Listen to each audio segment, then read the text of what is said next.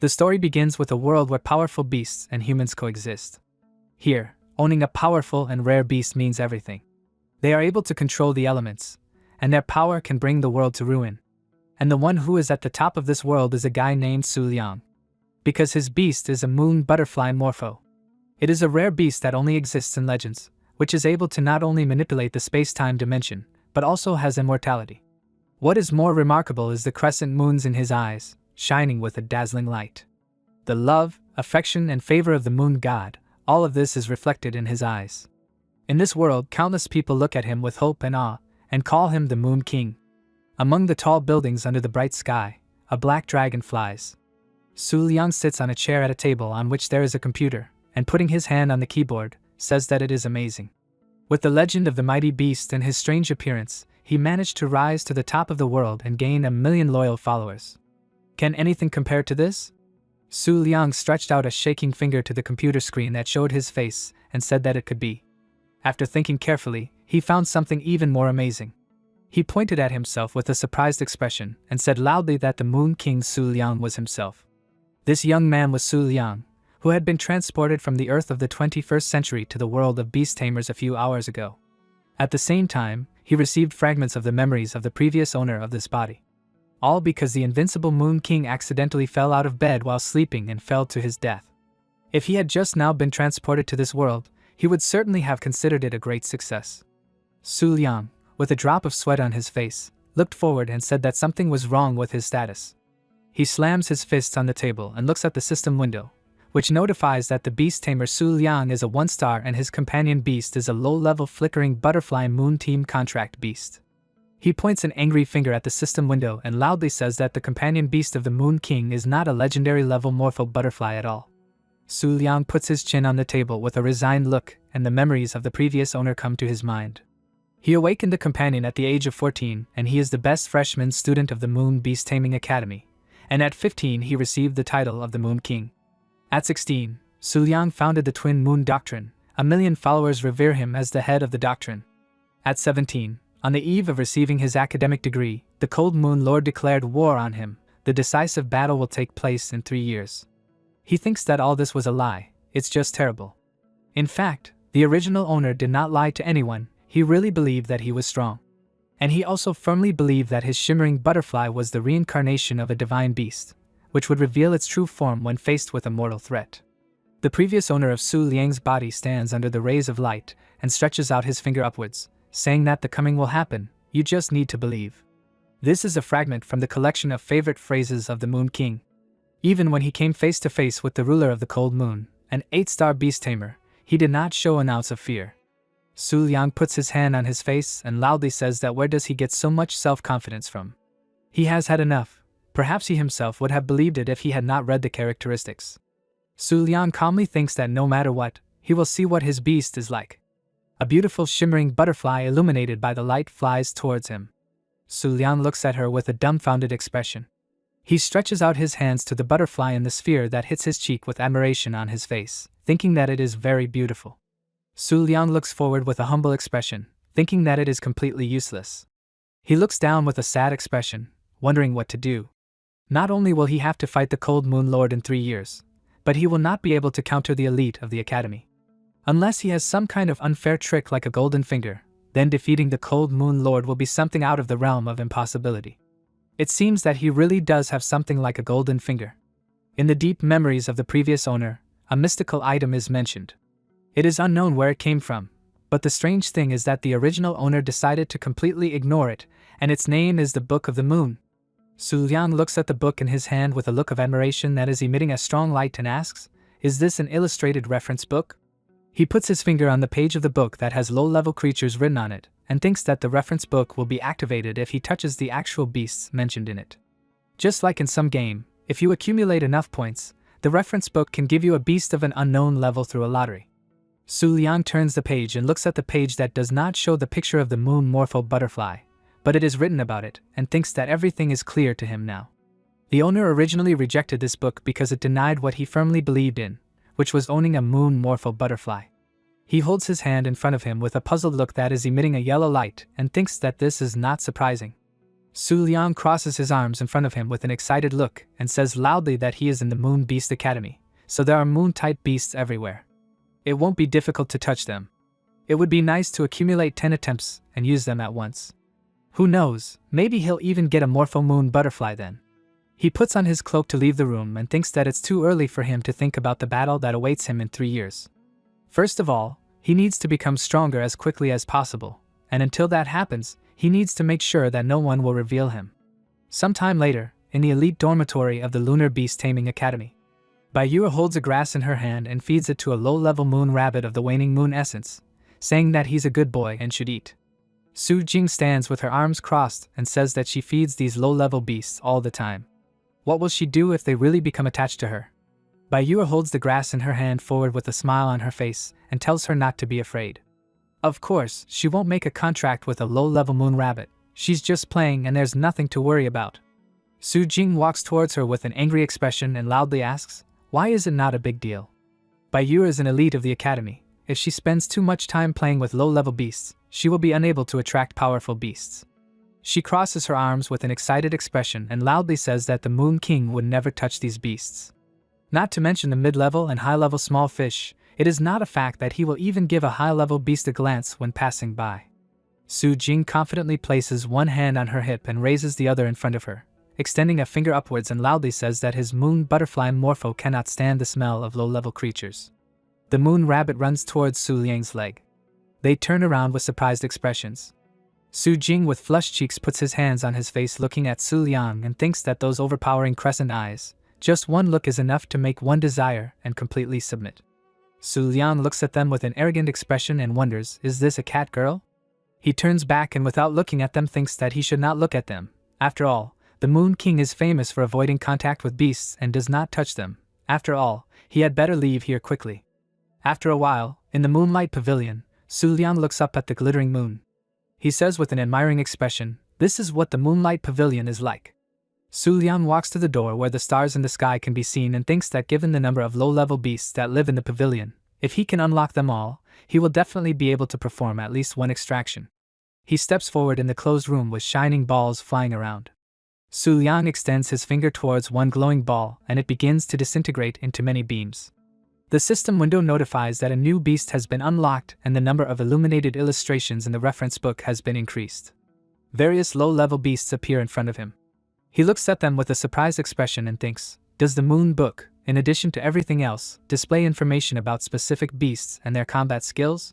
Su Liang clenches his fists with a smile on his face and walks forward among the beasts, thinking that this is to be expected from a golden finger. The fox looks forward with a surprised expression on his face. He walks forward with an admiring look among the beasts flying past.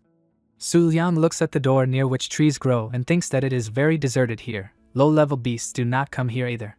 Apparently, this is the domain of a mid-level beast. He opens the door with his hand and enters a large, bright room. Su Liang looks forward with a surprised expression on his face. A moon huntress with purple horns lies in the center of the room on a pillow near the window with a shining purple crescent moon in the window. He walks towards her and thinks that this is a moon huntress. Su Liang looks at the computer in the room where it is written that this is a snow-white doe, a mid-level moon-type beast. One of the most beautiful and rare representatives of the middle level. She has a calm nature and loves to eat grass, bathe in the rays of the moonlight. Due to their species characteristic, which is extreme pickiness when choosing a partner, today the number of representatives of the species has become extremely small. At the moment, only the Moon God Palace still has a base for growing and breeding purebred snow-white fallow deer.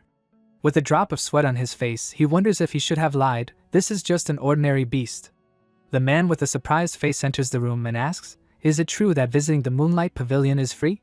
Then why does the Academy spend so much money on maintaining one middle-level beast? He has not seen a single beast that would be treated like that. The second man with a malicious smile on his face covers his face with his hand and asks if it is possible that the reason is in her attractiveness index? Doesn't it really occur to him, looking at her beauty, that he would not refuse her?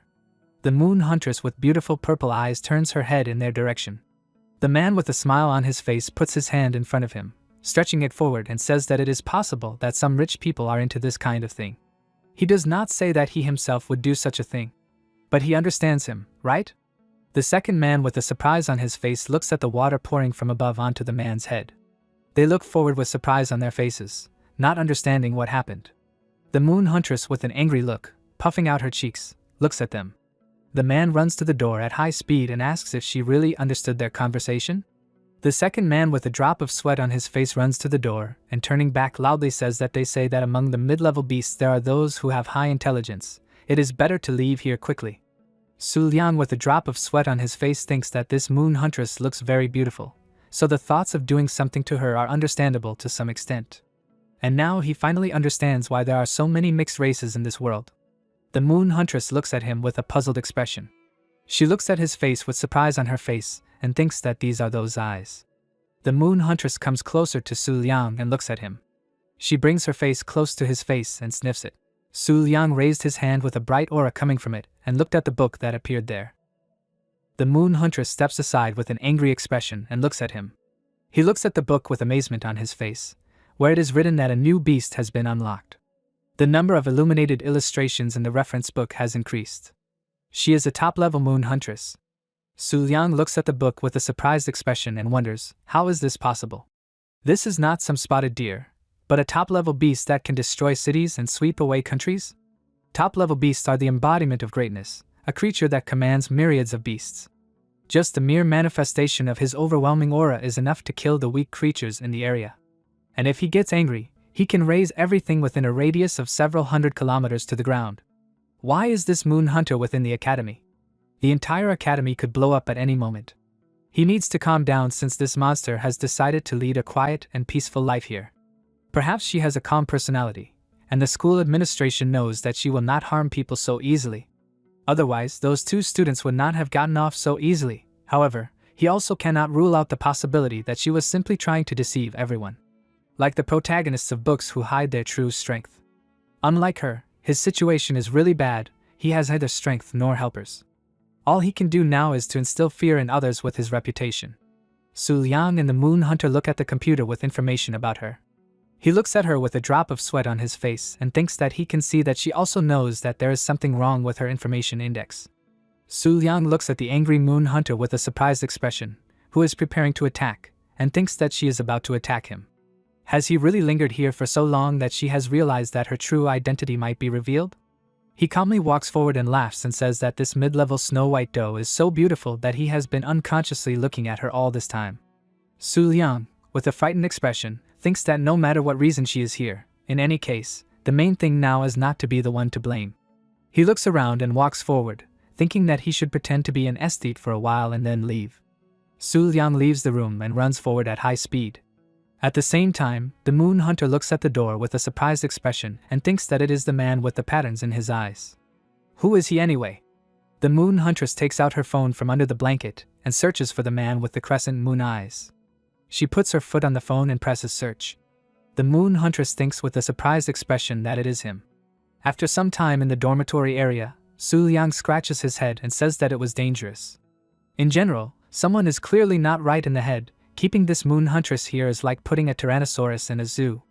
Besides, despite her appearance, she can kill several tyrannosaurs with one foot. He calmly puts his hand on his heart and thinks that if he met this moon huntress in some forests, he would definitely die. After all, only a top-level beast can compare with a top-level beast.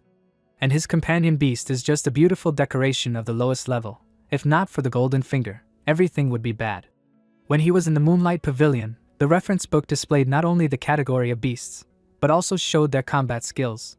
Su Liang, with a confident smile on his face, thinks that this means that he will be able to know all the abilities of the beasts he comes into contact with. He covers his face with a grin on his face with one hand, and stretches out his other hand forward and laughs loudly, says that he has all her secrets. Su Liang, looking around, goes forward and holding a book in his hand says that he should find some small beast to confirm everything. He looks at the moon rabbit standing near the fountain with surprise on his face, and wonders if this is the moon rabbit he saw during the day.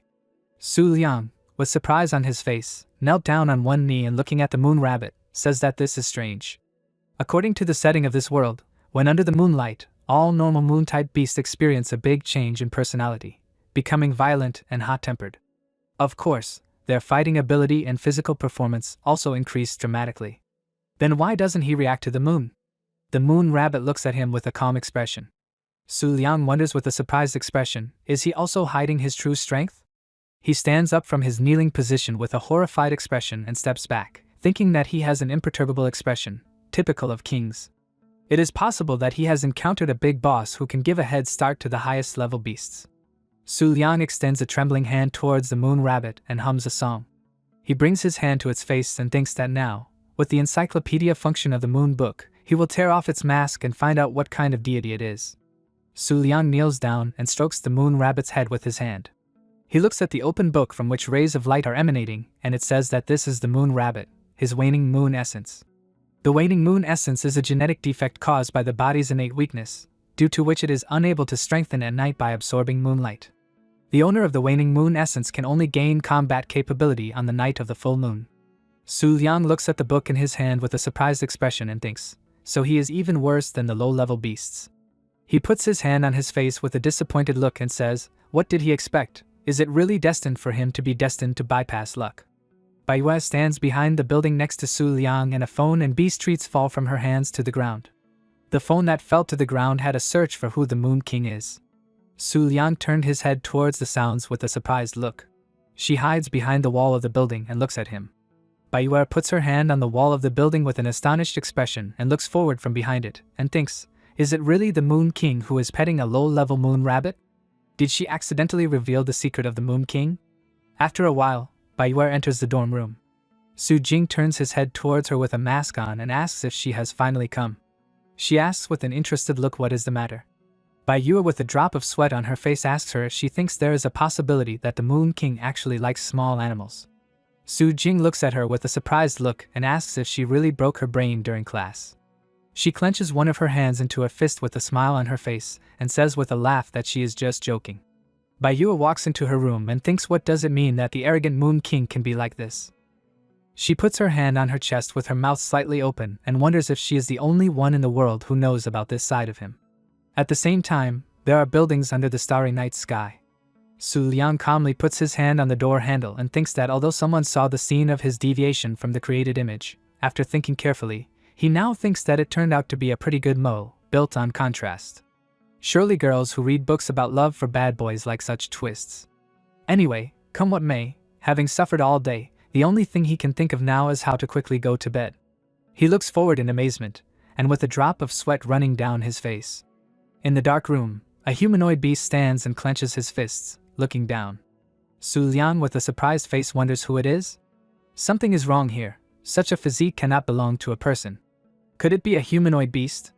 What is more important is this oppressive feeling, even stronger than the one emanating from the Moon Hunter. The humanoid beast confidently walks towards him. He can't even move with a terrified expression, and thinks that this terrifying aura is beyond all imaginable limits. The humanoid beast kneels down and bows its head to Su Liang. She says that she welcomes him, the Moon King and the Moon Sovereign. He looks at her with a calm expression, and thinks that he seems to know her. According to the memories of the previous owner, this must be one of the beasts of the 4 phases of the Twin Moon teachings. But which one is she? They stand opposite each other without saying a word. The humanoid beast with a drop of sweat on its face thinks that there is no doubt that this is the Moon King, the strongest beast tamer in this world, a living legend. Even without saying a single word, it exudes such majesty and holiness. Su Liang, with a confused expression, thinks that he really can't remember her. With a drop of sweat on his face, he brings his fist to his mouth and coughs, asking, what's the matter? She raises her head with confidence, and says that according to the information from their followers in the central region, the activity of the remnants of the Black Moon sect has increased sharply in the central continent recently. Moreover, it seems that they have come into close contact with the beast tamers of the Moon God Palace. Su Liang wonders with a puzzled expression, what is the Moon sect and why this name did not evoke any response in his memory. The humanoid beast looks at the kneeling lord with a surprised expression and asks what happened. He extends his hand towards her and loudly tells her to stand there and be quiet. She must not open her mouth under any circumstances. He will remember everything now. She looks at him with a puzzled expression and cannot say a word. In his phone search, it was written that the Black Moon sect was once a moon-type faction located in the northern region. The followers of the sect believed in the mythical Black Moon Death Palace, which contained a certain divine power that could turn the moon black for several days. 3 years ago, the Black Moon sect had an open confrontation with the newly prosperous Twin Moon teachings, and were completely destroyed in one full moon night. Su Liang looked at the phone in his hand with a smile on his face and said that he remembered now. With a drop of sweat on his face, he thought that it turned out that the problem was not with him. They were such a weak teaching that even the original owner did not pay any attention to them. The humanoid beast kneeled with his hand on the floor and said that the Black Moon sect itself really did not deserve their concern. However, the Moon God Palace was also involved, so the nature of the matter changed. Su Liang thought about the Moon God Palace with a confused expression. Unlike the other second-rate factions, the Moon God Palace is the true ruler of the central continent, having united the world with the help of legendary beasts. Its rule has lasted for several thousand years. Even though their dominance has gradually faded over the past 1,000 years, they are still a force to be reckoned with. Therefore, it is all the more surprising that in just 3 years, the teachings of the Twin Moons, despite the palace's position, have significantly shaken its position. The humanoid beast looks at Su Liang standing by the window and says that the 4 lunar phases intend to act with a joint force. Therefore, even if it comes to an open clash with the Moon God Palace, they will still be able to get out of this situation without losses. However, in this case, he will be left without bodyguards. Therefore, the master sent her to him to ask his opinion and receive appropriate instructions. Su Liang sits down on the chair and says that this is not a problem, they can go. He crosses his legs with an arrogant expression and props up his face with his hand, saying that while he is under the moonlight. The humanoid beast, with enthusiasm on her face, rose from her knees and loudly said that she obeyed her master. In her life, she had the chance to hear this famous saying with her own ears. As long as the morpho moon butterfly favors the Moon King, no one in the world can do him the slightest harm. He is a dazzling moonlight. Su Liang sits on a chair and watches the girl leave. He puts his hands on his head with fear on his face and thinks that he is very ashamed. These 8th grader phrases almost made him sink into the ground. He barely restrained himself from hitting himself. In fact, the original owner constantly said phrases inherent in a person with 8th grader syndrome. But every time, due to some misunderstanding, they became famous sayings for his followers, even if it was something strange, devoid of any meaning. The previous owner of the body says that the moonlight has fixed its eyes on him. He feels the presence of the moon god. As long as he is under the moonlight will rise, the moonlight will fall. The moon is really round, the moonlight is really bright. All of the above phrases were taken from the classic collection of quotes of the Moon King. Su Liang puts his hand on his face with a tired look and thinks that now there is also the palace of the moon god. Only a day has passed since his reincarnation, and so many problems have already fallen on him. Although, from the position of the Moon King, the current palace of the moon god does not deserve to be worried about. However, the prerequisite for such a position is the possession of the moon butterfly morpho, and just a few minutes ago he said too much and now was left without bodyguards. If he encounters danger, the Moon King, the strongest in the world, will meet a tragic death. Su Liang remembers the book with a surprised expression and, looking at its glow, thinks that he should not forget that the Moon Book provides a reward for replenishing the reference book. Today, he visited the Moonlight Pavilion and touched many beasts. Surely, at least one opportunity for extraction has accumulated. The system window notifies that an exchange can be made. Su Liang looks at the system window with a smile on his face and loudly says that this is true. A reward can be pulled out. The system window notifies that the reward system provides a chance to get a beast of a random level. After concluding a contract, he will be automatically transferred to the space of tamed beasts.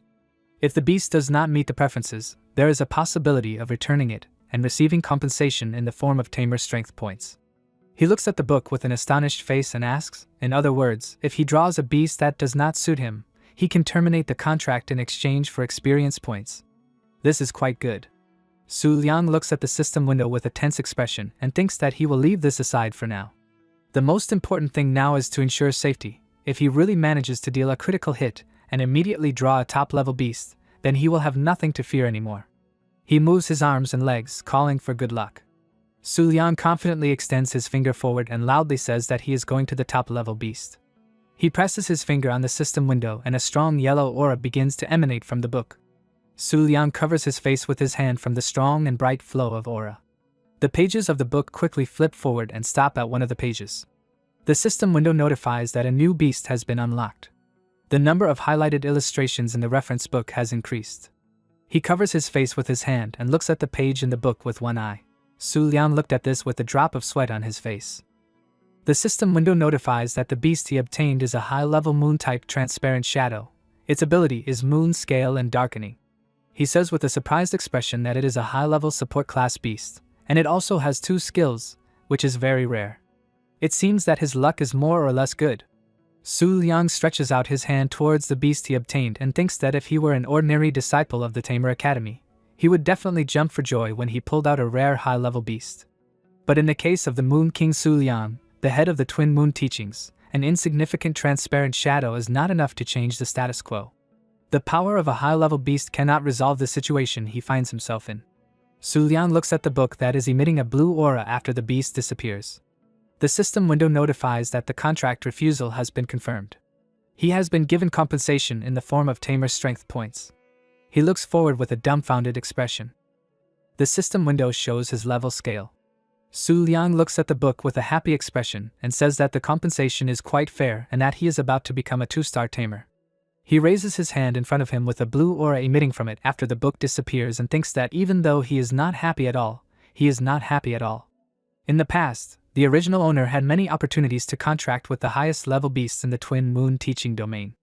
But as the owner of the Morpho Moon Butterfly, he did not need it at all, so he did not even deign to look at them. How did it come to this? Su Liang sits on the bed with a confused expression and thinks that although a high-level beast cannot solve the problems that have arisen, no matter what he says, it is much stronger than his flickering butterfly that lacks any fighting ability. If he really finds himself in some kind of situation, it might be useful. He stretches out his hands in front of him with a puzzled expression and wonders why he just gave it up. Is his character still influenced by the original owner? Su Liang turns his head from side to side and thinks that this can't be. There is at least one difference. At least he doesn't believe in the Moonlight Morpho Butterfly. He lies on the bed with his arms outstretched in sighs, thinking that next time, if he manages to pull out a high-level beast, he will still have to make a contract with it. Tomorrow, he will go to the Moonlight Pavilion again to raise more experience. There are still many beasts that have not been collected in the Book of the Moon. And let's not forget about that Snow White Doe, or rather the Moon Huntress. He wonders if he can fool her if he treats her to something tasty. He closes his eyes and falls asleep. The next morning in the pavilion, the Moon Huntress opens her eyes. She looks ahead with horror on her face and wonders what is happening. The Moon Huntress gets up and looks around wondering what is wrong with her storage. Why is there nothing in it? Are they evicting her? The worker asks if she has already woken up. She brushes her fur and tells the Moon Huntress to wait until she gets to the Moon God's palace. Compared to these conditions, a much more luxurious life awaits her there. The worker, with a smile on her face, wipes a tear from her eye with her hand and says that messengers from the Moon God's palace will soon arrive here to take her away. She must definitely obey the new caretakers and under no circumstances be capricious. The Moon Huntress wonders with a surprised expression, what does this mean? Was she really sold to the Moon God Palace? At the same time, people look at the 2 enros and loudly say that they are the beast tamers of the Moon God Palace. Isn't this the super powerful faction of the Central Continent? What could have brought them here? Are they really here because of the Moon Rabbit? The red-haired tamer clenches her fist and looks to the side, saying that they say that the Moon King has chosen this place to hone his skills. She kept wondering what kind of promised land this is. In the end, all she sees is a bunch of freaks. She doesn't even know whether to laugh or cry. The blue-haired tamer tells her not to dare to start a conflict. They are only here for the Snow White Doe. They must avoid trouble, especially with the Moon King and the teachings of the Twin Moons. The red-haired tamer walks forward and turns to look at her and says that she knows it, she didn't intend to do it herself.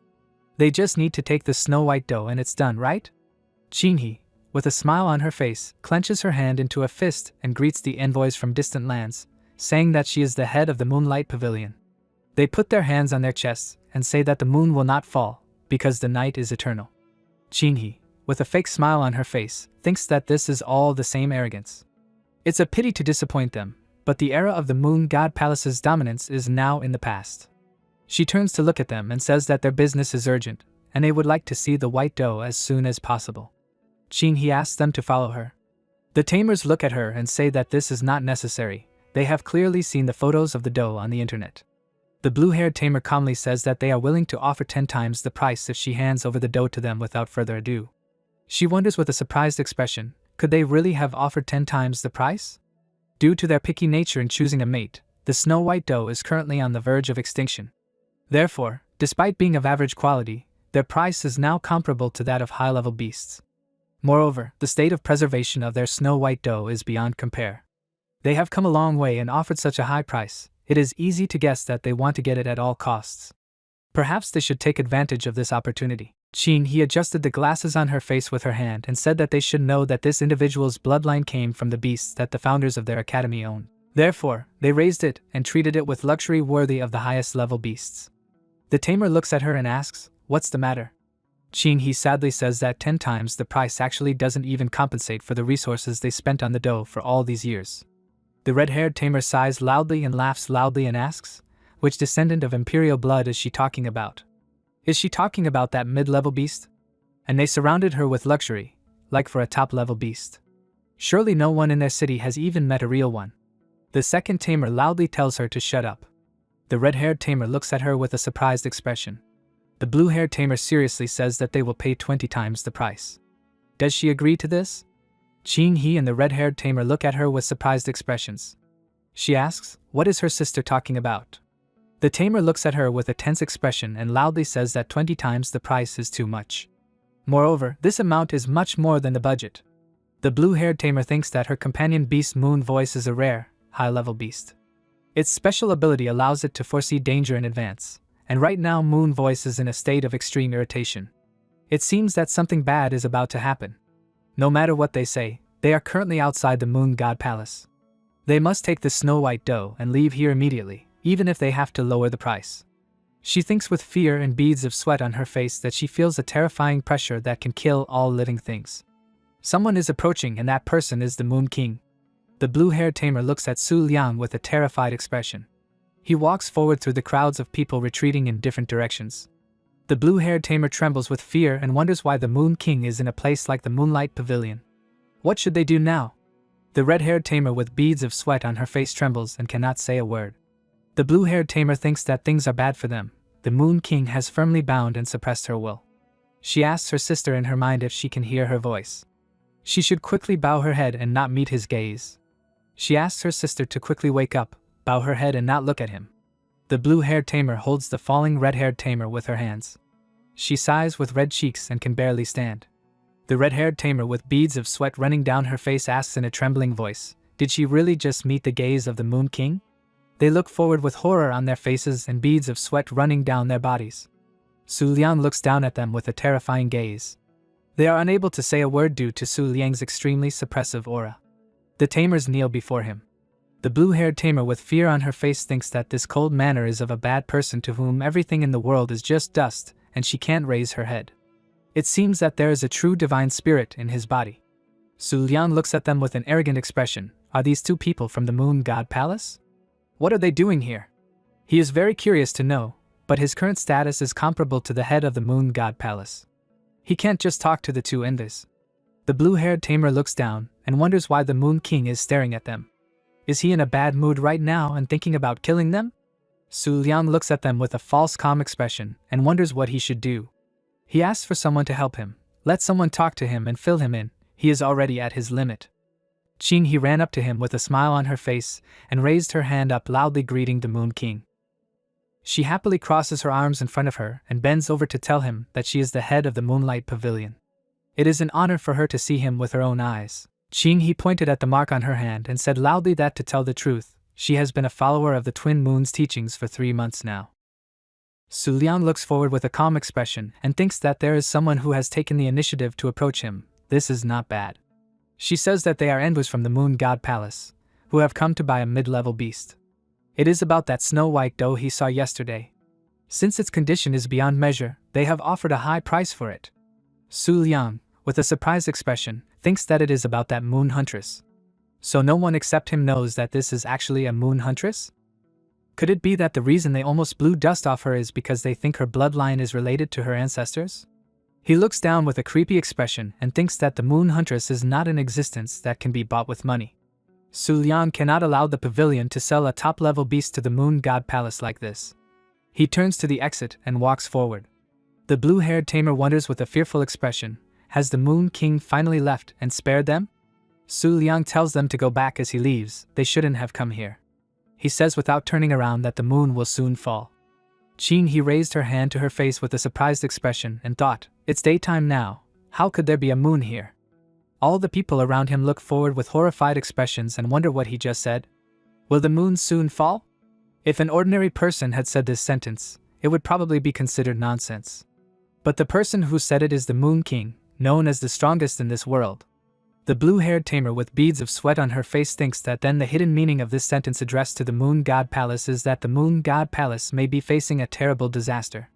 The red-haired tamer kneels down and puts her hand on her heart and says that the moon will not fall because it is night. She looks down with horror on her face and tries to continue speaking with a trembling voice. The boy from the academy looks at her and raises his hand in front of him and asks loudly if she can really contradict the Moon King. The red-haired tamer looks forward with beads of sweat on her face in fear.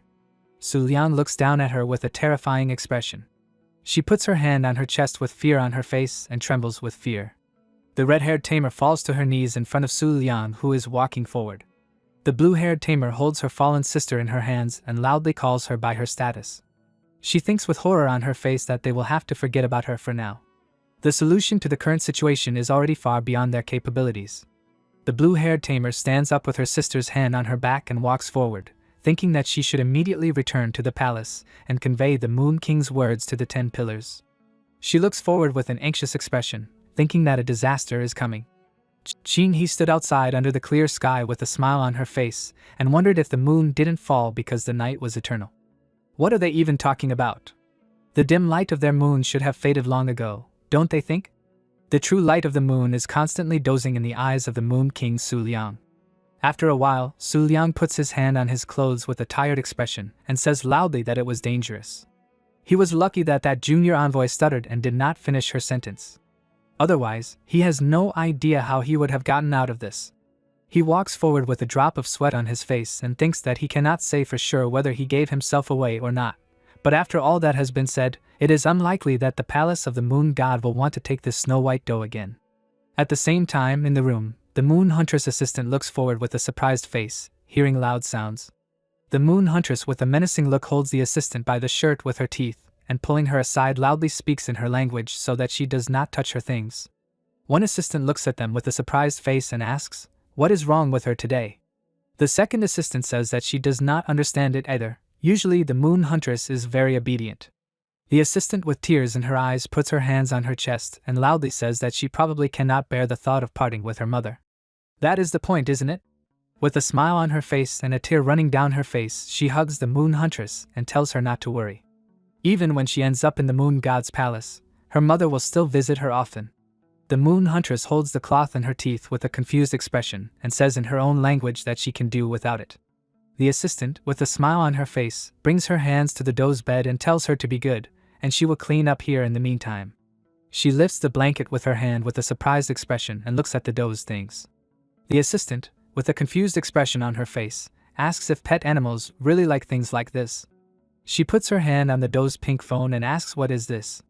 The assistant holds the phone in her hand and asks if someone really dropped their communicator here. The moon huntress looks at her with a frightened expression, holding the cloth of the second assistant's clothes in her teeth, and thinks that she will see her browser history. She gets into a fighting stance with an angry expression and thinks that rather than let her browser history be revealed, she will rather go over to the dark side. The moon huntress with a red aura in her eyes jumps towards her assistant with the intention of attacking. She hits the assistant and the phone from her hands flies to the side. The moon huntress looks at the hand in which her phone fell with surprise on her face. She thinks with a drop of sweat on her face that it is he. The moon huntress looks at Su Liang holding her phone in his hand and thinks that it is the Moon King. She asks loudly in her language with fear on her face, why, as luck would have it, was he the one who caught it? Su Liang looks at the phone in his hand with a surprised look. He squints at it and makes a sound. The assistants look at him with surprise on their faces, while the moon huntress hides behind her bed trying not to be seen by him. The page with the book The Beast Tyrant, chapter 106 is open on the phone. The Beast Emperor from the book with the corners of his mouth curled up, showing a fake smile, says loudly that the young lady managed to interest him. He stretched out his hand to the charming and graceful representative of the humanoid beast standing in front of him and pressed her against the wall. Su Liang looks at the phone with a malicious smile on his face, and after reading what was written on the phone, he wonders if he should say the same phrase. She managed to interest him. He confidently enters the room of the snow-white doe. She hides behind the bed with a red face and does not say a word. Su Liang calmly closed his eyes and holding the phone in his hand does not say a word. He throws the phone down and says that the deal with the Moon God Palace is cancelled, they can go their separate ways. Su Liang stands under the moonlight coming from the window in the room and says that later the Twin Moon Teaching will send a representative to negotiate the acquisition of the Moonlight Pavilion.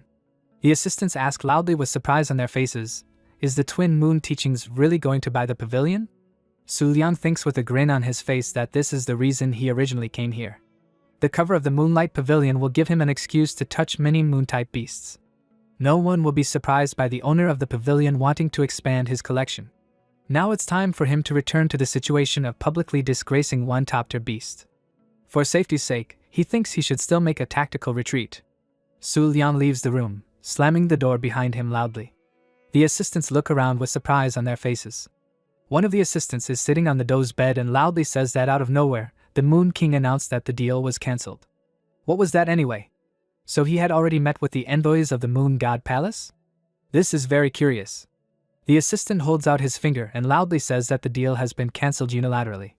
The second assistant, smiling, punches the air and loudly says that these gods do not seek any compromises and the Moon King is in his repertoire. The pink-haired assistant, looking frightened, puts her fist on her chin and asks if this means that war has been publicly declared on the Moon God's palace. Now they will undoubtedly find themselves under the patronage of the teachings of the Twin Moons. The assistant, with a surprised face, sits on the bed and says that she is more worried about that communicator. Did they even see the expression on the Moon King's face when the phone was in his hands? What did he see there? The Moon Hunter runs past the assistant at great speed. She grabs her phone with her teeth and runs out of the room. The assistant holds out her hand in her direction and loudly tells her not to run so fast. And what happened to the Moon Hunter today? Is she really going through a rebellious period? After some time, the Moon Huntress runs down the corridor of the Moonlight Pavilion among the beasts with an angry look and thinks that this Moon King definitely knows everything. She looks at Su Liang running down the hallway and thinks that not only does he know who she really is, he has also seen her history. She cannot let him leave the pavilion, otherwise she will only have to move to live on another planet. Su Liang turns his head in her direction with surprise on his face. The Moon Huntress loudly tells him to stop. She takes a fighting stance and loudly asks the Moon King, "He saw everything, right?" He looks at her with amazement on his face and thinks after hearing her voice, does that mean she really is a girl? This explains her choice of books.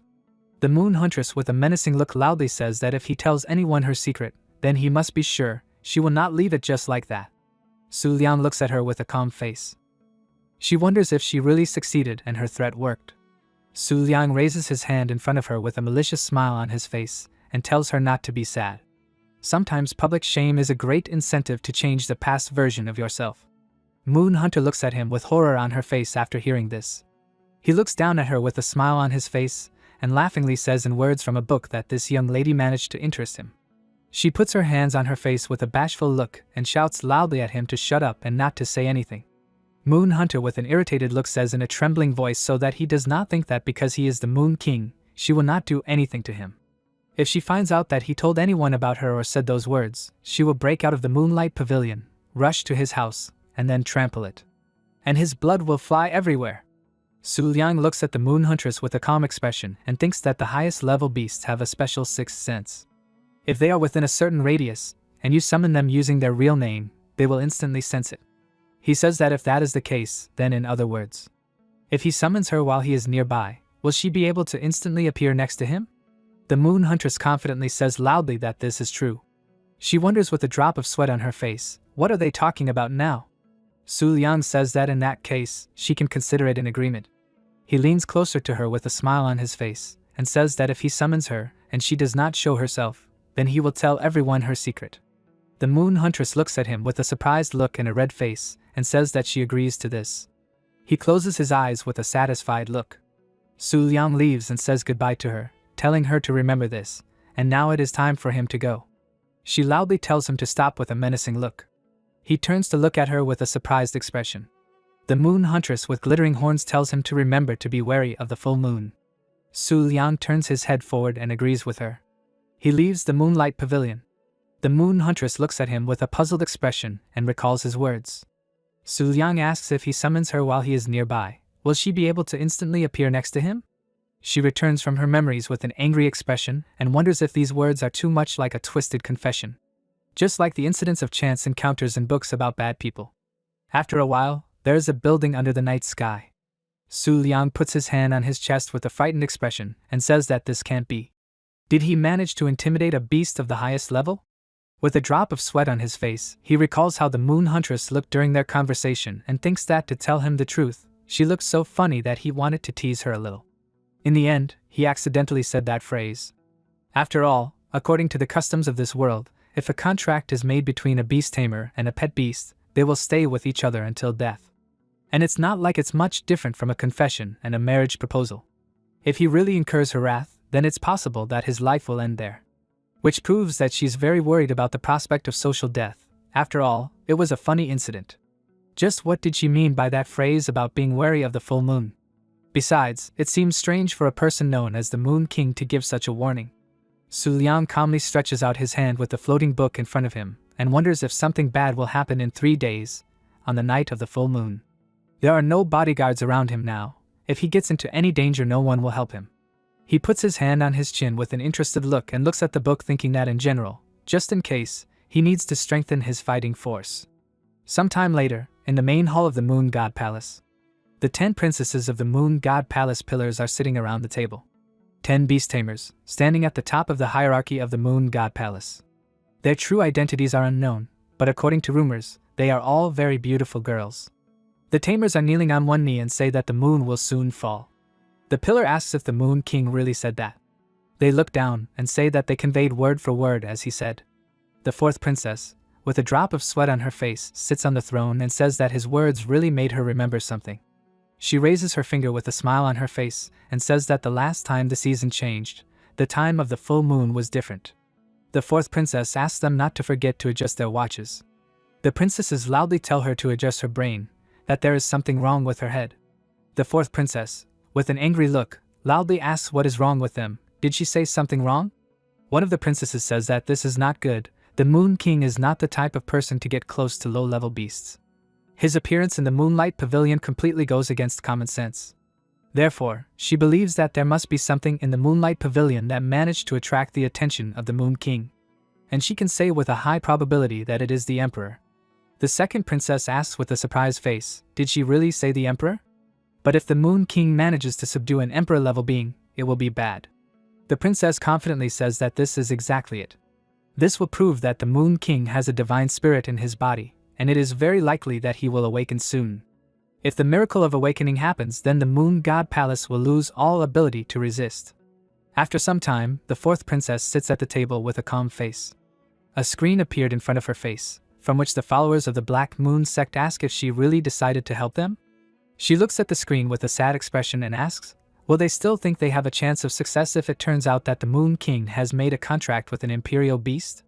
They ask loudly, which imperial beast is she talking about? The 4th princess sits on the throne and asks, looking at the screen, is there anyone there? Are they really scared? The man speaks to the screen to let him talk to her. She looks forward with a surprised expression. He tells her not to worry, the Moon King is not the only person in the world who is favored by the moon.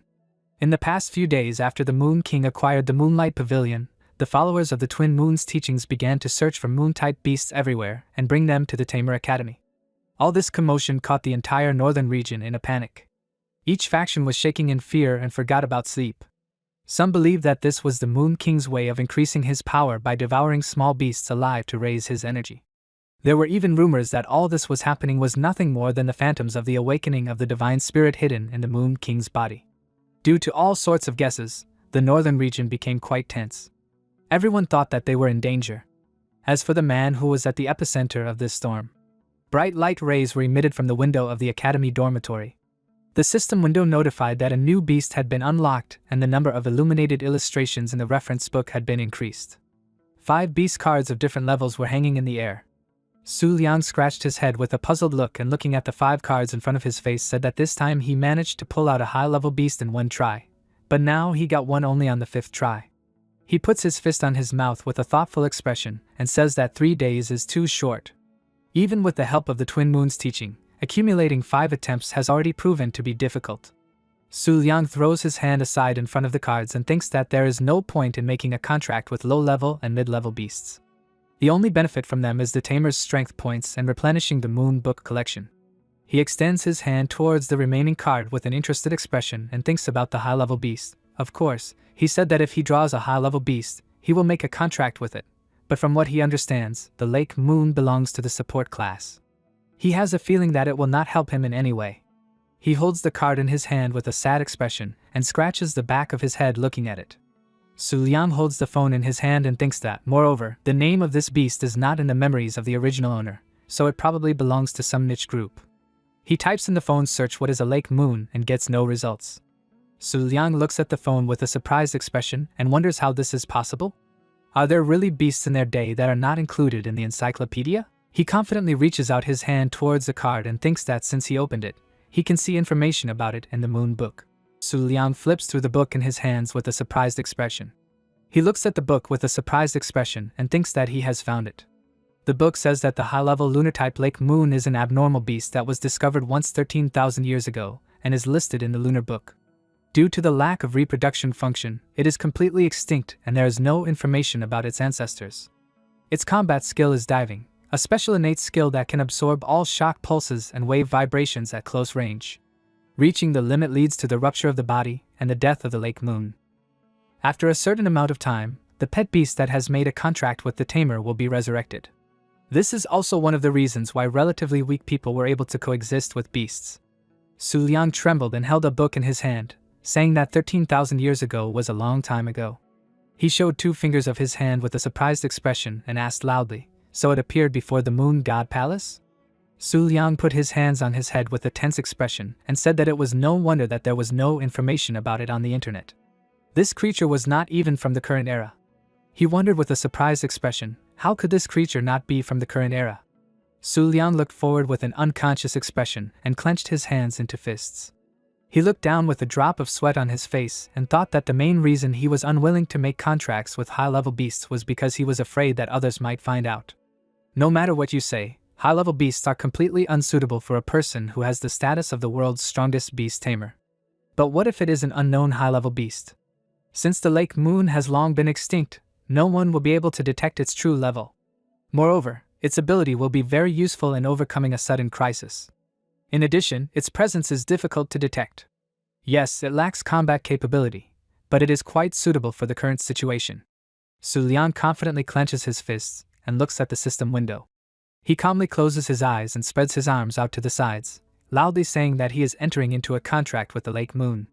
At the same time, in the companion beast space in Su Liang's mind, a butterfly opens its eyes and flies forward under the night sky. It looks at the sea wave with a surprised look. The butterfly trembles in fear as it flies over the vast sea. Su Liang, with a surprised look on his face, appears in this place, shrouded in a white aura. He stands on the Lake Moon and asks, "Is it really him?" Su Liang puts his hand on his chest and thinks that the mystical feeling coming from him is very different from the characteristics of other high-level beasts. Now he has a second companion beast. He hopes that it will be able to help him. The full moon will come soon. Sometime later, on the night of the full moon, under the night sky, the abnormal mentor He Jing stands on the roof of the building and looks at the full moon. He thinks with a drop of sweat on his face that this is a curse. Why was he assigned to guard this particular area? He Jing stands on one knee with an angry look and communicates with someone through the system window. The person says that according to the secret information received from the Moon God Temple, the Emperor has come to this world, so on this full moon, the Moon King will not be idle. He asks loudly, "Did they say Emperor?" The person says that he is one of the strongest members of the sect. He had a good chance of getting into the academy, but he had to be careful this time. He Jing, with an angry expression, clenched his teeth and said that he understood everything. He looked at the tall building and thought that this area was the closest to the Moon King. If he showed even a hint of hostile intent, he would be immediately detected. He Jing, with a fearful expression, thought that he would be doomed then. A butterfly flew into the dorm room through the window. Su Liang loudly called for the flickering butterfly to return to him. He looked at the butterfly flying past him with a surprised expression and thought that this was strange. It had never behaved like this on previous full moons. The Lake Moon was currently fast asleep, and nothing strange seemed to be happening to it. Most likely, there was an extremely strong beast on the academy grounds, causing panic among the low-level pet beasts. Su Liang looks at the butterfly hanging near the door and tells her not to worry. He will take her outside to see what's what. Now she must be happy? He walks forward calmly with the butterfly sitting on his shoulder and thinks that the academy has a ban on moving around at night during the full moon, but for the Moon King, it doesn't matter. Su Liang puts his hand on the door handle with a tense face and thinks that since something strange has appeared on the academy grounds, it is more or less related to him. And if he is in danger, it is better to meet it in the open than in a closed dormitory room. Besides, this way he will not drag other students into trouble. He comes out of his room and sees several students running after their beasts. People are loudly shouting for the moon shadow to come back. Where did the moon fish go? You can't leave the dormitory during the full moon. Su Liang wonders with a surprised expression, what is going on here? The prediction of the moon hunter really came true. Apparently an unknown wild beast has gotten in here, and he is going after it? People stand in the room with horror on their faces and hide from the angry beasts, shouting loudly. He walks past the people with interest on his face and wonders what kind of noise that is. A huge explosion blows off the roof of the building outside. Su Liang looks out the window with a smile on his face at what is happening and thinks that apparently this is not for him. At the same time, He Jing sits near the rubble of the building with fear on his face and hides. He looks at the huge moon rabbit among the clouds of smoke and thinks that he is joking. He Jing says with a smile on his face that although he looks like an ordinary low-level moon rabbit, but this size and overwhelming strength change everything. He looks at the huge moon rabbit with red eyes and asks, what is he? The moon rabbit with light from its eyes walks along the streets of the city under the night sky. He Jing looks at it with a grin on his face, and a stone flies towards him and makes a sound as it falls. The moon rabbit stands next to him with an angry look and makes a loud sound when he hears the stone fall. He confidently looks at it, preparing to attack it. The moon rabbit hits the building with its ear and breaks it. The students sit on the floor with fear on their faces and put their hands on their heads and shout loudly. Su Liang, with a surprised expression, thinks that all the low-level beasts have panicked because of the noise outside. What is going on there? Loud sounds are heard on the streets of the city under the night sky. The beasts run forward at great speed towards the moonlight pavilion.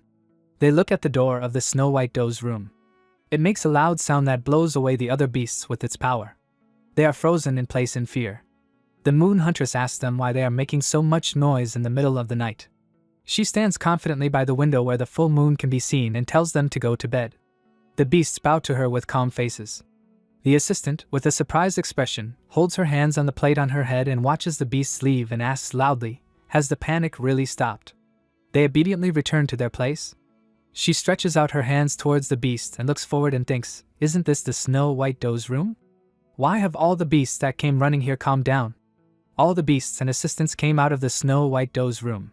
She buried them in her blanket with a red face and made a loud sound. The moon huntress looks down and wonders, what did he mean back then? She falls into her memory of the dialogue with Su Liang. He looks at her and tells her to consider that they have an agreement. If he summons her and she does not show herself, then he will tell everyone her secret. The moon huntress comes out of her memories with an angry look and turns her head thinking that he is, after all, on the same level as the cold moon lord. What is the need for him to summon her? But what if there is a possibility? Is it possible that in fact his strength has not yet reached its true peak and then he really might need her help? The moon huntress, with red cheeks, buries her face in the blanket and squeezes it, making a loud noise. She shyly wonders if it's possible that he will actually say her name tonight. At the same time, the city is shrouded in smoke from strong impacts and broken buildings. The moon rabbit, with a mischievous smile on his face, stands amidst the gray smoke. He stands on the broken ground under the night sky with red eyes. The moon rabbit looks into the bushes and hears some strange sounds from there. He Jing, with a grin on his face, asks what kind of abnormal power is this. The moon rabbit is much stronger than he imagined. He Jing stands on the flying whale next to him and says that since he dared to break buildings and make noise in the academy, he clearly does not belong to the teachings of the twin moons. After all, if he was sent for him by the Moon King, he would not have had a chance to resist in the first place. He Jing, with a sly grin on his face, says that the moon rabbit is probably just an ordinary animal that has gone wild under the light of the full moon, and that he was scared for nothing. He looks at the moon rabbit and, waving his arms, asks loudly, does he really not know that this is the territory of the Moon King? If his peace is disturbed, they will both be dead. The moon rabbit looks at He Jing, who is standing on the whales. He says loudly that even though he is strong and big, he advises him to leave, and as soon as possible. The moon rabbit, with an angry look, prepares to attack and makes a loud sound. He points his ear towards the flying whales with great force. He Jing, with a grin on his face, looks in his direction and makes a loud sound. The whales fly off to the side from the strong recoil of the air after the moon rabbit's attack. A strong stream of air breaks the ground beneath it, raising clouds of smoke in the air above the buildings. The moon rabbit looks at the strong flow of energy and clouds of smoke after his attack. The whales with light in their eyes, shrouded in light smoke, merged together. The wounds on their bodies healed as if nothing had happened. He Jing knelt on the whale and raised his hand to the side, telling the floating moon that he had done a good job. He looks at the formidable moon rabbit and thinks that despite its terrifying power, it seems to be quite clumsy and does not resemble high-level beasts with intelligence at all. And even more so, it cannot belong to the highest level. Otherwise, the floating moon would not be able to withstand his attack. He Jing rubs his chin with a smile on his face and says loudly that this is quite interesting. Since they did not disturb the Moon King, he knows what Su Liang is like. He jumps to the ground and loudly tells the floating moon to release the restriction. He Jing allows them to absorb the moonlight.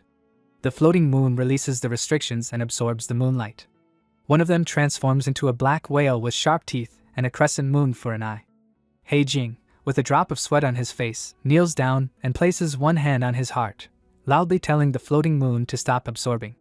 He thinks with an exhausted expression that he has almost reached his limit.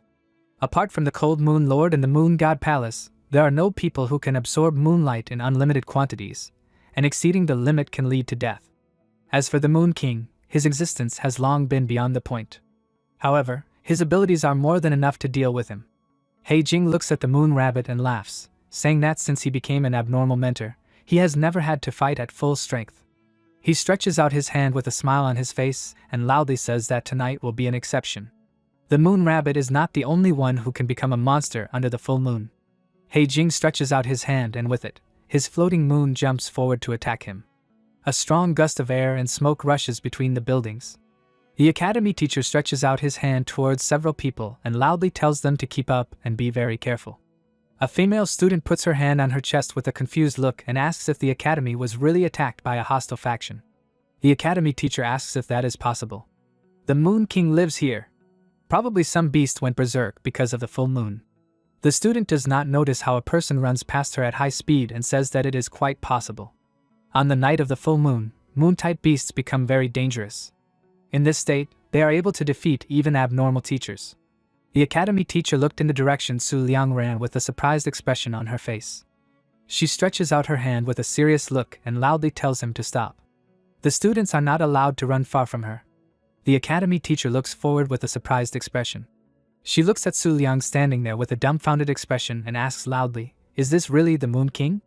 He confidently extends his finger in front of him and turns his head towards her, saying that the moon will soon rise.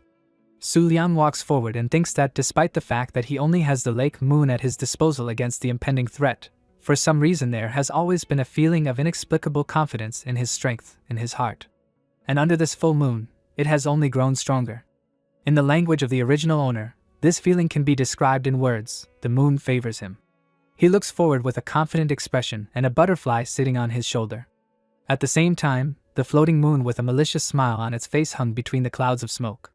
He Jing looks at the flying floating moon and laughingly says that it made a merciless attack and there is no chance of survival after it.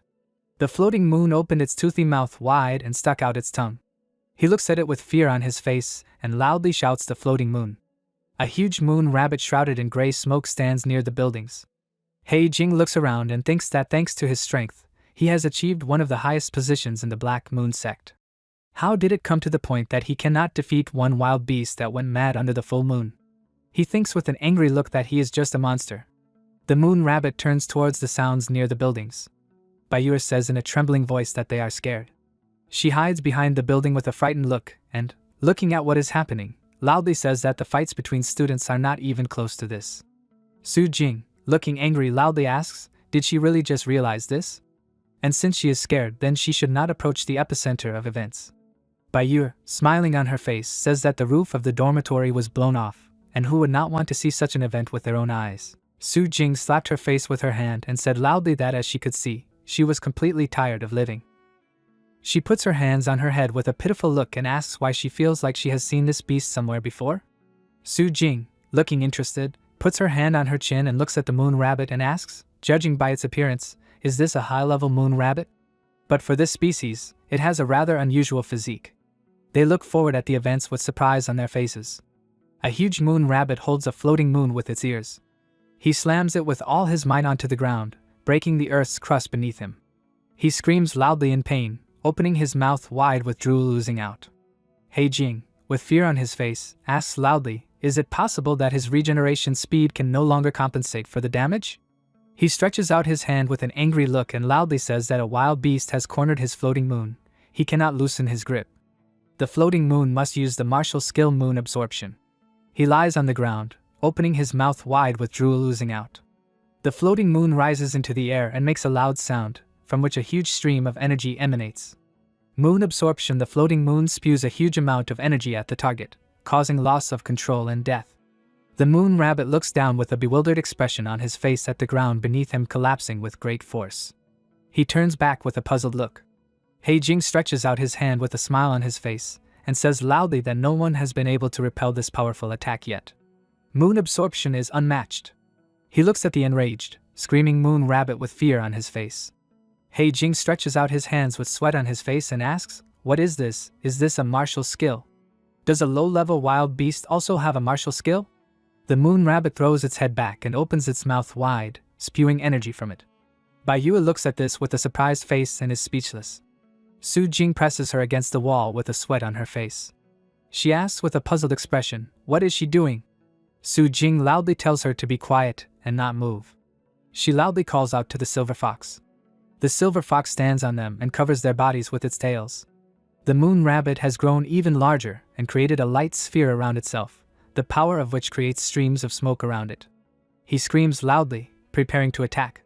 A huge sphere surrounds the entire city and a strong, bright explosion occurs in it. The moon rabbit with red eyes looks at the floating moon disappearing after the impact. He stands in the middle of the empty land and looks at the debris surrounded by smoke. The moon rabbit turns his head to the side, hearing sounds. Su Jing and Bai Yue are lying on the ground and coughing after a strong impact. Su Jing says with an angry look that now she understands why they survived. Bai Yue managed to summon the beast of the moonshine. Xiaobai stood in front of the huge moon rabbit, guarding them. He looks down at him with a surprised expression on his face. Bai Yue put her hand on Xiaobai's face with a pitiful expression and loudly told him to stop making him angry. The moon rabbit looks at the screaming Bai Yue with an aggressive look. Su Jing hugs her with a frightened expression and loudly says that they are finished. The moon rabbit looks at them without preparing to attack. She looks at him with one eye and a surprised expression. Su Jing asks with a fearful expression, why did he suddenly stop? She turns her head to the side and wonders if she is imagining things, but he is watching Bai Yue's expression. A beam of light hits the ground near them at high speed. The moon rabbit holds the screaming He Jing upside down in his ear. Su Jing looks at him with a surprised expression and loudly says that this is an abnormal mentor, and he is still alive. He looks at him and says that this monster was not a high level. Does he really think that he can leave here safely? The Moon King will appear here soon. The moon rabbit throws He Jing to the ground with great force.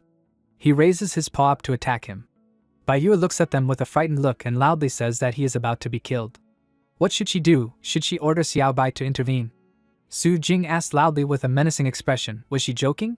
She herself knew that he couldn't contain this monster. Xiaobai was a high-level monster, and if he died in battle, his loyalty level would drop after he was resurrected. Bai Yue raised her hand in front of her with a fearful expression, clenching her fist and asking loudly, were they really just going to stand by? Even if the loyalty level drops, it will still be better than indifferently watching a person being killed.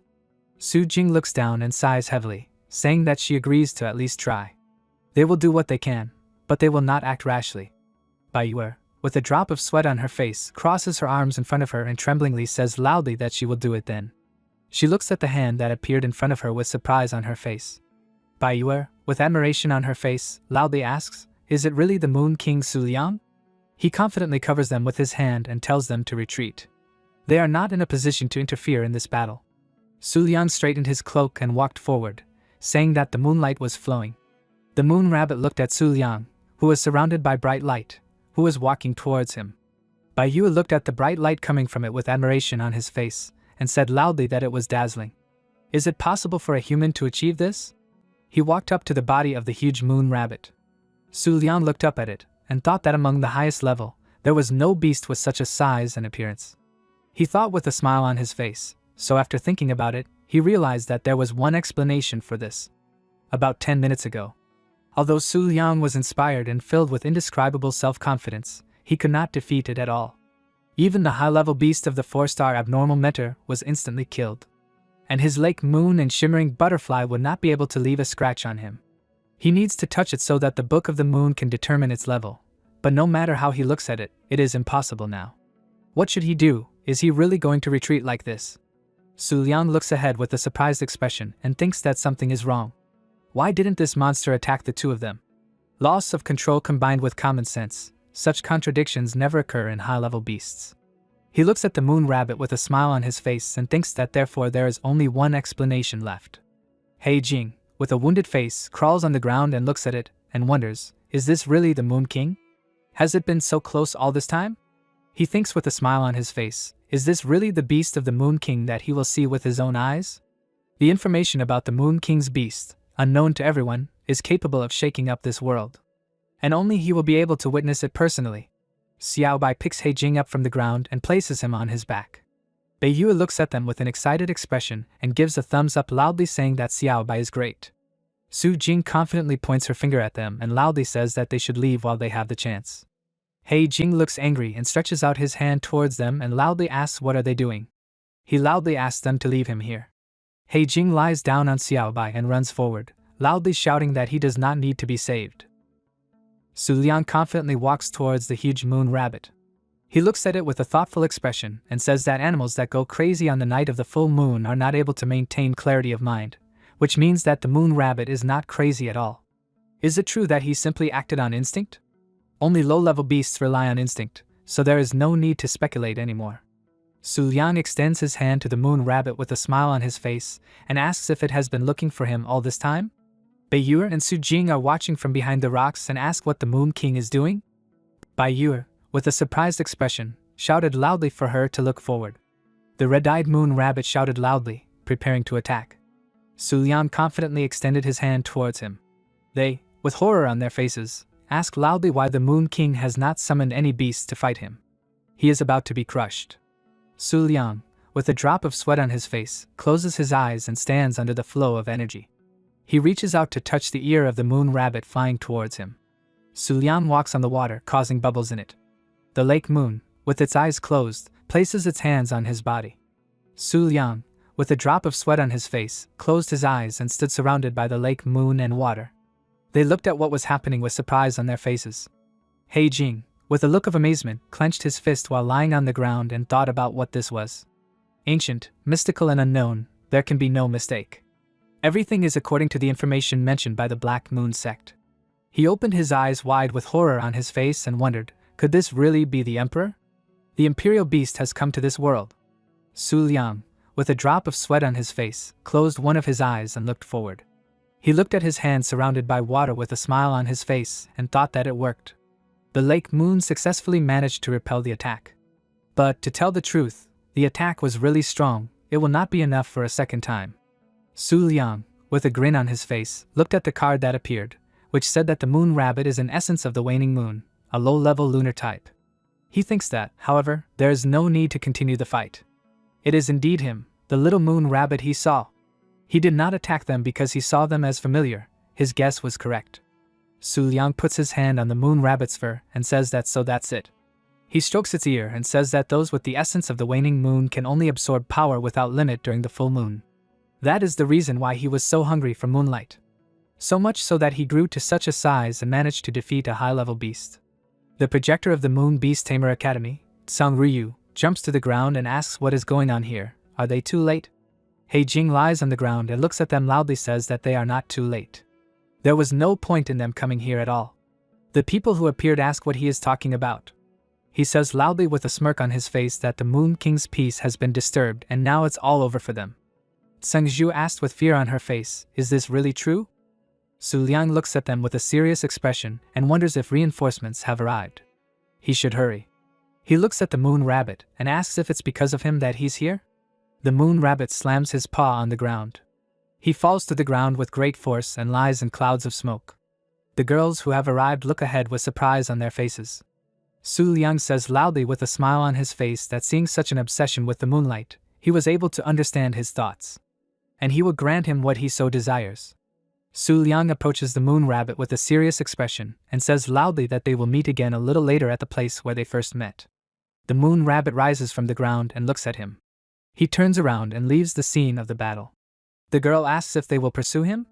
The second girl loudly says that even the Moon King has not moved, and she still wants to go somewhere. He Jing, looking angry, pushes them aside and loudly asks, "Is that all?" He thinks that he almost died, and he was still unable to see the Imperial Beast properly. He Jing looks at the leaving Su Liang and loudly says that that strange beast attacked him. Can he really do this so easily? Su Liang, looking arrogant, turns in his direction and interrupts him, asking, does he really consider this an attack? He thinks with surprise on his face that the crescent moons in his eyes have transformed and taken the form of perfect full moons. In the darkness, He Jing stands and he hears someone calling him. The mediator of moons and dreams loudly asks what he saw there. He turns back with fear on his face and does not say a word. The mediator of moons and dreams loudly asks him to answer if he can hear. He Jing falls into memories. His floating moon dies after being attacked by a giant moon rabbit. Su Liang stands surrounded by water and the lake moon. He turns to look at it with an arrogant expression, full moons in his eyes. He Jing shakes with a doomed expression and hears someone say that it is the emperor. He kneels down and puts his hands on his head and says loudly that it was the emperor. He saw him. He Jing clutches his face with his hands with a fearful expression and shouts loudly that the Moon King is terrible. The Dream Grassland mediator tells him that he has done enough for today. Continuing may have a negative impact on him. Last night, a sunken crescent moon appeared in the northern region. He looks forward with a surprised expression. The Dream Moon mediator says that the deputy head of the 3rd department of the Black Moon sect is already heading to the northern region. He will be required to continue the task of their internal agent. He Jing falls down with a surprised expression. He falls down with a frightened expression on his face, stretching out his hands forward and shouting. The Dong and Dream mediator says that he must monitor the Moon King's movements as much as possible. If he deviates from the routine, he must report immediately. He Jing wakes up with beads of sweat on his face and stretches out his hands, shouting loudly. He looks around and asks, is this really the Academy's infirmary? Was he just having a nightmare? He Jing looks down with a puzzled expression and thinks that it was not a dream. It was the Moon and Dream mediator beast that belonged to the sect's High Command. This was an order from the High Command. A sunken crescent has appeared in the northern region, and one of the deputies will also arrive here. But who will decide the matter with the Moon King Emperor? This simply cannot be. He looks out the window of the academy and wonders, is it really that group that will do this? Sometime later, in the academy's dormitory, Su Liang rubs his eyes with his hand and makes sounds. The moon rabbit looks at him with a smile on his face. He gets up from the bed with an excited look and stretches out his hand towards the moon rabbit and shouts loudly. Su Liang looks at him with a surprised expression. He sighs in calmness and thinks that he remembered everything. Su Liang made a contract with this beast. Last night on the full moon. He goes to the appointed place and thinks that he told the moon rabbit that they would meet at the place where they first met. Didn't he understand him? Su Liang looks forward with a surprised expression. He looks at the moon rabbit running on the grass and says loudly that it is really here. If after such a lot of pathos, everyone present found out how weak the Moon King was, something bad would happen. So for safety reasons, it would be better to make a contract away from prying eyes. Su Liang confidently stretches out his hand and loudly tells the moon rabbit to make a contract with him. Returning to the present, he calmly looks at all his beasts and thinks that this panel does not match the appearance of the Moon King. However, on the night of the full moon, this low-level moon rabbit is capable of killing high-level beasts. Only he doesn't know its limits, whether it will be able to obtain even more power than last night. Su Liang looks at the moon rabbit running to his feet. He puts his face on its leg and makes a sound while looking at it. He puts his hand on his face and thinks that it doesn't matter. He should go to the Moonlight Pavilion and confirm with the Moon Hunter about the moon rabbit. Su Liang opens the door of his room with a surprised expression and looks at the running girls and wonders what's going on here. It doesn't seem like this noise is related to yesterday's incident. The female students are loudly saying in the corridor that an untamed moon beast of the highest level has been discovered in the northern region. Moreover, it's not far from the academy. One of them asks her not to say that she also wants to go there and try to make a contract. The second female student loudly says that it's worth trying. What if she can tame it after all? Su Liang asks with a surprised expression, is it really a supreme beast? He looks at the phone in his hand and asks loudly, does an untamed supreme go from place to place? Su Liang searches for information about the emergence of the supreme in the northern region. The search says that today at dawn, the supreme beast's sunken crescent came to the lands of the northern region. The Moon-type factions have jointly established a blockade within a radius of several hundred kilometers. The number of people gathered at the scene of the incident has already reached several 100,000. Currently, the sunken crescent moon is the only untamed moon supreme beast that has taken the form of a weapon.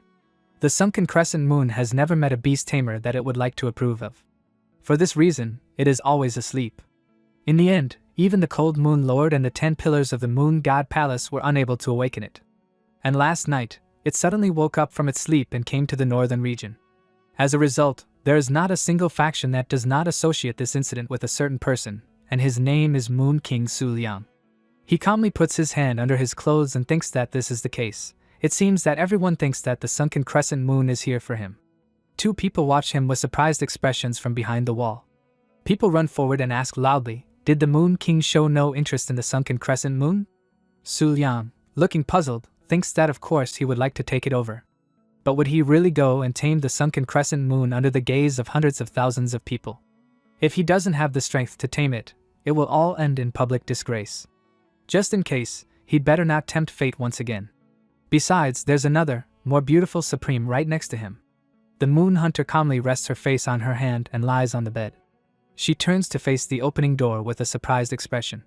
Su Liang, smiling, raises his hand up in greeting and says that they haven't seen each other for a long time. He wonders, why should he give up something close in pursuit of something far away? The moon hunter sits on the bed and asks him if he will regret it later if he ends up in the wrong hands. Su Liang, smiling, twirls his finger in front of her face and says that they do not understand anything. A frozen weapon cannot compare to the charm of a real beast. He puts his hand in his pocket while sitting on the bed. Su Liang holds out his hand with the ball in it and tells her to consider it a gift as a token of his gratitude. The moon huntress, surprised, asks what gratitude for.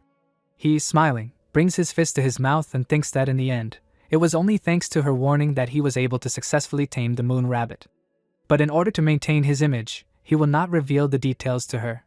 The moon huntress, with a drop of sweat on her face, leans towards the ball in his hand and asks, "Isn't this a special food made especially for the highest level beasts? It must be quite expensive, right?" The system window notifies that he has 5,010 balls for the highest level beasts. Su Liang with a sly grin on his face says that if she likes them, he will bring more tomorrow. He thinks that one way or another, his pet beast space contains several thousand of the same. All this was given to him by the teaching of the twin moons. The moon huntress holds a ball in her hand with an interested face and examines it. She puts the ball in a box with other food. Su Liang looks at her with a surprised face and asks what's the matter. She doesn't want to eat it. The moon huntress closes her box with an angry look and says loudly that snacks should be eaten while watching movies or reading books. He leans his hand on the bed with a smile on his face and says that it's time for him to go. If he stays for a long time, others will easily be able to reveal her status. Su Liang with a surprised face thinks that there is another way to maintain contact. He holds the phone in his hand with a smile on his face and asks her if she will add him as a friend. The moon huntress calmly takes the phone in her hand and says that she will. Su Liang looks at the phone in her hand, which makes a sound. A message comes on the phone that the Dream and Cloud Broker wants to add him as a friend. He looks at the phone with a surprised expression on his face and thinks that the Dream and Cloud Broker is the founder of the Moon Beast Tamer Academy who lived several hundred years ago. Could this legendary Emperor-level beast be her ancestor? Is it possible that after the transformation, the Moon Huntress will have the same appearance? The Moon Huntress asks him with a surprised expression on her face, "What's the matter?" He looks at her with a drop of sweat dripping down his face and is unable to say a word. Su Liang raises his hand in the air with a smile on his face and walks away loudly saying that nothing happened. It's time for him to go, and they will see each other tomorrow. He wonders what kind of thoughts are creeping into his head. The Moon Huntress raises her hand with a calm expression and agrees with him. She closes her eyes with a flushed face and thinks that the appearance of the sunken crescent moon did not excite him at all. Instead, he came to her.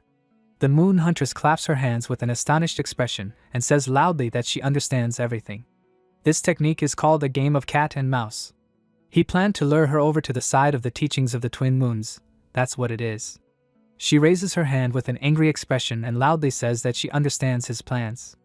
The Moon Huntress lies on her back on her bed with a flushed face and wonders if he really said that he would come tomorrow too. Over the past 3 days, the Moon King has not shown even the slightest interest in the sunken crescent moon. There have been no signs of activity behind the teachings of the twin moons either. As a result, The situation in the northern region has become more and more confused. People are standing in line among many rocks.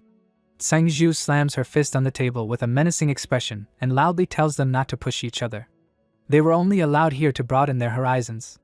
Surely no one thinks they can make a contract with the Sunken Crescent? She hands over a piece of paper and loudly says that they can guarantee basic safety for those who register. Those who do not register can only rely on themselves. Sangju, looking tired, supports her face with one hand and shows them where to fill out the registration with the other, and wonders why she was assigned to monitor the safety of the juniors. She looks forward with a surprised expression. Sangju looks at He Jing with a broken arm and asks, "Is this really the abnormal mentor He Jing? Why is he here? Shouldn't he be on bed rest?" He says with a smile on his face that he himself is fine and has already turned to healers to resurrect his beast. He Jing asks her for help. She turns to him and asks, "Is this really so?" Sangju steps away from the table and says that since he insists, then she will entrust it to him. She closes her eyes with a smile on her face, thinking that he is just another dreamer. The girl raises her hand in front of her and clenches her fist, asking if the abnormal mentor He Jing is okay. He says with a smile on his face that he is fine. He Jing sits at the table and thinks that the high-ranking person is already here. He has never met her before, but he is sure that she will find a way to notify him. He Jing loudly says for the next person to go and write their full name, student number, and rank on this form. The Snake Queen brings her hand to the pen on the table. A purple mark with a snake is visible on her hand. He Jing looked at the girl with astonishment on his face. He loudly says for the next person to go. He Jing looks down with a frightened look, thinking that this means it is her. After a while, the central region of the Mountain River School of the Otherworldly Teaching looks at the huge green sphere between the mountains and asks, "So the beast long called the Star Crusher appeared here?" She says with a serious expression that it has such a strange aura. The Otherworldly Teaching leans her hand on a tree and says loudly that one look is enough to understand that its glory is completely and utterly deserved. The man from the northern region of the Academy of Moon Beast Tamers looks at her and asks, "Now does she understand?"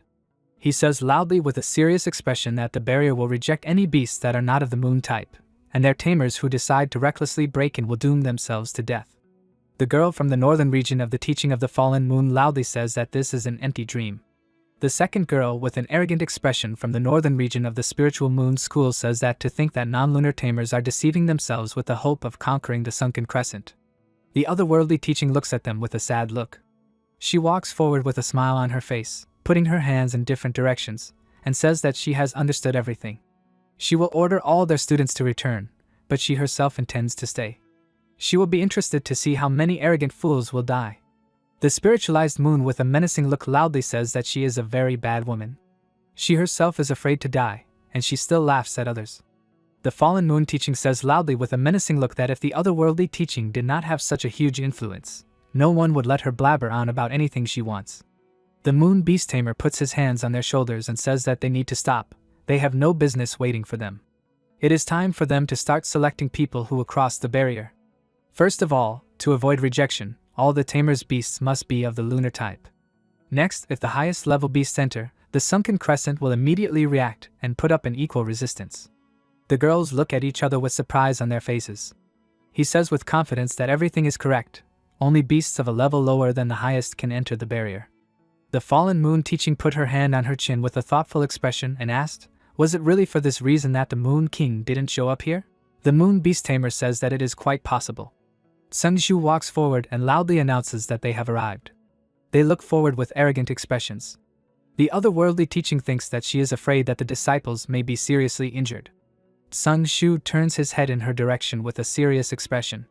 She looks at her with an angry expression and does not say a word. Sungshu looks at the disciples and says that very soon they will enter the domain of the Sunken Crescent. But first, she will explain to them the rules and the general state of affairs. First, while the Sunken Crescent is asleep, she is completely invulnerable. Second, as soon as she wakes up from sleep, she will carry out indiscriminate attacks that will instantly cause all matter in the affected area to disintegrate. At the same time, Su Lian looked at the phone in his hand with an interested expression and said that even though it was a living being with intelligence, there was no way to interact with it. A message from the Moon Hunter arrives on his phone, saying that the Cold Moon Lord and the Moon God Palace had also failed in the past. Everyone who tried had failed. He lies on the bed with his beasts and reads the message, thinking that if she is not sleeping, she is doing something. Are all the highest level beasts this wild? Su Liang asks her in her messages, is there really no way to bring her to a state of clear mind for at least a moment? The Moon Hunter writes that this is exactly how it is, although it is possible that everything is happening against her will. And the reason she came to the northern region is precisely because she discovered the key to her evolution here. Could he really not go? Su Liang turned off his phone with a confident look and thought that she was a naive moon hunter. There was such a thing as conquering the sunken crescent moon. He lies on the bed with a puzzled look, wondering what this has to do with him at all.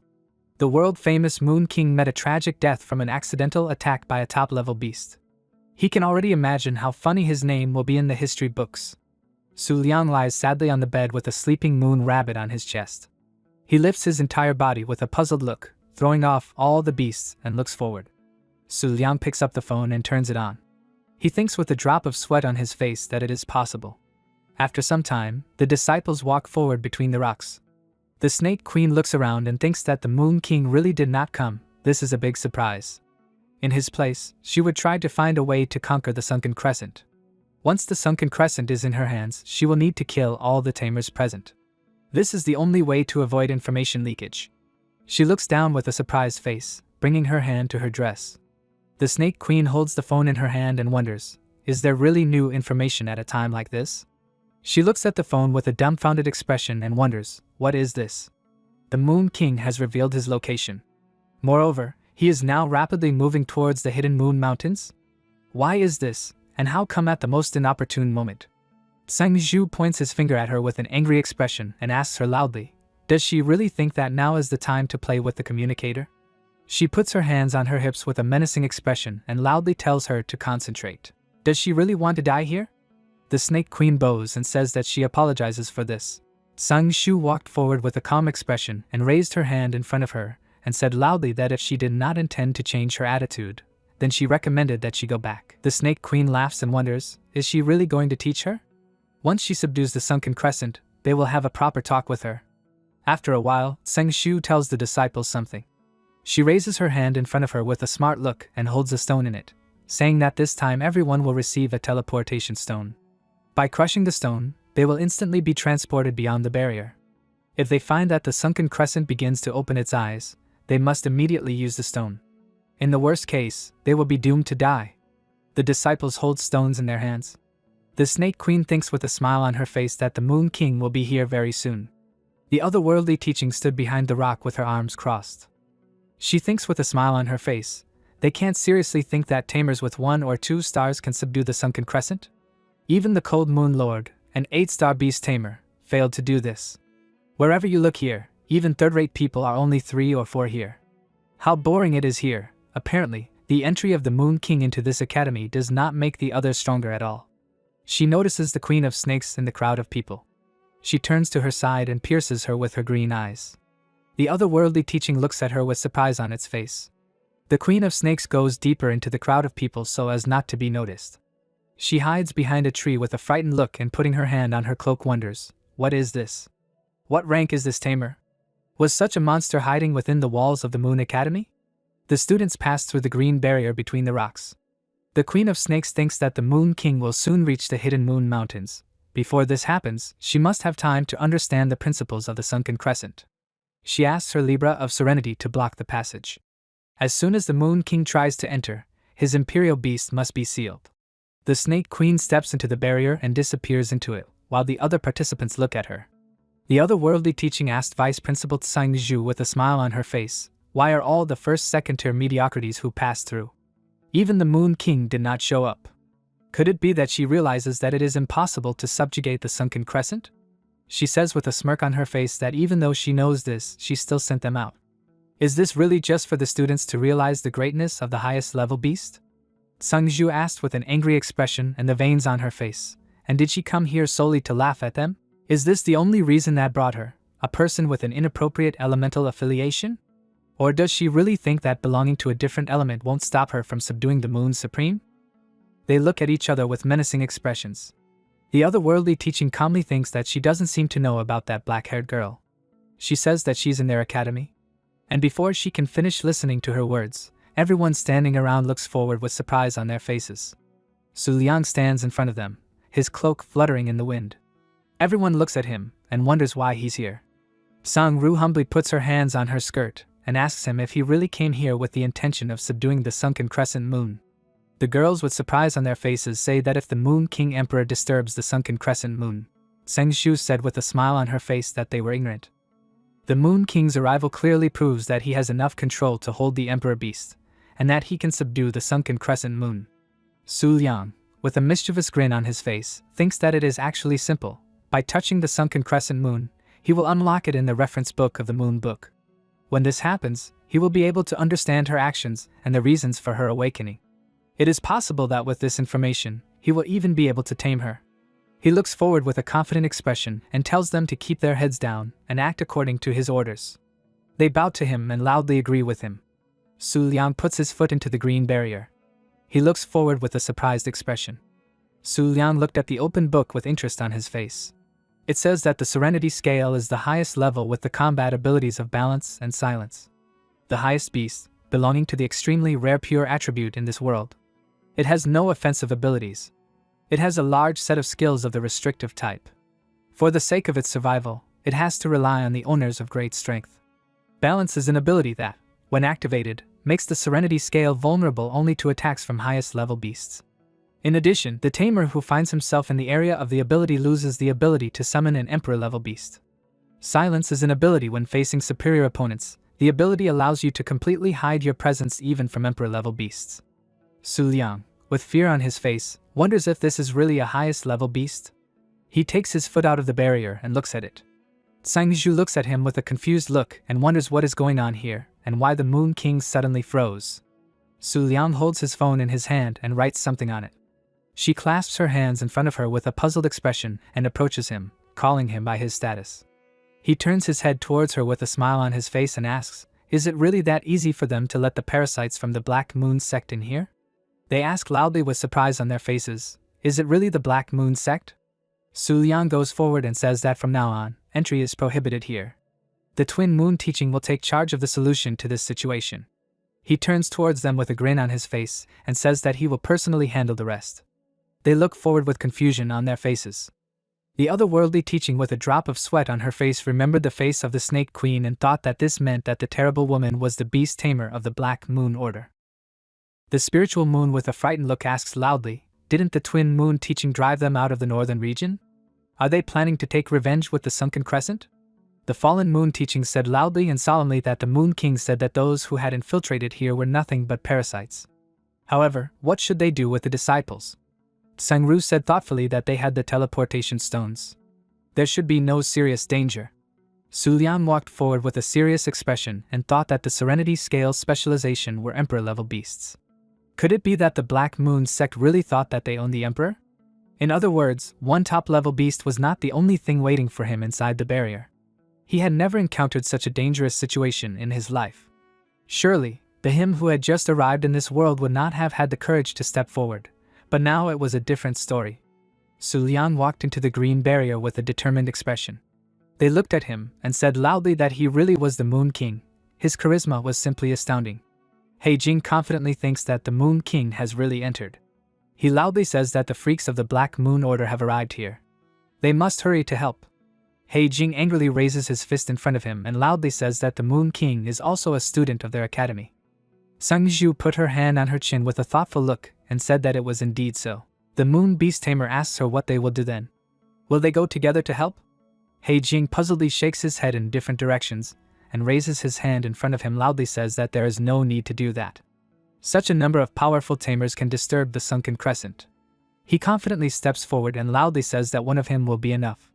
His beast has only recently been revived and is still in decline, so there will be no problems. The girls with incomprehension on their faces ask if they can really rely on him. Sang-shu looks at him with a serious expression and wonders why he is acting so strangely. He is not even a follower of the Twin Moons. But he is so concerned about the safety of the Moon King.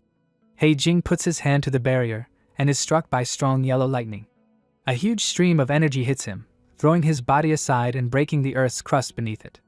They ask loudly with astonishment on their faces, "What was that?" He lies on the ground in clouds of gray smoke and coughs loudly.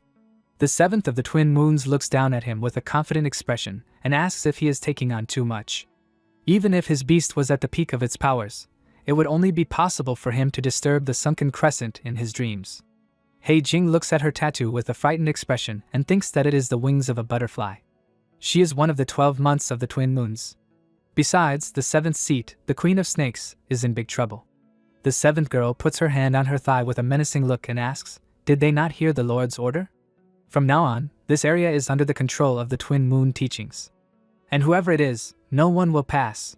He sits on his knees near the tree with a fearful expression and looks at her and thinks that it seems that she has not found the Libra of Serenity and does not intend to pass through the barrier. The situation has changed for him again. At the same time, inside the barrier, the sunken crescent moon. The Snake Queen strides forward among the green grass and steam. She thinks with a menacing look that 10 minutes have already passed, and she still has not attacked the sunken crescent moon's trail. And the bugs with which she entered here are also not visible. Low-level beasts initially cannot enter the zone of control of the highest. The Snake Queen looks at the students shaking with fear and thinks that this bunch of freaks must have used the teleportation stones a long time ago and fled in fear. But this is only to her advantage. No one will get in the way. The Snake Queen confidently walks forward, clenching her palms into fists. She looks ahead with surprise on her face, noticing a light beam flying behind her. The Snake Queen turns back and loudly says that this is a beast aura of incomparable power. With determination on her face, she pushes off the ground with her feet and jumps forward, spreading her arms to the sides. The Snake Queen looks at the sunken crescent weapon and thinks that there can be no mistake. She has finally found it. Here it is, the dazzling splendor of the highest beast that has taken the form of a weapon. She looks at the weapon with a fascinated look and loudly says that for the sake of preserving the purity of the attributes, she did not even enter into a contract with the Scales of Serenity, and it turned out not to be in vain. The Snake Queen, with a smile on her face, spreading her arms to the sides, approaches the weapon and loudly tells it to join her. She knows what it is striving for. In the past, he was rejected by the Cold Moon Lord and Moon Reflection Saint of the Moon God Palace, because they have Imperial Beast companions since birth. As an arrogant weapon-type beast, he can't accept being looked down upon, can he? She puts her hand on her chest with a smile on her face, and says loudly that she is not like them at all. The Snake Queen holds the title of 6th rank Beast Tamer. She reaches out to the weapon and says loudly that she will never let him down. The Snake Queen confidently reaches out her hand and says loudly to make the sunken crescent moon hers. The weapon begins to illuminate her hand with a bright light. She looks at the outgoing light with a surprised expression and asks, "What is this?" The Snake Queen cannot touch the sword because of the light barrier, and says with a trembling voice that this cannot be. Could it be that she was rejected? She puts her hands on her head with an angry look and asks loudly, "Was the Holy Sun wrong?"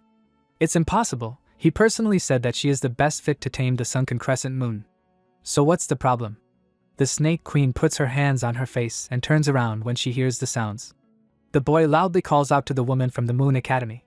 He takes a fighting stance with a menacing look and asks loudly, "Wasn't she the one who beat up more than 20 students from their school of the spiritual moon? They will avenge their comrades."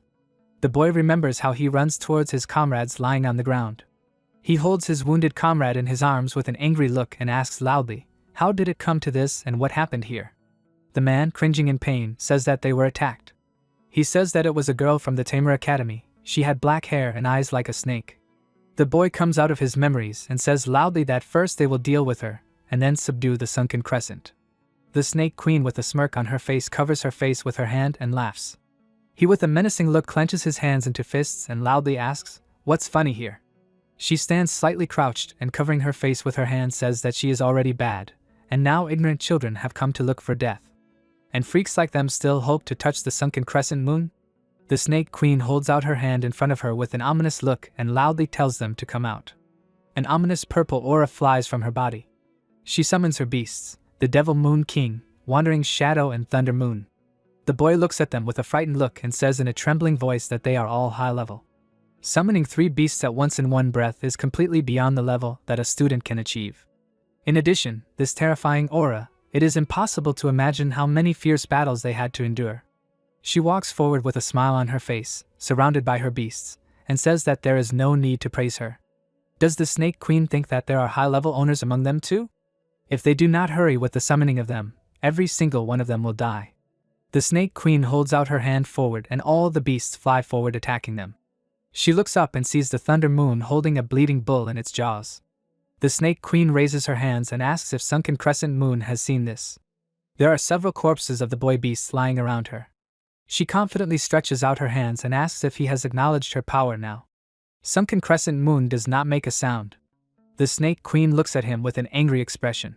She clenches her hands into fists and shakes with anger. Su Liang says that she is a freak from the Black Moon sect. He calmly says that even he is amused by her panicked look. The snake queen turns her head towards him and says that he, the Moon King, has already arrived. Su Liang stands next to the beast holding the bull in its jaws. She asks with a drop of sweat on her face, is he really alone? As a one-star beast tamer, he did not even bring bodyguards with him? He doesn't think that owning the Emperor Beast makes him all-powerful, does he? Su Liang smiles and thinks that these bunch of freaks actually think that he owns the Emperor. No wonder they use the Serenity Scale. They are absolutely sure of his helplessness now, since he can't summon the Emperor Beast. He asks if she is the Snake Queen? Indeed, the Emperor Beast alone is not enough to possess everything. With or without the Serenity Scale, the answer is the same. Su Liang says loudly with a calm face that this is why, before the Twin Moon teaching seals this place, he advises her to crush the teleportation stone and run very quickly. She asks with a frightened look and shaking legs, what is he talking about? The Snake Queen wonders with beads of sweat on her face, was the presence of the Serenity Scale really revealed so quickly? He knew that his Emperor Beast was blocked, and he deliberately came here alone. Should she run or attack him? Su Liang happily thinks that she should continue to stand there in a daze and let him touch the sunken crescent moon. He confidently walks towards the weapon. Su Liang looks up with a charming expression and says that this is what it is, the beast that has long cut down the stars. He stretches out his hand towards the weapon and freezes in place. The Snake Queen loudly tells him not to even dream of touching it. She stretches out her hand forward, attacking him with her beasts. They direct many streams of energy towards him. The wandering shadow claps its palms and spreads its arms to the sides at great speed, directing a stream of energy. Su Liang surrounds himself with a water shield, the Lake Moon. The Snake Queen asks with a surprised expression, what is this? How is this even possible? Did neither thunder nor physical attacks have any effect? He did not even summon a beast. Su Liang puts his hand on his chest with a frightened look and thinks that she scared him. Her attacks look scary, but in fact they were just a show. Although he cannot attack back, the Lake Moon's skill can instill genuine fear in others. She shakes with an angry look and her veins bulging with anger, and calls him by his status. The Snake Queen stands with her arms wide apart, and loudly tells him not to dare to look down on her. She places her trembling red hands in front of her, and says that without the Imperial Beast, he can only throw empty threats. The Snake Queen slams her palms together. Drops of blood flow down her face, trembling with anger. She stands on the red seal with her legs wide apart with a terrifying look, surrounded by black streams of energy. The Snake Queen raises her hands and loudly tells the Moon Devourer to come out. All the disciples turn their heads towards the shaking ground with frightened expressions. Su Liang stands next to the weapon with a surprised expression as the ground beneath it begins to split. He thinks that the Serenity Scale's ability has silenced the aura. Only if the sunken crescent moon does not detect anything can another top-tier beast be summoned. The Moon Devourer stands behind the Snake Queen, shrouded in smoke. She asks with a smile on her face, what does he think of her strongest beast? Has he finally felt fear now? Su Liang looks at them with a calm expression. The Snake Queen wonders with a surprised expression, why is there such a complete indifference on his face? Is it possible that even top-tier beasts are not worthy of attention in his eyes? He calmly looks at the Moon Devourer and thinks that he actually came across a post on the forum recently. It said that when meeting the gaze of a ferocious big beast, one should make an angry expression and thus die more honorably. She points her finger at him with an angry expression and asks loudly, is it possible that even now he refuses to summon his beast? The Moon Devourer with an angry expression hisses loudly, preparing to attack. He hits the ground with great force, breaking it into many pieces. The Moon Devourer raises its tail, from which sand falls. Su Liang looks at this with a calm expression, thinking that this is what one would expect from a beast of the highest level. Even in madness, each of them falls in their own way. The Snake Queen confidently stretches out her hand forward and loudly orders the Moon Devourer to kill him. The Moon Devourer opens its mouth wide and attacks with a huge stream of energy threads.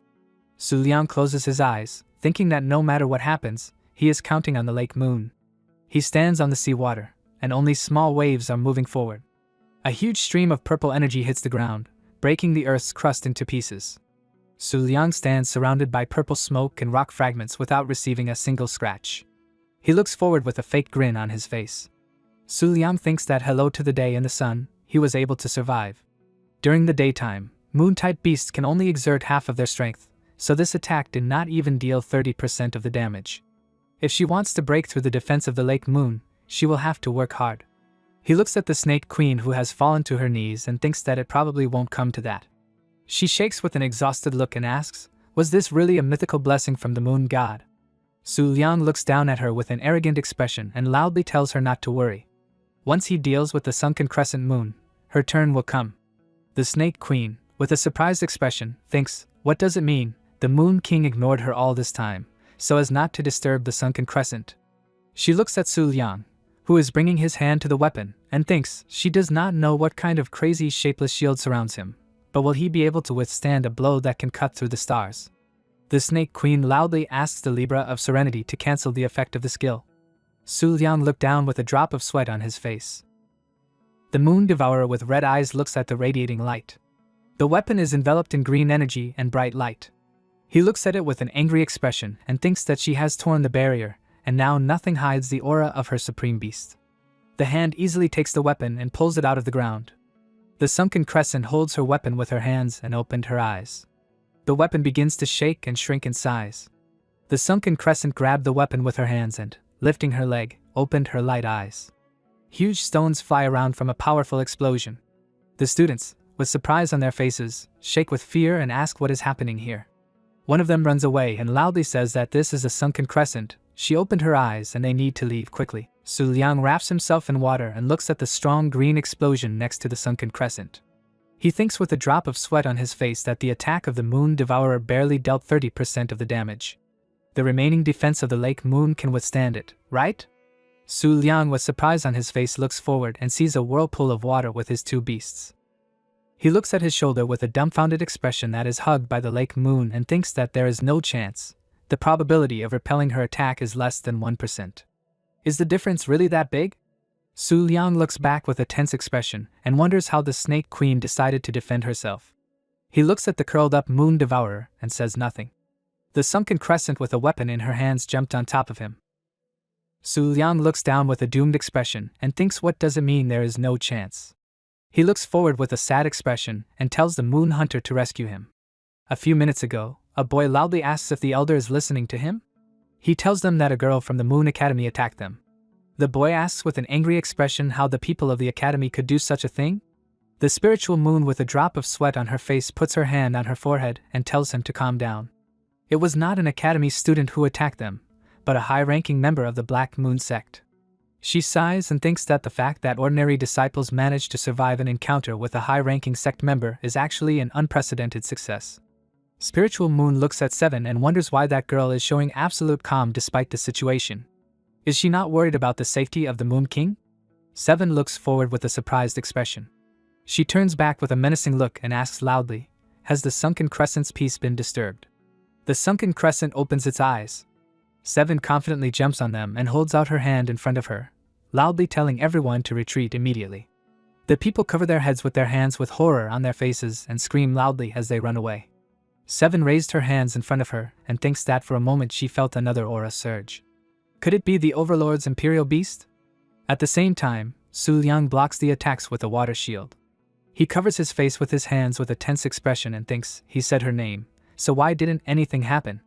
Did the barrier combined with the Libra of Serenity's ability completely block out the sounds? Just 3 seconds and the sunken crescent will unleash its power. Su Liang looks ahead with a smirk on his face and counts the moments until the collision, thinking that everything has changed. He holds his phone in his hands and quickly writes something on it. Su Liang types a message for the Moon Hunter to save him. The sunken crescent jumps at him with an angry expression. She holds a weapon in her hands and flies above his head preparing to attack. Su Liang confidently raises his hand in front of him and spreads his fingers wide on his palm. He quickly stretches his hand out towards her. The sunken crescent with anger on her face flew closer to Su Liang and holding a weapon in her hands was about to attack. He stretches his hand out towards the angry sunken crescent. A bright ball of energy surrounds them after the collision. A huge explosion resounded on the battlefield, breaking the ground into many pieces. People were thrown back by the strong air flow and screaming loudly. Seven covered her face with her hand and put up a shield in front of the people, wondering if that was really the emperor just now. Sun Zhu, with a drop of sweat on her face, raised her hand in front of her and asked her loudly, was the Moon King still there? Seven confidently thought that if her intuition was not deceiving her, the situation there had become 100 times more complicated. Smoke enveloped the broken earth's crust and stones. The Snake Queen, shrouded in smoke, coughed loudly. She climbed out of her beast and loudly said that she almost suffocated. The Snake Queen moved her hands as she climbed out of the snake body and thought that she no longer felt the Libra of serenity. They probably did not escape the attack of the sunken crescent. She looks at the rising glittering weapon and thinks that the sunken crescent itself has already restored peace. The Snake Queen looks forward with a surprised face and wonders where the Moon King is. She stands and looks around thinking that he was closest to the sunken crescent. The Snake Queen does not feel any hint of his presence. Did the sunken crescent cut him down so badly that not even his bones were left? She raises her hands in front of her with a doomed look and trembling thinks that disturbing the sunken crescent was her plan. The Snake Queen puts her hands on her face with a fascinated look and wonders if she has really defeated the Moon King. She covers it with a smile on her face and laughs loudly, says that who would have thought, the Moon King really fell under the onslaught of the sunken crescent. He met the last moment of his life looking at the phone, how funny.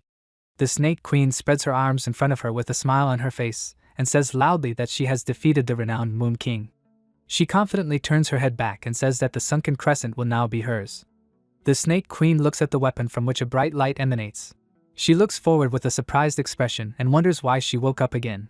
The sunken crescent holds her weapon with one hand and leans back with her eyes closed. The Snake Queen stands next to her beast with a puzzled expression and says that in its current state, the Moon Devourer cannot do it.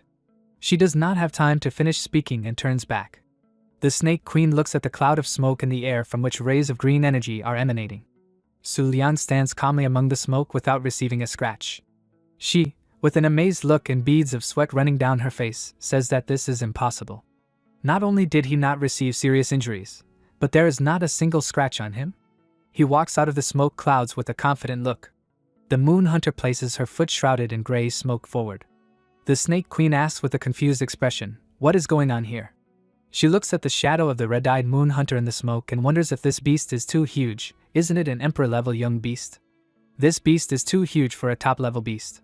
But if an emperor beast really came down here, its appearance would shake the entire northern region. If it is not an emperor beast, then what is it? The Snake Queen looks forward with beads of sweat on her face in fear. She holds the teleportation stone in her hand and trembles in fear. The Snake Queen clenches the stone with her fingers and thinks that it is not time to run away yet. With a terrifying look and furious eyes, she thinks that even if she is to die, she must still see the Emperor of the Moon King. There may never be another chance again. From the clouds of smoke, the Moon Huntress's horn and half of her body appear. The ultimate Moon Huntress walks out of the smoke with a light in her eyes. She looks forward with a confident expression, and her human form appears behind her. The Snake Queen kneels down with a dumbfounded expression, looking at her and wondering, how is this even possible? The Moon Huntress is 5 times bigger than the Moon Devourer. In terms of size, the Moon Devourer is one of the most terrifying beasts of the Black Moon Order. This is the first time she has seen such a huge ultimate in her life. The Snake Queen kneels down with her hands on the ground and looks at Su Liang and wonders, how could a 1-star tamer be able to display the full power of an ultimate beast? After all, it is obvious that the low rank should be his weakness, even if it is his only one. Su Liang thinks with a smile on his face, this is a sight to behold. Who would have thought that such a small moon huntress would be able to display such magnificence? Even his heart jumped. Still, why did she come so quickly? It was like an instant. It all happened so fast that he didn't even have time to see her save him. He looks at the girl behind him, Moon Hunter, and wonders if she is her ancestor. Could she become like her in the future? Moon Hunter asks with a pitiful look, will Su Liang be able to stop the sunken crescent? She doesn't want to take another hit at all. He stutters with a frightened look, asking what does stop mean. Moon Hunter asks, if he is here, he should have prepared attacks against her, right? Su Liang warily thinks that the blow just now was essentially no different from a touch. He confidently reaches out his hand towards the book, thinking that the information about the sunken crescent should have already appeared in the Moon Book. However, he is not sure that she will help him resolve the situation. If she doesn't give him anything, he will have to ask Moon Hunter to help him escape. The book says that the sunken crescent is a lunar type, the highest. A mythical beast that has existed since ancient times. After the split of the moonlight, it lost its scabbard. As a result, It devoted itself to searching for it for the next millennium, constantly alternating cycles of deep sleep and awakening. After losing its scabbard, it completely abandoned its connections with living beings. The former scabbard is a sunken crescent moon. The frost of the first moon is blocked. Su Liang puts his hand on his chin with an interested expression and thinks, so the scabbard still exists? If we find out the information about it, it will probably not be difficult to contact the sunken crescent. But even the most ancient moon god palace was unable to contact her. In other words, the era of the sunken crescent's birth was even earlier than the founding of the moon god palace. He looks at the sunken crescent floating on his weapon with a surprised expression. Su Liang thinks that it is possible that even the current owner of the first moon frost is not fully aware of its origins. Sunken Crescent opened her bright green eyes.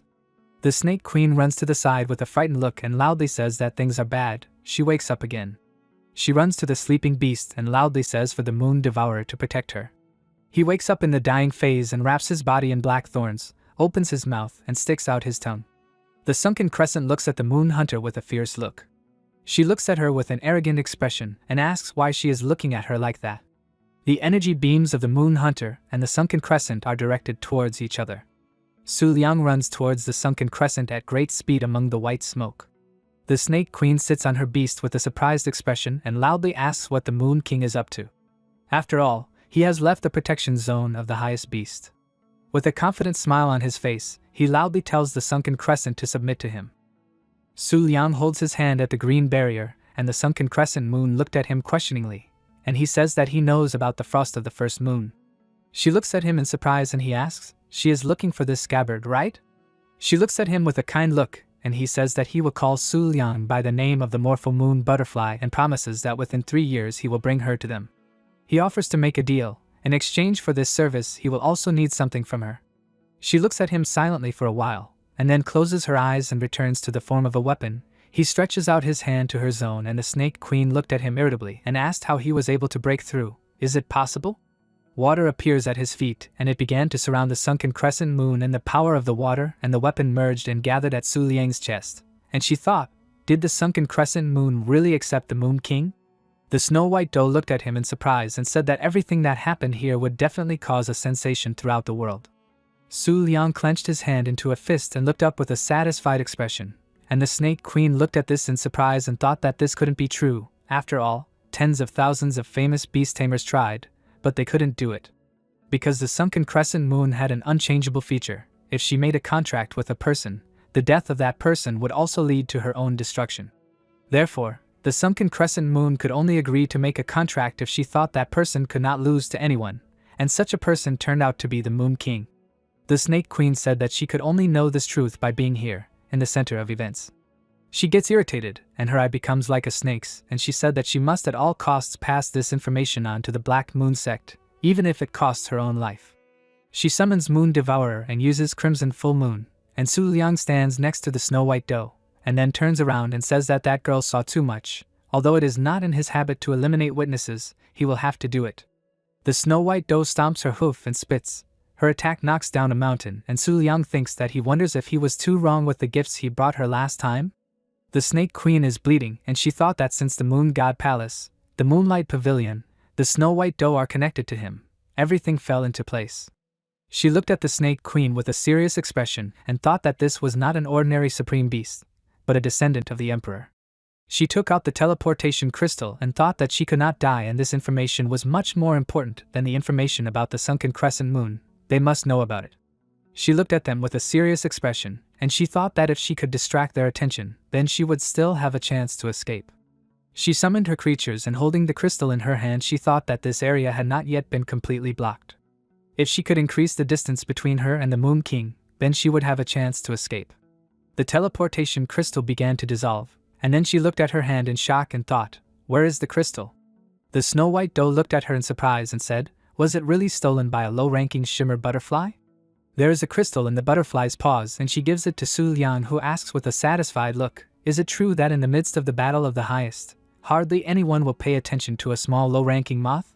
She looks at him in shock, and then her face changes and says with a smile that maybe it is too late now, but she finally understands why he is called the Moon King. The Snow White Doe is about to make another attack, and before it hits, the Snake Queen thinks that it was an honor for her to fight the Moon King.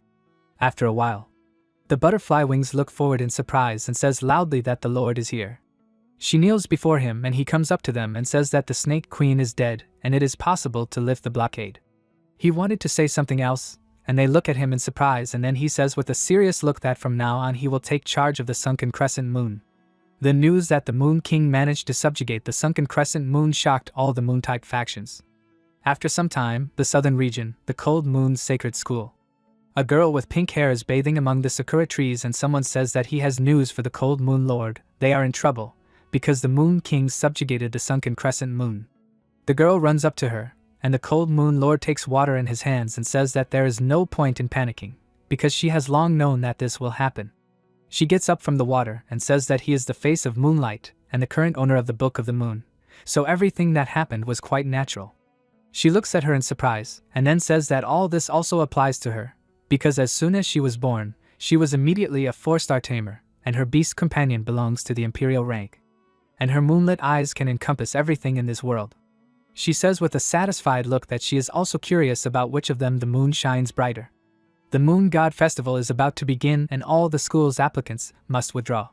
Hearing this, she is surprised and asks why this must be done. After some time, a seashore somewhere on the border of the central and northern regions. A man with a crutch stands in front of the sea, and a girl with horns bows before him and says that the great holy sun should know that those two will arrive soon. He asks her if the Antelope Queen thinks that he can lose to the Moon King. She closes her eyes and says that even if there are no followers left of the royal level sect, there is no one left except her. She never doubted that he was able to defeat the Moon King and return the Black Moon sect to its former glory. A whirlpool is created in the sea in front of them, and a voice comes from it saying that he hopes that the Holy Sun's plan will not disappoint them. The branch of the moon worship from the 9 abysses says that if the coming battle ends in their destruction, then all their schools will voluntarily submit to the Moon King. The otherworldly teaching from the 9 abysses says that he himself should understand that no man is capable of resisting the divine power. He says with a serious look that they can rest easy because the plan is bound to succeed. They approach him and he says that they should go to the Moon Tamer Academy and wait for the festival to begin, and then kill the Moon King. After some time, the Moonlight Pavilion, the Star Hall. The Divine Doe asks in surprise, is the Moon God Festival really going to begin soon? Only during the times when the moonlight reaches its peak can the Moon God descend and bestow his wisdom, and the last Moon God Festival was over 1,000 years ago.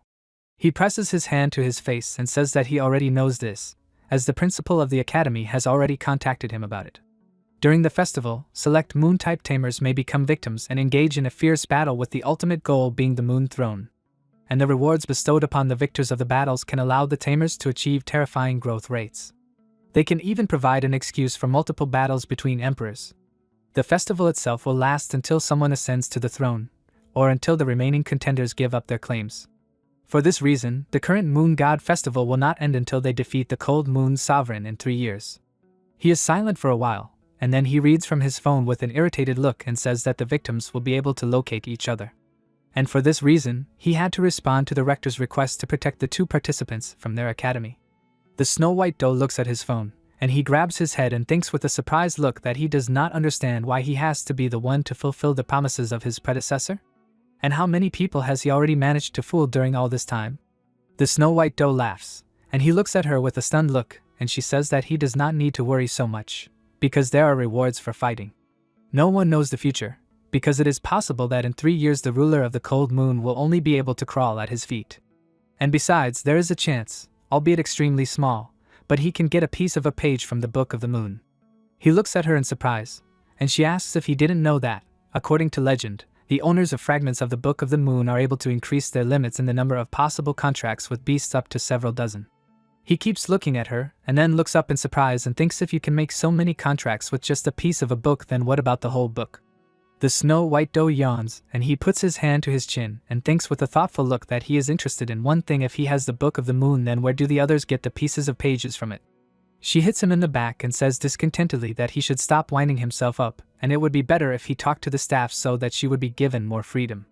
She clenches her hooves with a contented look and says that if she is allowed to bask in the moonlight outside, she could also keep an eye on that couple of girls. She opens one eye and looks at him questioningly, and he crashes into the wall, and they are silent for a while. He leaves the building and, holding his lower back, says with displeasure that she has a blow like that of a tall beast, and if it were a little stronger, it would have broken through the wall. She sends her a post with 100 ways to cook venison, and she answers him with ellipses. Suddenly he receives a message and she asks in surprise, has he already received information about those two students? A photo and information appear on the screen. One of the students is called by Yur, and she is 16 years old. She is the daughter of the ruler of the Western Sacred Bai clan. She is a hybrid of man and tiger. Her companion beast has the highest rank, but for an unknown reason it is always in a state of deep sleep, and in all likelihood this is because her level is too low. He holds his chin with his hand and says that he initially thought she was a cat girl, but in fact she turned out to be a tigress. Then there is information about the second student. Her name is Bai Yao and she is 16 years old. She is the fourth princess of the most prosperous human country in the northern region called the Azure Moon Empire. She was already distinguished at a young age by the fact that she was able to summon a beast of the highest rank. He cautiously scrolls through the pages on his phone and says that since she is a princess and a representative of the sacred family, then only problems can be expected from such people. But first he needs to forward everything. He forwards information about them to the Snow White Doe, and she writes that the first one looks quite interesting and he can provide it for her. After a while, Yua looks ahead with displeasure and swinging on a swing with another student. She says that the sunken crescent moon submitted to the Moon King, and this is amazing, because she cannot achieve this even in her wildest fantasies. She gets up from the swing and says that they already need to go to the academic building, because soon they will announce something important there. The Snow White Doe watches them from she thought that perhaps this is the mestiza girl from the Sacred Bai clan. She has a rather memorable aura, but apparently she is not smart enough. A drop of water falls on her nose and she asks in surprise, is it really starting to rain already? She turns around and says that she should still go back, because in rainy weather her abilities are significantly reduced, and if something suddenly happens, it will be unpleasant. She turns around questioningly, and sees a water projectile flying towards her and a water explosion occurs in the bushes. The Lord of Torrential Rain of the highest rank appears in front of Yur and the other student, and he puts his hand on his chest and says that one of the 5 target highest ranks has been found. He looks at them with a serious look and says that she only has 10 seconds to summon all of her beasts. They are scared by this and hold on to each other, and he says that killing tamers by the element of surprise is not his style. 7 stars are visible on his shoulder, and the Snow White Doe looks at him in surprise and thinks, is this elemental really a 7th rank tamer's beast? This rank is proof that the tamer owns an imperial beast. After a while, Yao walks with her servants and adjusting her hair she asks, apparently something happened, because she does not understand what they are thinking when they force them to gather in the training area in such weather. She is surprised, because a moth flies next to her and she asks in surprise, what is a low-ranking flickering butterfly doing here? She takes it in her hand and the servant says that this is a low-ranking beast and she should not touch it. She holds the butterfly with an emotionless face and asks if she really wants to start a conversation about the strange trend that came from the Moon King again. Nothing will happen to her if she plays with it for a while, and it is also possible that the Moon King himself secretly pets the small animals. Suddenly, they are called out and asked if they are really discussing the Moon King. They turn around questioningly and the girl comes up to them and says that she wants to join their conversation, because she must say that the Moon King is her favorite topic of conversation. The girl with horns on her head walks towards them, and one of the maids steps forward and asks who is walking towards them. Yao, looking scared, says that she should leave here, because if she did not notice, then they are about to go to a study meeting now. She closed her eyes and with an irritated look says that she would not mind participating in it too. Her horned beast appears next to her, and she covers her face with her hand and says that before that she needs to deal with one girl who owns the highest beast, and it offends her. The maids look at them in surprise and they say that next to her is a girl called the highest rank Corruption Eye. Yao clasps her hands to her chest in fear and thinks, what is the Black Moon Order doing here? After a while, the training area of the Tamer Academy, the platform. Ruyua stands on the platform and thinks that for some reason Yu and Yao are not among those present, and she has a bad feeling. She holds a flower microphone in her hands and coughs, and then says that she asks the respected students to listen carefully to what she is about to say. Everyone looks at her in surprise and she says that after more than 1,000 years, the Moon God Festival will soon begin again. She turns around and says that after the festival begins, Moon-type tamers with relatively high potential will be chosen as sacrifices and will take part in battles in order to win the favor of the god. And for each victory, the participants will receive an unimaginable reward. She wanted to say something else, but she is interrupted by a voice that says that the winner will be determined in the midst of a mutual massacre among the victims until only one person remains alive. A beast with 7 stars appears above them, who says that that person will become the true Moon King for this era. Everyone is very surprised by this, and Ryua says that all people need to leave the site immediately. An explosion occurs in the training area, from which she flies away and thinks that it was a combat skill of a 7-star Supreme, and, as luck would have it, her Supreme Veil of the Hidden Moon is capable of protecting only her, and all the participants need to defend themselves. She looks at the students in surprise and they ask what just happened. Luna smiles and says that she feels like her attack was absorbed and that the Moon King must have intervened. He hides behind his hood with a serious expression, and Luna says that at this very moment the Moon King is looking at her. Su Liang thinks that thanks to the recent battle in the Hidden Moon Mountains, Lake Crescent was able to strengthen her shield 3 times. She holds on to it, and he thinks that even so, this attack penetrated 40% of the defense, and if her abilities were at the same level, everyone here would have turned to ashes. He laughs and thinks that he almost forgot how long it has been since he had to intercept over the edge. Red lightning appears next to Moon, and she asks what is happening and has space really torn apart. An angel with a blindfold and 7 stars on his chest appears from the lightning, and Ryua thinks that she does not understand why the second 7-star Supreme is here. She is surprised and thinks that the presence of the 7th rank indicates that the enemy has at least one Imperial Beast. The angel asks irritably, what is he doing, and what should they do if someone here dies unnecessarily? Moon looked away and asked why she didn't understand that the Moon King didn't care about these pathetic lives at all. She says that he is an idiot and this is the territory of the Twin Moons training. Besides, their mission is only to detain the 2 vice principals. Ryua comes closer to them and puts her hands forward and asks, does it mean that since the Star Guardian and the Moon Attraction Fairy are here, does this mean that the person from the Moon Worship branch is behind this? 5 years ago, she was an exchange student there and was lucky enough to see that person in action, and she does not understand why they attacked them. The Star Guard says that he doesn't understand what they're going to do, since she's kind of one of their own. The Moon Attraction Fairy sighs and says that they have 1 minute to take the students away. The students run away, and she says that after that, they won't hold back.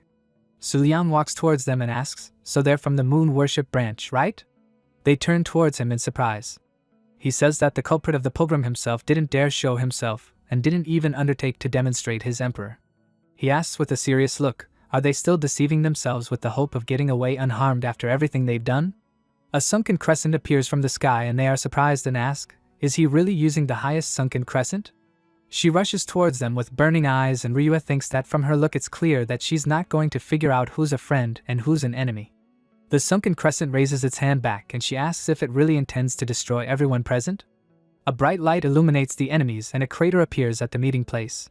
Ryua sits on the rocks and holds her mouth with her hand and coughs. She looks down and thinks that since she survived, it seems that the Moon King still takes into account the lives of his people. They lie in the crater struck by the attack of the lunar crescent, and the Fairy of Lunar Attraction says that they did not have a chance to attack in response. She did not expect that the lunar crescent was so strong. Su Liang stands in front of them, and the lunar crescent flies above him, and the fairy gets to her feet, and without a mask on her face says that even if they are destined to fall in battle, they are only the first wave. The Star Guard flies up with glowing eyes and says that he wants to warn that the Imperial Beast will soon appear in front of him. They rise up and shine, and the crescent moon opens its eyes. Su Liang looks at them with an irritated look. He thinks that after 2 attacks, only 4% of the Lake Moon's shield power remains, and it can no longer be used. There are 3 seconds left before the sunken crescent's next attack, and if those 2 do not reflect it, everyone here will turn to ashes. What should he do? She looks at them with a serious look and after a while attacks them, and the fairy looks at this in fear, and a second later there is an explosion. The students far from what is happening cover their heads with their hands from the force of the explosion, and the others say that it was a powerful impulse, and perhaps it was the great beast of the Moon King. One of the villagers points into the distance, and asks what is there in the distance. A second moon appeared in the sky, and the Star Guard asks if she has gone crazy. Why is she using an ability that creates a full moon for 5 minutes? Why was it necessary to use it? She looks forward with an irritated expression, and she says that she understands that she has decided to use the transformation that is only possible under the full moon in order to survive. But did she even think about how serious the consequences of this would be for everyone? She cries and says that she is sorry, because she did it automatically, and of course she is ready to sacrifice her life. She wanted to say something else, but he interrupts her and says that she is an idiot, and now they are forced to confront the Moon King under the light of the full moon. They look ahead in silence for a while, stunned, and see that a huge rabbit has appeared in front of them. She says that she thinks that the highest jade stone looks completely different. The fairy holds her hand and says that the sunken crescent has also transformed, and now they will have to fight both at once. The sunken crescent moon looks at them with an irritated look, and after a while they swing, and she cuts the rabbit in half. They look at this in surprise and ask, did she really kill her own ally?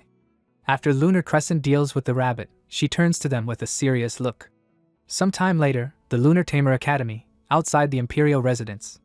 A ball of dark energy is visible from the ground and the maids look at it tiredly, and she leans towards them and asks, did they really manage to hold out for a whole minute? She says with a smile that Goral should use the eye of corruption against them. Several red beams appear from Goral's eyes, which pierce through the maid's beasts. One of the beasts falls to the floor with a hole in its stomach, and the maid fearfully asks, what just happened? Yao with a serious look summons Azure Hawk, and Queen Antelope looks at them with a smile and she asks, did she finally summon her highest? She pierces her hawk with the eye of corruption and says that it is not bad, but the Azure Hawk does not belong to the moon type and there is no compatibility between them. She believes that because of this it never reached adulthood. Suddenly, a beast of one of the maids appears under Yao and she, stretching out her hand to them, says that Her Highness must run to the border of the dark fog, and if she escapes beyond its borders, then she will be able to get help. The Queen of Antelopes yawns and asks with her eyes closed, are they really not capable of more? The Goral opens its mouth for a new attack and it pierces all the maids with its projectiles, and Yao and the beast fall to the ground. She looks fearfully at the Queen of Antelopes, who approaches her with a smile and asks, is this really the end of it? A shimmering butterfly appears from under Yao's hand and she looks at it in surprise, and the Queen of Antelopes looks at her fearfully, and her Goral froze. Her legs are shaking and then she falls to her knees holding her face with her hands and thinks, where did the shimmering butterfly come from? She fearfully covers her face with her hands and asks why did it appear at the most inopportune moment. Yao looks at the butterfly in surprise and thinks, did this shimmering butterfly come to save her? She runs away and thinks that it doesn't matter anyway, she needs to get out. The Antelope Queen holds her head and thinks that she is asking for forgiveness from the Great Holy Sun, because she can't go on anymore. She and Goral hug and cry, and she thinks that shimmering butterflies are what the Black Moon Order is most afraid of. At the same time, the Torrential Rain Lord counts down from 10 and Yor and the other student are sitting on their knees in fear and holding onto each other. The Snow White Doe watches from the bushes and thinks that the 7-star Supreme is the Torrential Rain Lord, which means otherworldly teachings. That is, that water-type Imperial Beast is also somewhere in this place. It would be completely inconvenient if, after beating the junior, she also attracts the senior. He finishes his countdown, and then puts his hand in front of himself and says that this is a pitiful sight and they can only blame themselves for their powerlessness. He casts water magic and a second later, Yor and the other student are carried away by a wave, but suddenly there is an explosion and the Torrential Rain Lord covers himself with his hand and asks what is happening. They are flying on the clouds and the student looks down questioningly. He says that he does not understand where the clouds came from, because the members of the Sacred By clan do not have such an ability. Apparently he has some unknown variables that they couldn't figure out, and she asks who she is. They turn around in surprise and see a Snow White Doe flying up to them on a cloud, and the student asks if it was really a mid-ranking Snow White Doe that pulled them out of the clutches of the highest. She closes her eyes and says tiredly that she promised the Moon King to keep an eye on them, and now she will have to keep her promise. The Lord of the Pouring Rain holds his hand to his chest and bows and says that he is from the otherworldly teaching. He is the third subordinate of His Excellency the Eternal King of the Waves, and his name is the Lord of the Pouring Rain. She looks around thoughtfully and asks if that guy didn't come with him. He looks at her irritably and thinks that since she called His Excellency that guy, she doesn't respect him. He says that according to the rules of the Tyrant of the Twin Moon Doctrine, Imperial beasts cannot appear here, and even more so, this is just a battle of the greatest. She brought a hoof to her face and said that since this is the case, then there are no problems. She stood on 2 hooves and coughed proudly, and then said that if she was to speak honestly, then she was not the type who would not mind sometimes giving weaklings a beating. He slapped his hands in irritation and said furiously that she should watch what she said. He uses a martial skill under the deep sea and a cube of water is formed above the Snow White Doe, and she ends up underwater. She disappears from the cube and emitting a purple aura as she flies in the sky. He looks at her questioningly, and then asks if she, like him, does not have a material body? He folded his arms across his chest and said that if that was the case, then he had only one option left. She looks up questioningly and sees a whirlpool forming above her. When the attack was ready, he releases his attack and after it there is only a crater, and he says that after that, it seems like there is nothing left of her. He looks questioningly to the other side and sees that a second moon has appeared in the sky, and he thinks that he does not understand what the followers of the moon worship branch are doing there. What are they thinking? Arbitrarily changing the phase of the moon. Doing something like that in an area where there are so many moon-type beasts is madness, and it can have a serious effect on him, the owner of the water element. He turns back and thinks that everything is fine, because he has already crushed his enemies. He walks away and thinks that upon his return, someone will have to provide serious explanations. A woman's hair flutters behind him and a voice is heard that addresses him. He turns around in surprise and sees a snow-white doe in human form standing in front of him. She holds her head and asks if they can continue fighting when the full moon sets. If she speaks honestly, she doesn't need a full moon to playfully deal with him. He jumps towards her with an irritated expression and swings at her, saying that he doesn't understand what she's saying and doesn't care about her words because he will fight her under the full moon. He looks at her in surprise, and then a huge horn pierces him through and through, with houses still standing nearby. The Lord of the Torrential Rain thinks that this is impossible, and that her power surpasses the highest. Perhaps she is a descendant of the Imperial Beast, and there was a highest here who couldn't be challenged. The snow-white doe holds her hand in front of her, and then says with a serious expression that she really didn't want to crush him using the power of the full moon. He begins to disappear and thinks that now the master should know that they must be extremely careful in their future actions at all costs. He disappeared and the people stare at her in silence for a while with surprised looks, and she presses her hand to her face and thinks, did she really attract a little attention? She looks into the distance in surprise and thinks that the backstage instigator and the Moon King are both there now. She brings her hands together at her chest and closes her eyes thinking, what should she do now? 3 minutes ago in the square of the training area. Everything around is in ruins, and the fairy and the star guard are lying on the ground and the moon crescent entered into a fighting spirit. The sunken crescent looks down questioningly, and sees that the low-ranking moon rabbit is recovering. He is the essence of the waning moon in a full moon state. His fighting skills include super regeneration and physical enhancement. She goes down to him and a second later she is eager to fight the rabbit, and he irritably hits her, and she is surprised by his strength. She is thrown into the ground. The Holy Sun and 2 girls are walking next to him, and one of the moon worship branch asks if the Holy Sun is sure that the moon twins' teachings won't track them down on this road. He laughs and says that she underestimates him too much. A comet flies to his right and he says that he received information about this path in an exceptional manner, and there shouldn't be any problems. An explosion occurs next to them and they see the sunken crescent fighting the moon rabbit, and they look at them in silence for a while and then they ask if the Moon King has discovered them. The Holy Sun looks down and says that they should be calmer because the situation here is too chaotic, and it's not a fact that it's the Moon King. The moon rabbit sticks its ear into its mouth and pulls Su Liang out of it, and they are silent for a while and look at it in surprise. He turned to face them and said that he did not expect the Black Moon Order, a branch of moon worship and an otherworldly teaching, to be here. The water elemental tamer looked at him in fear and thought that she did not understand why she was in front of the Moon King. She held her hands to her chest and said that the venerable Moon King should know that she was here simply to guard the Holy Sun of the Black Moon and had no intention of challenging him. The Holy Sun, looking irritated, said loudly that he had come here to declare war on the Moon King. The water elemental tamer looked down in resignation and said that now they were definitely finished. Su Liang looked at them haughtily and then smiled and asked if he was seriously talking about declaring war. He backed away and said that on the next full moon night after the Moon God Festival began, he would put an end to this by having the emperors fight. He would defeat him in the name of his followers. He trembles and thinks that 3 years ago, the foundation of the Black Moon sect was wiped off the ground, and he also lost his eyes because Su Liang stared straight into the face of an incomprehensible entity. He recalls the past, where the Moon King is standing on the ground, and next to him are the defeated members of the sect. The Holy Sun thinks that now he looks exactly like that moment. He looked at them with a pitiful look, as if there were insects in front of him, and this is the true essence of the Moon King. Su Liang looks at him with confusion and thinks that he does not understand what he is talking about, and why there is nothing left in the memories of the previous owner about this. Has he completely forgotten everything? He looks away and thinks that one way or another, the most important thing now is to find some excuse. After all, the sunken crescent will soon become impossible to contain.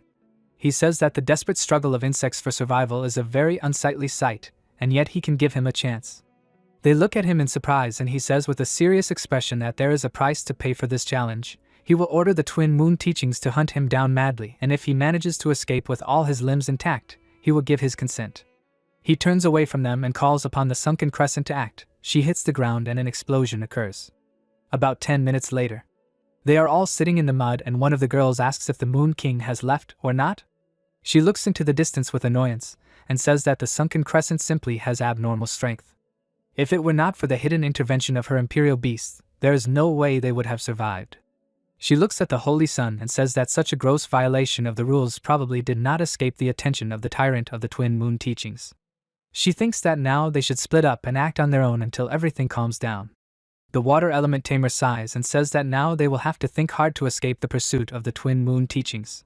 She looks back and thinks that there is no need to talk about the sunken crescent, because her highest ruler of the pouring rain did not even manage to save his own life. And this indicates that there is another mysterious owner of powerful power hiding in the middle of the Lunar Academy. After a while, Su Liang returned to the academy, and looking around he says that because of this battle, the academy was seriously damaged. He put his hand to his mouth and thinks that he could not even imagine that the sunken crescent moon and the moon hunter were able to easily defeat the 7-star highest. He thinks with a satisfied look that although he did not make a contract with any of them, for some reason he got the feeling that he almost casually defeated a lot of cool characters. Suddenly he hears shouts from the side and someone knocks him down. A snow-white doe with tears in her eyes sits on him and says that he must listen to her. She has just encountered a 7-star beast tamer. She almost lost to him and she was very scared, but now he is with her and everything is fine. He silently looks at her and she says that if she had not been there, the entire academy would have sunk to the bottom and that girl from the Bai clan would have drowned too. She looks away in shock and thinks, did she really forget to return to her previous appearance? She is surprised, because he strokes her head and they look at each other with satisfied faces. Su Liang said with a smile on his face that in a few days he would be going to the Twin Moon teaching. He would be glad if she would accompany him. There he has a serious matter that needs to be discussed with one of the tyrants. She looks away and wonders if he is really going to meet him. A second later, she realizes who he was talking about and thinks sheepishly, is this really going to be a legendary meeting with the head of the family? She is happy to hear this in her heart, and then holds her hand to her mouth and asks if he is rushing things too much. After a while, in the main domain of the Twin Moon teachings, there is a floating island. The pink-haired girl says that this island was created in the image and likeness of the legendary imperial beast named Ephemeral Vision, and this is truly an amazing scale. It is not for nothing that the Twin Moon teachings is a faction that stands on the same level as the Cold Moon Sacred School. Tao Xiaojiu from the March Moon Hermitage of the Cold Moon Sacred School turns to look at the people walking next to her and asks if they have forgotten the purpose that brought them here. She stamps her foot and says that the treasure of the Lord of the Eastern region is right here in the domain of the Twin Moons. She says with an excited look that today they must get it at any cost. After a while, they look ahead in surprise and seeing the city she asks where such luxury comes from. She chews on her handkerchief with an irritated look and thinks that she thought that the lands of the Twin Moon teachings would be under strict and careful protection. But in fact, they turned out to be a paradise for tourists. She wonders how much money they make daily from this place. Su Liang walks past them in a mask, and then he turns around and taking off his mask he asks what the tamer from the Third Month Hermitage, which is in the southern region, is doing here? A snow-white doe appears behind him and she asks in surprise who is he talking about. She looks at her and asks if that person is Tao Xiaojiu. She holds onto his cloak with an irritated expression and says that she is a candidate for the position of the Saint of the March Moon Hermitage. She is also a crazy fan of the Cold Moon Lord and is currently madly throwing mud at him online. She stands in a fighting pose and holds her hooves in front of her and says that when she wrote her a few words in a private message, she banned her. The great thing is that she is here now. They can grab her and make her apologize for what she did. He looks at her in shock and thinks that grabbing people because of an online squabble would be a bit criminal. Doesn't she think so? He happily brings his hand to her and tells her that she needs to calm down, and instead of getting angry, she should say if she wants to have fun somewhere. He thinks that the moon won't rise for a long time, so they have enough time for this kind of thing now. She looks around thoughtfully and sees a sign that says that there is a great beast appetite contest going on there. The number of participants is unlimited, anonymous participation is allowed in the competition, and registration will last up to 5 o'clock. She points her hoof towards the sign, and Su Liang puts his hand to his mask and she says that she wants to participate in it. He thinks that he doesn't know what people will say if the news of the Moon King Beast participating in the eating contest spreads throughout the world. He looks away in surprise, and she says that they should act quickly, because registration will end soon and they need to have time to sign up for it. He silently watches as Xiaojiu happily registers for the same competition. She says eagerly that if she can get the grand prize, her strength will definitely stand out from the other candidates for sainthood. He looks at her questioningly and thinks, what kind of prize is she talking about now? He sees a signboard that has prizes for absolute gluttons written on it. First place will receive 1 drop of purple cherry blossom bodily fluid, second place will receive a box of face masks, and third place will receive a bottle of protective hand cream. He looks at it in surprise and thinks, what kind of weird thing is with this award ranking? He imagines a butterfly flying alongside the flowers and thinks that the purple cherry blossom eye is not the famous imperial beast of the eastern region. According to legend, wherever this beast flies, everything around it turns purple from the cherry blossoms fluttering in the wind. However, because the eastern region is isolated from electronic signals, very few people have seen it in person. He says that the organizer of this competition is an idiot, after all. Who would think of putting the bodily fluid of an imperial beast on the same level as face masks and hand cream? She asks him questioningly why he thinks so. After all, it was supposedly his teaching that organized it, and all for the sake of revenge against the purple cherry eye. He looks at her in surprise, and then she says that there is word on the internet that recently the twin moon teaching has been collecting rare delicacies required by the butterfly-type great beasts in large quantities. Such activities have created a lot of friction with the purple cherry eye, didn't he know? She says that she originally thought that this was his order that he issued for his own purposes. He looks away and thinks that it is not so. After all, what use would his low-level flickering butterfly have for emperor rank food? He looked at the reward list again and thinks that if he were to tell the truth, then this matter would interest him a little. The moon book gains a second level and has a new function. If he spends a certain number of lottery tickets, he can obtain key information to understanding undiscovered beasts. The required number of tickets to obtain information about a high-ranking beast is 5, for the highest rank you need 30, and for the imperial rank you need all 100. Su Liang thinks that by opening a large number of images of the highest beasts, he also raised the level of the moon book. He looks forward with a smile on his face and thinks that it is possible that in the future it will have other interesting functions. A girl in an apron and a cap holds a microphone in her hand and points her hand back and says that she welcomes everyone to the Great Stomach Competition, which was organized by the teachings of the Twin Moons, and she is the host, whose name is Yule.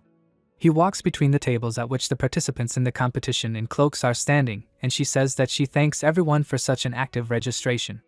The villagers look on from the sidelines and someone asks, who would want to get involved in the conflict between the Twin Moon teachings and the Eye of the Purple Cherry? Those who decided to participate are either complete idiots or actors who were hired by the Twin Moon teachings. Yule holds up 2 fingers and says with a happy expression that during the competition, each participant can summon a maximum of 2 beasts. But they must be careful, because the competition will involve food of the highest rank and, in addition, only beasts that can withstand the unreal spiciness will be able to cope with it.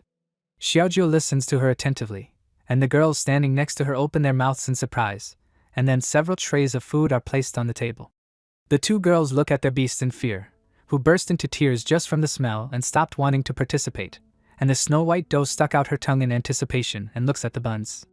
Xiaojiu says with a serious expression that they don't have to force themselves to participate, because she can't lose anyway.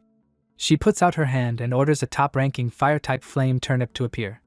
She looks at the audience with satisfaction and thinks that this may be the land of the Twin Moon's teachings, but there aren't that many people who own top-ranking beasts here. She looks at Su Liang in surprise and thinks why her opponent would use a mid-ranking beast to participate in the competition. She exhales with satisfaction and thinks that he really wanted to kill his beast with sharpness. Su Liang looks at the shining Xiaojiu and thinks that even though she only summoned one top-ranking one, if she's so confident in her victory, her beast is clearly not that simple. He looks at the drooling snow-white doe and thinks that even though he can also summon a sunken crescent, no matter how you look at it, it's clearly superfluous here. He looks at her with a serious expression and thinks that no matter what, he still has another trump card. Xiaojiu looks at him silently for a while, and then Yule picks up the timer and says that there is only 1 round in the current confrontation and the maximum time is 10 minutes. The tension between Xiaojiu and Su Liang grows and the referee says that the competition begins. The flame turnip easily eats 1 bun, and the other beasts look at them with tears and try to eat them. The snow-white doe happily eats 1 bun after another, and Xiaoji thinks, can his beast be the highest? She looks at the flame turnip with a satisfied expression and thinks that he is trying in vain to hide the power of his beast, because in their time no one resorts to such banality. He clenches his fist and says with a serious expression that she will not lose no matter what. In 3 minutes. Some animals couldn't handle the buns and were lying on the floor. The fiery turnip had already eaten its fill and its result was 30 buns. Xiaojiu looked at her in surprise and thought, is she really at her limit? He looked at Su Liang and saw that the snow-white doe was finishing another treat, and he asked, is she really still able to fit in? She didn't have to force herself, didn't she just eat a bunch of snacks recently? She said that it was nothing, because snacks and normal food go into different stomachs. Xiaojiu looked at her in surprise and thought, is this impossible? Is it really that nothing had happened to her? She was a 4th-rank tamer, and if 2 of the highest were summoned at the same time, she would only be able to hold out for 5 minutes. She is irritated and thinks that for the sake of the Imperial Beast's bodily fluid, she will do everything and win. She says loudly that the waning moon spirit must appear in front of her. The highest-ranking lunar-type waning moon spirit appears behind her, and he takes a plate of buns and throws them all into his mouth. They look at him in surprise and see him throwing one plate after another, and the Snow-White Doe asks if he will get indigestion if he eats at this rate, right? Su Liang looks at him silently and Shizhou trembles and clenches his fist, and then says that in terms of the amount of food eaten, they have surpassed the others by as much as twice and now the victory will definitely be hers. Yule says that there is 1 minute left in the competition and the tallest Xiaojiu has eaten 72 buns and the Snow-White Doe has only eaten 34. Su Liang looks away and thinks that one Snow-White Doe is not enough. He summons the Lake Moon, which eats all the food and the people ask in confusion what just happened and why did several hundred buns just disappear in an instant. Xiaojiu looks at him in shock and says that this can't be happening. Yule holds up the timer and says that the competition is over and the winner is Su Liang. She points at it, and Shizhou falls to her knees and says that this should not have happened. Yule steps aside and says that he should follow her backstage to receive his reward. After a while, she hands him the Imperial Beast's fluid and says that the Lord should know that they have about 10 more drops of the purple Vichy Eyes bodily fluid in their warehouse, and that she can get them if he needs them. He takes the bottle from her, and asks if she was able to recognize him. The Snow-White Doe looks at her questioningly, and she says that at first she only had suspicions, because lately there were rumors that she and the Snow-White Doe had become close. She lowers her head and says that just a couple of minutes ago the tyrant woke up and he ordered her to quickly inform him that he would go to the main palace as soon as possible to discuss an important matter. And after that, her suspicions about him were finally confirmed. He pretends to be unperturbed and thoughtfully looks at the bottle and says that as soon as the first ray of the moon appeared in the sky, she immediately woke up. He opens the cork and sniffs it and gets very scared, and Yule leans over to him and asks if the Lord is okay. He opens a book that says he has opened an Emperor rank, Sky-type Purple Cherry Blossom Eye, and for that he gets 50 lottery tickets.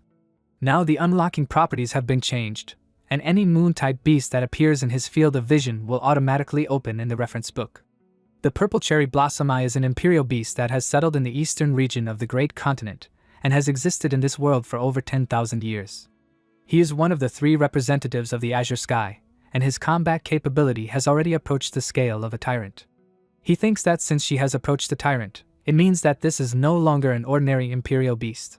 He takes off his mask and thinks that this information is too much for him now, and isn't it too early for the Twin Moon's teachings to conflict with the Purple Cherry Blossom Eye? Sometime later, in the main palace of the Twin Moon teachings, he walks through the palace with a Snow-White Doe, which looks around and sees that the servants bow their heads in front of him, and she thinks that if he is received like this, it means that the title of Moon King has considerable weight.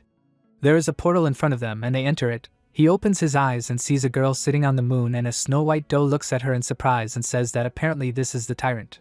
Su Liang says that this is a true statement, because she is an unrivaled tyrant, whose equal cannot be found in the entire northern region. She is the guardian beast of the Twin Moon teachings, as well as the guardian of the 12 courtyards of the moonlight, and her name is the Sickle of the Azure Sea. She does not look at him and says that it looks like he has finally made a decision. She says that because of waiting for his answer, the Moon God Festival has been postponed for 3 whole years.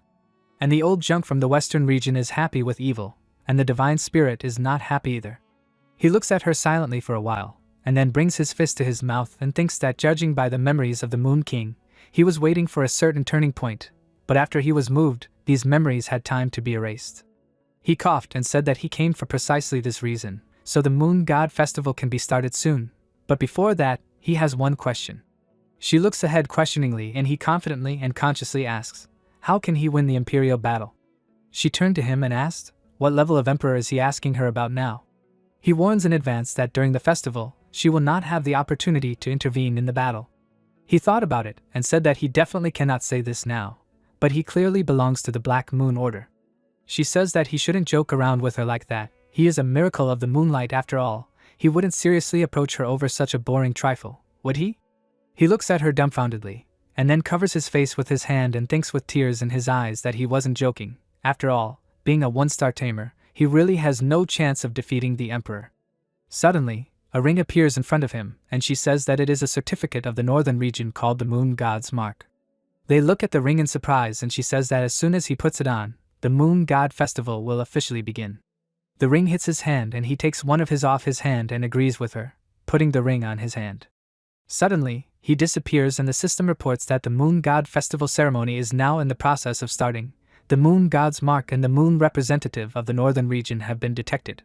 The system reports that an error occurred during detection and is restarting. The owner of the Book of the Moon was exposed, and now his authority level has been increased. The system asks him if he wants to hide his identity from other participants. Su Liang looks around and thinks where he is now and where he was transferred. Another system window appears in front of him, which says that his name is Su Liang and it can be hidden. His 1-star rank cannot be hidden, and his gender and appearance can be changed.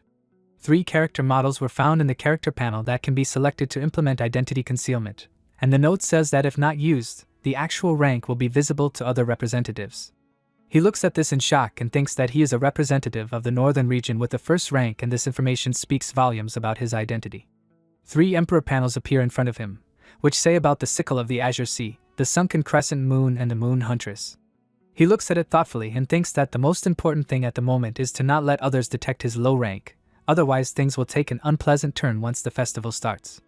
He chooses the Azure Emperor's sickle and he thinks that the best choice would be to adopt a stronger panel. The system starts the panel change initialization and Su Liang looks at the particles that appear around him in surprise. In the great hall from the center of which a light comes, a female figure appears who says that the moon will not fall, for the night is eternal. She sits on her throne and from the south side comes a girl who says that they have not seen the holy maiden Zhao Yu for a long time. She covers part of her face with a fan and says that the Moon God Festival will begin soon. She looks at her silently for a while, and next to the throne of the west appears a little girl who yawns and rubs her eyes. She waves her hand at her and says that she has not seen the Queen of the West for a long time and is glad to see her again. She agrees with her and tries to climb onto her throne, but as soon as she climbs onto it, she immediately falls asleep. A blue-haired girl approaches from the east and arrogantly says that it is too boring here, because there are only women in front of her. Yu looks at her with an emotionless expression and asks what the representative of the frost people of the eastern region is doing here. After all, the presence of those who do not belong to the moon element will only defile the purity of the moonlight. She sits on her throne and says that once the sign of the moon god was in her possession, she did not have much choice in this. They sit in silence for a while, but then the representative of the frost people asks why not everyone has come yet. Since the representative of the northern region is not here yet, when can they already proceed to the next step? The pink-haired girl lies down on her arm and says with her eyes closed that there is only one representative from the northern region left, who must be the Moon King. The West Queen, with only one eye open, says that it was he who caused the fuss 3 years ago, and also made it so that the full moon lasted for a whole month. Yu looks at her with a satisfied look and laughs and says that it turns out that the rumors about him are clearly exaggerated. Suddenly, a woman's foot in shoes appears from the north and everyone looks at her in surprise, and then the representative of the frost people asks who she is. The southern representative looks at her in surprise and says that this can't be. The girl looks at them and she thinks that the moon lit the wrong path for them. She asks why the moonlight gave them the wrong answer and how could the representative of the northern region not be the Moon King.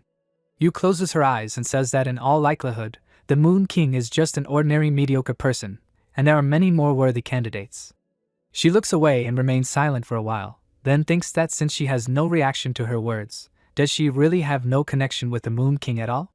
Su Liang thinks that although she is cute in appearance, her tongue says terrible things. The appearance of the Azure Sea sickle helped lead them astray, and it seems that the authority given to him by the Book of the Moon is an order of magnitude higher than the Moon God's mark.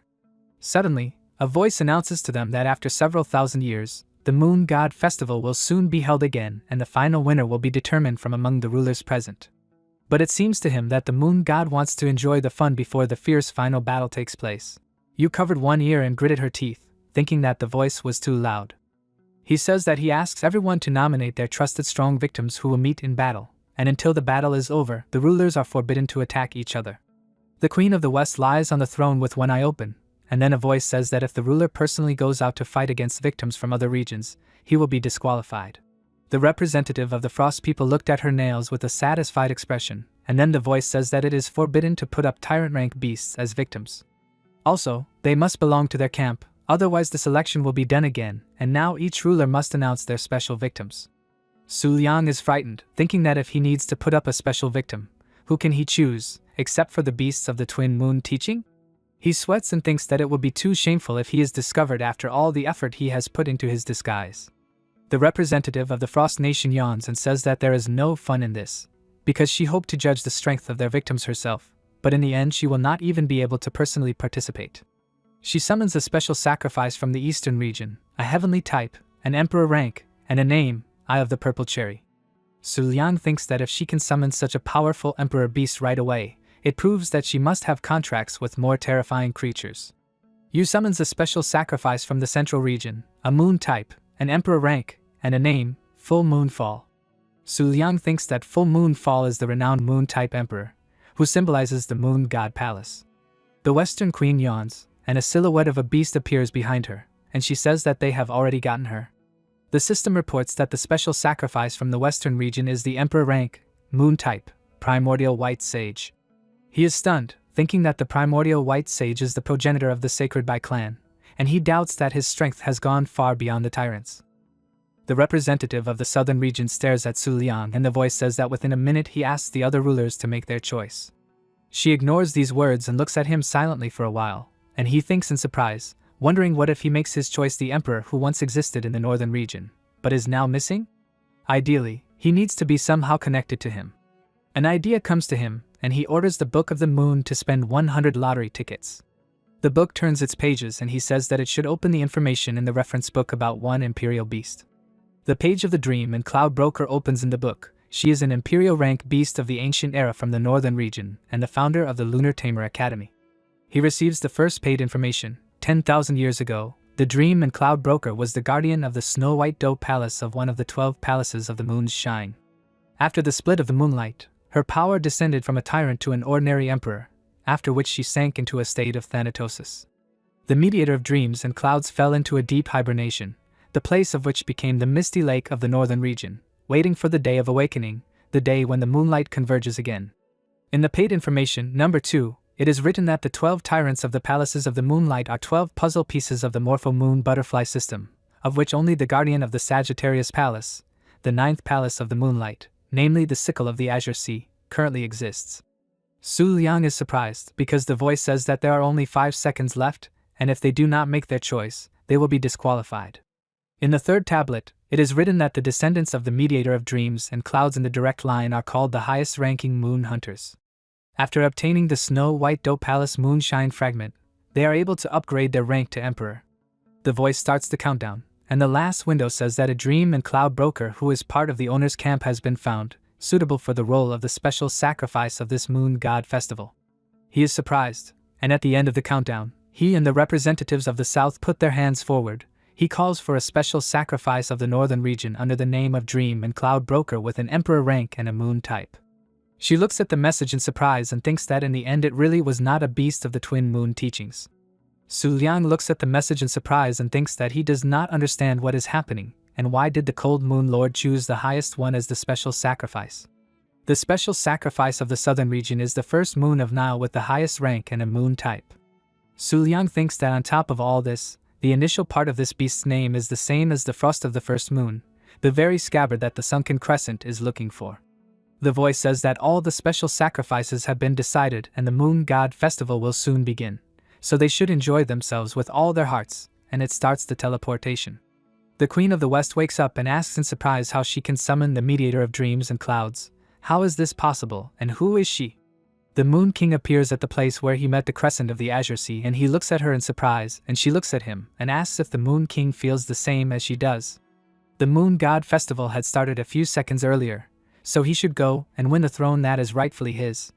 He looks at her silently for a while and then turns around and leaves, saying that he himself would do well to make preparations, and that the conversation is over for today. He glances back with one eye and she agrees with him and says that the Moon God Festival will probably be over by the time they meet again. Su Liang and the Snow White Doe disappear, and she says that she hopes that their pact can be fulfilled by then as well. Why did the Moon King suddenly ask her how to defeat a small thing like the Holy Son of Darkness? Apparently he feels uncertain about his own strength. He doubts the choice the Book of the Moon made. He feels fear towards the other emperors. She smiles and says that it looks like his memories will finally return, and she is really looking forward to how the scoundrels from the Moon God Palace will react to this. After a while, A red beam appears from the sky in the city, and the residents ask in fear what was that. One girl points her finger at the sky and says that they should look in that direction because the color of the moon has suddenly turned red. She screams loudly as a red mark appears on her hand and asks what it is. Has some kind of celestial disaster descended upon the world? After some time, the girl is bathing in the springs and her servant says that the Lord must know that the Moon God Festival has officially begun. She looks downcast into the water and says that it is impossible, because the Moon King was the answer that the moonlight gave her. Wouldn't she just become a laughingstock in the eyes of the people because of what happened? The servant says cautiously that just recently she said that if the Moon God Festival were to begin, the students of the school would be ordered to refuse to participate. She looked at her and was silent for a while, then put her hand behind her ear and said that this was not so, because now her plans had changed. She stands up and says that they should leave the victims inside the school for now and that they should first send the 5-leaf clover to participate in the victim screening meeting that will soon be held in the northern region. She takes the towel and says that if we talk about her, then it wouldn't hurt for her to visit him too, because she needs to see what's going on with the Moon King and the moonlight in those parts. The servant looks at her in surprise and asks if the Lord really intends to turn all the victims of the 5-leaf clover into pawns. She is stunned and says that the day of the northern region's screening meeting just happens to be on the full moon, and this could serve as a pretext for the battle of the emperors. The snow-white doe steps onto the roof of the house with her hoof, and Su Liang sits on her back, and later jumps off her onto the roof and thinks that there is an abnormal number of the highest present on the Academy's territory at the moment. It seems that the teaching of the twin moons has rushed here almost in full force. Suddenly he is called out and they turn around questioningly. Where Qing he shouts that Lord Moon King has finally returned. She runs towards them and holds the phone in her hands, saying that they must definitely restore justice for them. That Cold Moon Lord suddenly declared war on them. He reads the post which says that the Cold Moon Lord has declared war on the Lunar Tamer Academy and that the Southern Region Sinkful will be attending the Northern Region elimination meeting that will be held soon. She says fearfully that she plans to completely exterminate the victims of their academy. Su Liang looks at the post intently and thinks, is she really planning to do this? Apparently, she wants to test her, which is why she specially sent Sinkful to cause chaos. He turns away from her and brushes her off and says that they don't need to worry and that he will order the Twin Moon teaching to deal with this matter. He leaves and says that he now wants to go and rest, and all she needs to do is send him a list of the factions that will be attending the meeting. She looks at him in surprise and says that she understood his order. A few hours later, the snow-white doe is sleeping and hugging the moon rabbit, and under her hoof lies a moon morpho butterfly. Su Liang is sitting at the table and looking at the sheets of paper. He thinks that this meeting was, first of all, the initiative of the Azure Moon Empire. But as direct descendants of the Azure Sea Crescent, it is unlikely that they have any plans to make trouble for him. The Spiritual Month Current and the Fallen Moon faction are their old friends and, most likely, they join just for the company. It is written on the sheet that the participating parties from the northern region are the Azure Moon Empire, the Lunar Tamer Academy, the Spiritual Month Current and the Fallen Moon faction. The participating parties from the central region are the Moon Cross House and the Libra Guild. The participating parties from the southern region are just a Sinkful. He thinks that the Moon Cross House and the Libra Guild from the central region are small factions that once expressed their positive attitude towards the Twin Moon's teachings, so he can forget about them for now. The key point is the 5-leaf clover, because even Xiaojiu from the March Moon Hermitage, who is only a candidate for saints, owns 2 of the highest. So he can imagine how strong the true saints are, and it is not a fact that even the Moon Hunter and the Sunken Crescent will be rivals for them. He gets up from the chair and thinks that in solving this problem, he will have to count on 12 months. He sits down on the bed and holding his head, he thinks that he is very tired and fed up with everything. The snow-white doe curled up on the bed and he thinks that now that the Moon Hunter, the Sunken Crescent, and the invincible Jade Rabbit under the full moon are on his side, he can clearly no longer be called weak. However, in the future, he will have to face one true emperor, as well as representatives. In his current situation, he will definitely not reach the final point of the Moon God Festival. Unless miracles occur, his only option is to get a shard of moonlight from the Snow-White Doe Palace for this little girl. He holds her ear and looks at her, and then thinks that she did not even take off her necklace before going to bed and he should take it off. After taking off her necklace, she turns into a human form, and he lies down on the bed and says that now it's time for him to take a nap too. After a while, he opens his eyes and thinks that this is strange, because it is still night, and he should not have woken up. He glances sideways at the snow-white doe in surprise, and she hugs him naked and he looks at her embarrassedly, and then thinks, perhaps this happened because he took off the necklace? He shyly reaches out to her with his hand and wonders if she will kill him when she wakes up. He is silent for a while and approaches her face with his lips, and she suddenly opens her eyes and looks at him questioningly. He looks at her fearfully, and she first looks at him questioningly, and then her face changes and asks where her necklace is. He thinks that he already knew that it would be a mistake to take off the necklace, and now he will definitely not live. He guiltily says that it is on the nightstand and she can take it. She looked at him calmly and then lay back down to sleep. He asks in surprise if she is not mad at him for taking off the necklace. She cuddles up to the bed and with one eye open says that she has nothing to be mad about since she can put it back on later. She looks at him with confusion and asks why he is so nervous. Did something happen? He becomes embarrassed and asks if she does not feel awkward about the situation they are in. She looks at him with confusion and asks what could be awkward about. He thinks, wasn't it said that only imperial beasts are able to take human form?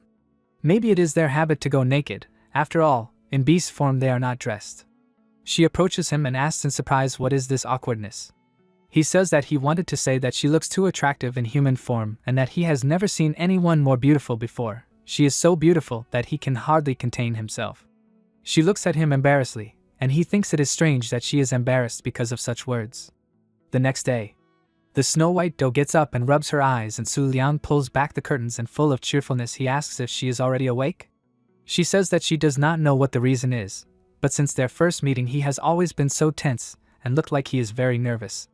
She looks away and says that today he seems to have changed. He has become very relaxed and contented. He closes his eyes and says with a satisfied look that she is right about that. He thinks that before he fully accepted his position as the Moon King, he was so nervous that he almost broke down completely. He thought a lot about how to mislead others or defeat enemies, but it was only after the previous exciting night that he finally realized the truth. He says with a satisfied look that thanks to her, he is now calm. She looks at him in surprise, and he turns away and raising his hands up, says that now it's time for them to start preparing for the first battle as part of the Moon God Festival. Perhaps he will be able to find a way to win against emperors.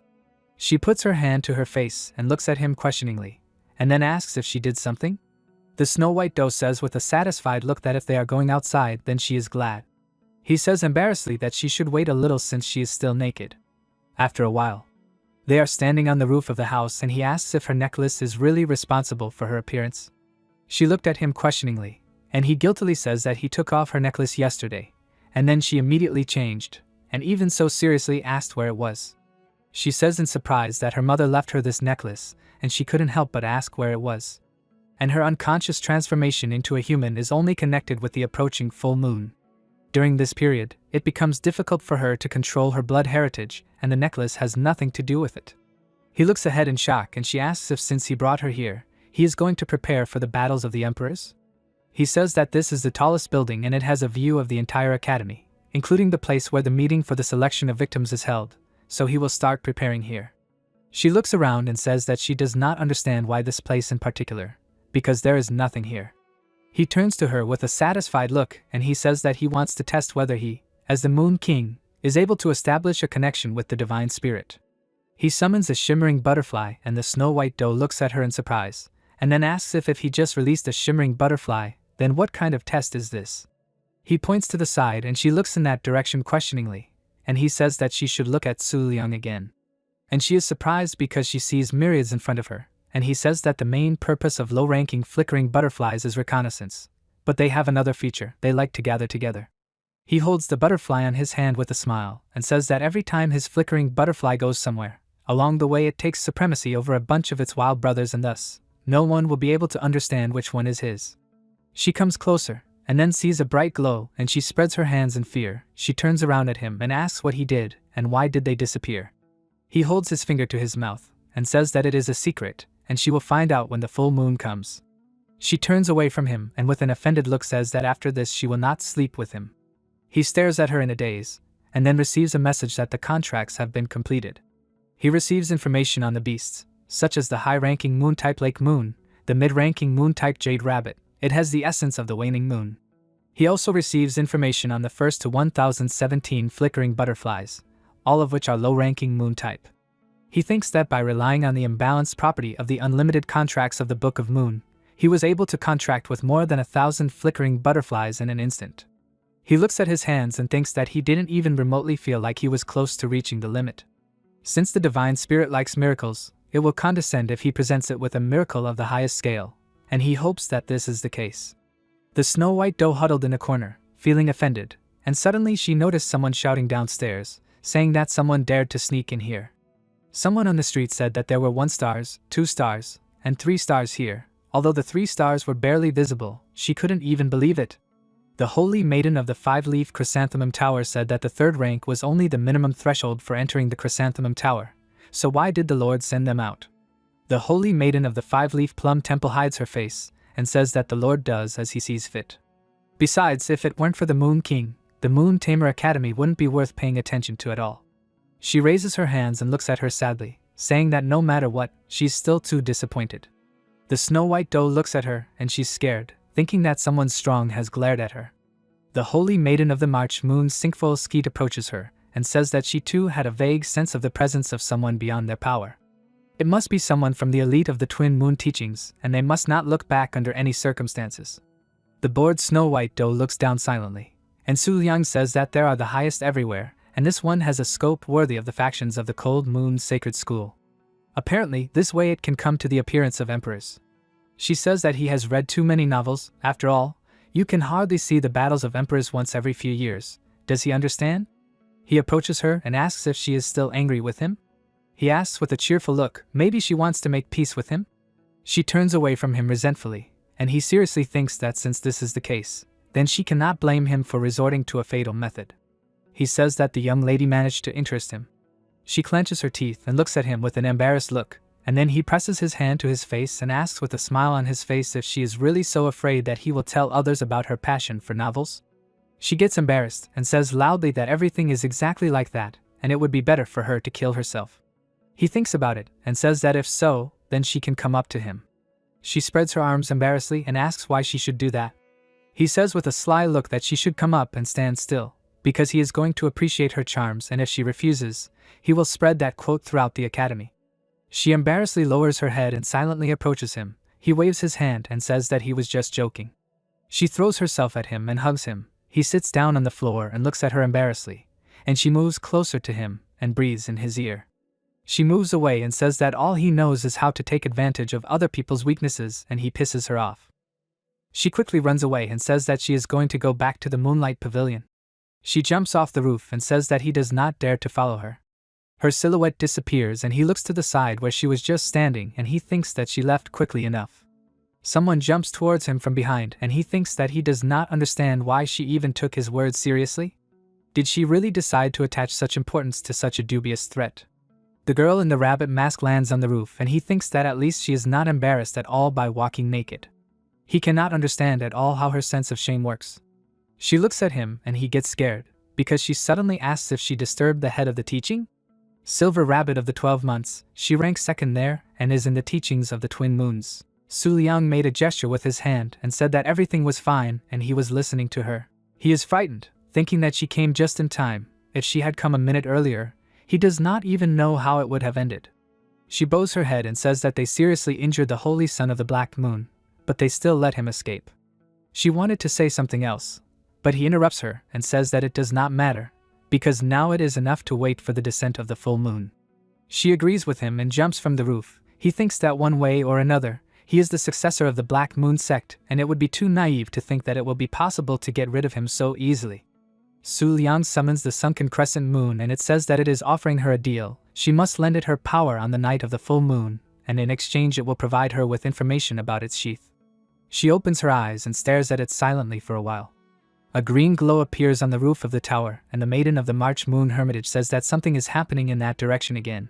Who is there? The sunken crescent moon rises into the air, and Su Liang exhales and thinks that it seems to him that she agrees. He takes out the Book of the Moon and says that he needs to spend 30 lottery tickets to obtain information about a high-ranking beast named the First Moon Frost. The pages of the book are rewound and it tells him that it has been discovered that the owner lacks authority, and some of the information has been blocked. He looks at the message in surprise and sees that the First Moon Frost is of the highest rank and a lunar type. The main information says that it is the sunken crescent moon sheath and one of the 7 strings of the ancient era. In the paid information under the first number, it is written that the 7 strings are the greatest masterpiece, and each of the 7 strings is a great beast of the weapon type. In the second paid information, it is written that he has access to the list of the 7 strings in the order of birth. First is the melody of the phoenix, heavenly note, purple sky, hoarfrost, Nayla, lunar ideal, farewell song, and the key abilities of each of the strings are different from each other. However, they all have a special characteristic, that is the ability to temporarily increase the rank of the owner. In the third paid information, it is written that 20,000 years ago, the hoarfrost of the first moon and the sunken crescent defeated the guardian of the twin palace, one of the 12 palaces of the moon's shine. During the battle, they both received serious injuries and fell into a deep sleep. After 10,000 years, the sunken crescent awakened, but the hoarfrost of the first moon was still in a state of lethargy. At this moment, the first moon frost is in the eastern region in the treasury of the Ice Unicorn Empress. Suddenly, he receives a message saying that at this moment, the owner is not in a position to openly fight the camp of the Ice Unicorn Empress, the tyrant of the eastern region.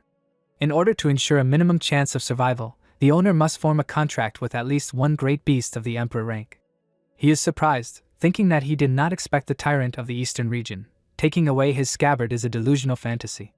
He says that the sunken crescent moon must know that the first moon frost is in the eastern region. She is surprised, and he says that if they want to get it back, they will have to face the Ice Unicorn Empress. She dumbfoundedly closes her eyes and remains silent for a while, and then turns away and clenches her fist. He thinks that the reality is that with the current strength of the Twin Moon's teachings, there is absolutely no way to compare to the Ice Unicorn Empress. This opponent is tens of thousands of times more dangerous than the Cold Moon Lord he will have to face in 3 years. But for some reason, looking at the incomparable despondency that the sunken crescent is currently accepting, he doesn't know what to do. He grits his teeth and says that then he will be able to take out her scabbard in 3 years. He presses his hand to his chest and says that she must give him 3 years, and after that time, he will defeat the Ice Unicorn Empress. She turns to him and remains silent for a while, and he is stunned, thinking, did he really say that just now? He looks away and asks guiltily, if he said that, would she believe him? She is silent for a while, and then says that during the ancient era, the 7 strings and the Morpho Moon Butterfly Camp were in a state of irreconcilable hostility, and she has also always been hostile to him. He is surprised, and she thanks him, and then opens her eyes and says that even if she will soon have to wake up, albeit briefly, but he gave her a beautiful dream. Su Liang clenched his fist and thought with an irritated expression, was she really able to communicate all this time? He remembers the past and thinks that those indiscriminate attacks were supposedly just to try to get revenge on him. If it weren't for the Lake Moon, she would have been cut into pieces several times already.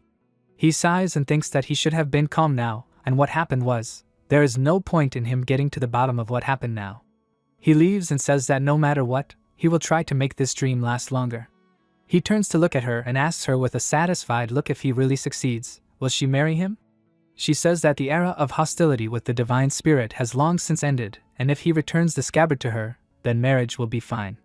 However, if he intends to leave offspring, then without the scabbard it will be impossible for her. He is surprised and then thinks that she took this surprisingly seriously. Some time later, in the guest building of the Lunar Tamer Academy, the Holy Maiden of the Chrysanthemum Tower asks with an irritated look what she just said. In front of her is a girl in black clothes and she asks if she is deaf.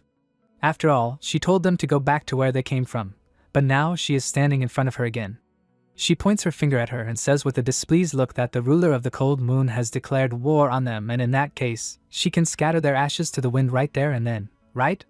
The Holy Maiden of the Chrysanthemum Tower wanted to say something else, but her mouth was covered and the Holy Maiden of the March Moon Hermitage said that she should be silent. She could cut her into pieces, but she had no right to call her names. This little girl was a descendant of the Azure Moon Crescent in the collateral line, so she had to watch her words, because one wrong word and even the Cold Moon Lord would not save them.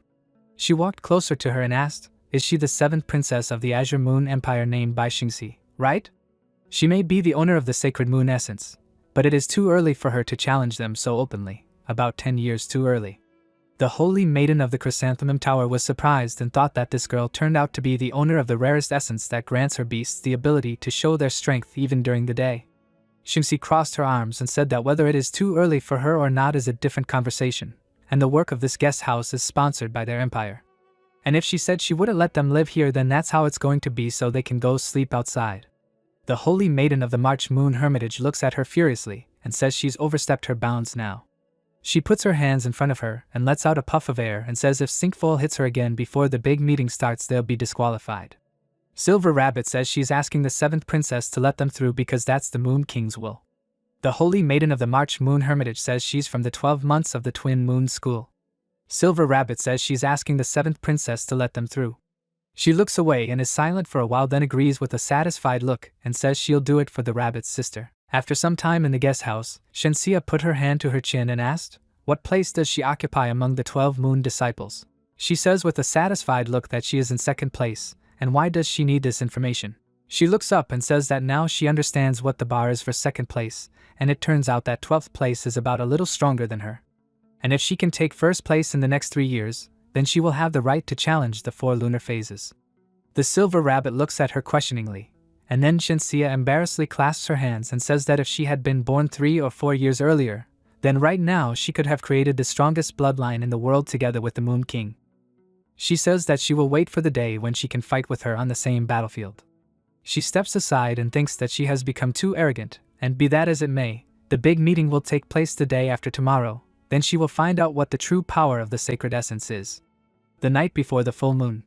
2 people are walking on the streets and patrolling the area, and several tails are sticking out from behind a tree. The 9 Abyss Moon Worship Emperor rank 6-tailed Moon Fox laughs and says that they have not detected her aura at all and the security here is too mediocre.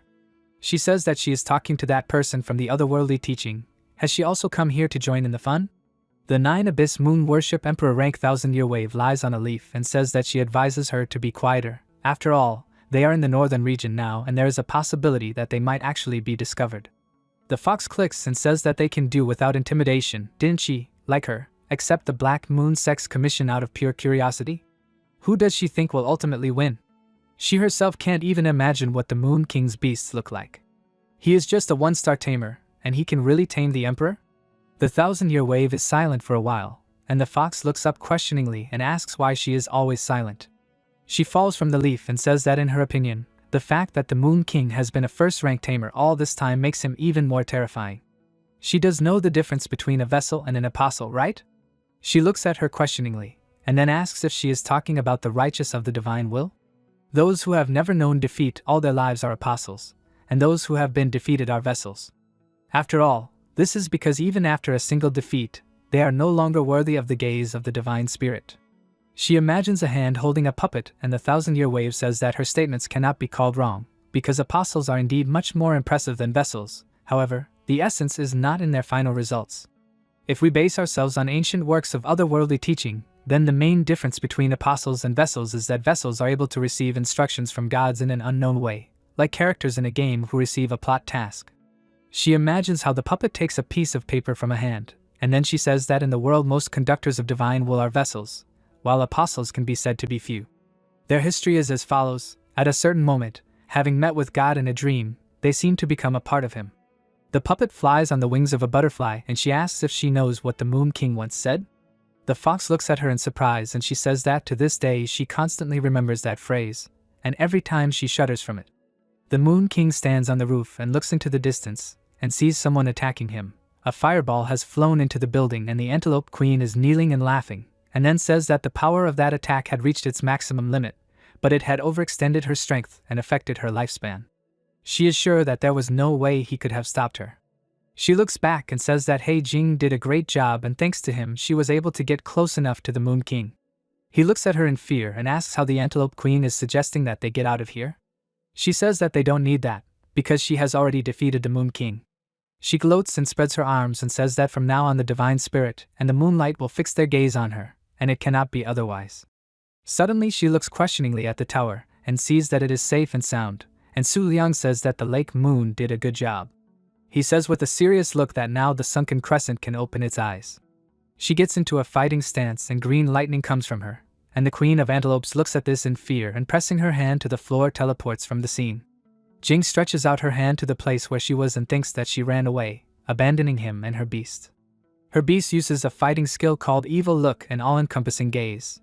A red field appears around it, and a defensive deployment occurs. Su Liang holds his hand up and a second later lowers it, and shoots a green beam to the side from which he was attacked, and incinerates Jing.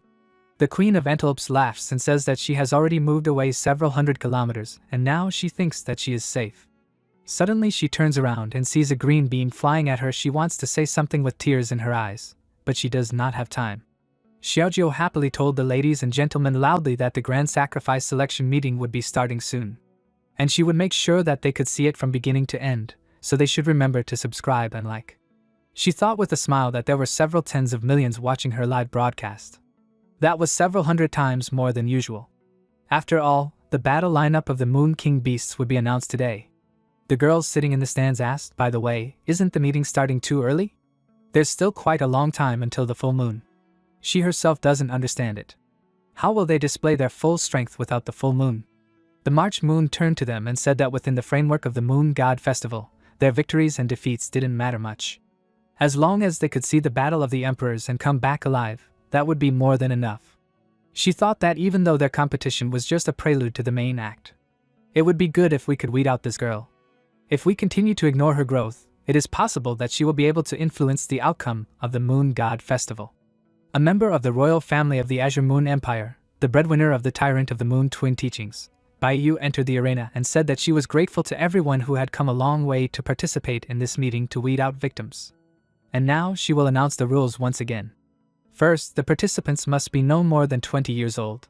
Second, the participants must summon their beasts before the battle begins. Summoning during the battle is prohibited. Third, the opposing sides may withdraw from the competition at any time, without losing the right to continue participating in the Moon God Festival. Fourth, attacking the spectators and the tamer himself is prohibited. And now, the competition is officially declared open. At your discretion, invite the opponent you want to fight. Shenxia entered the arena and happily told her aunt loudly that she was ready. Can she come into the arena? Yu patted her head and said that the full moon hadn't appeared yet, so she shouldn't do that for now. She shouldn't forget that in the future, she would be the one to help the Moon King crush the Cold Moon Lord. At the same time, Su Liang, who was sitting on the tower, looked at the arena from afar and thought that the battles had begun, but the true threat was not there. Right now, he could sense several powerful auras approaching. They were most likely from Emperor-ranked beasts. They must have come to witness the battle of emperors between him and the Black Moon sect. Sunken Crescent walked up to him, called his name, and asked if he could sense it. Su Liang turned to her and asked, was she talking about emperors now? She refused and said that she was talking about the divine spirit. He had already fixed his gaze on him. At the same time, in the arena, the moon beast that won the battle lets out a very loud roar and gives off a strong aura. The guy who lost the battle knelt down and started crying because his beast was defeated, and the crescent moon mark on his hand disappeared. Chrysanthemum yawned and said that the Libra Guild and the Spiritual Month Flow were having a great time fighting. They were even able to wake her up. Which high-ranking beast battle is this? The girl standing next to her said that this was the 5th battle. Chrysanthemum stretched and said that a lot of time had already been wasted. Their turn will come very soon, right? A smile appeared on her face and was about to say something about that noble girl, but she didn't finish speaking. She jumped down onto the arena and asked with a smirk, did she think there would be any problem if she vented her heart by eliminating a few other girls from the Azure Moon Empire? Shenxia was very dissatisfied with what she just said and wanted to say something to her with an angry look. She called out to her aunt, but Yu put her hand in front of her to stop her and said that it was too early. The old man standing next to them said that he asked them to rely on him. He walked into the arena and said that in the Sinkfall, the Holy Maiden of the Chrysanthemum Tower was only in 4th place. Leaving the 7th princess to deal with her was too wasteful.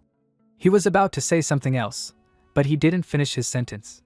5 minutes later, Shenxia and Yu looked down with surprised faces and didn't say anything. This old man was lying on the ground with a frightened look, while the beasts he had summoned were lying next to him. Chrysanthemum, who had summoned 2 6th rank and highest ranked beasts, asked, is that all? She said with a smug expression, the amount of tamer energy she had been awarded for defeating him was not impressive at all. 3 days of meditation would give her even more. Yu was very surprised when she saw Shenxia leaping into the arena at great speed. She said loudly with a worried expression that it was not the right time yet and there was only a little time left. She landed on the arena and said that everything was fine. She was afraid that if she continued to delay, she would miss the arrival of the Black Moon Saint Sun. Chrysanthemum asked with a smile, does she really want to fight her? Is she serious now? Shenxia agreed with a smile and said that after all, when the full moon rises, there will be no time for that. And she couldn't miss the opportunity to silence those lowlifes from the southern region. What she said made Chrysanthemum very angry, and she wanted to tell her something with an evil look.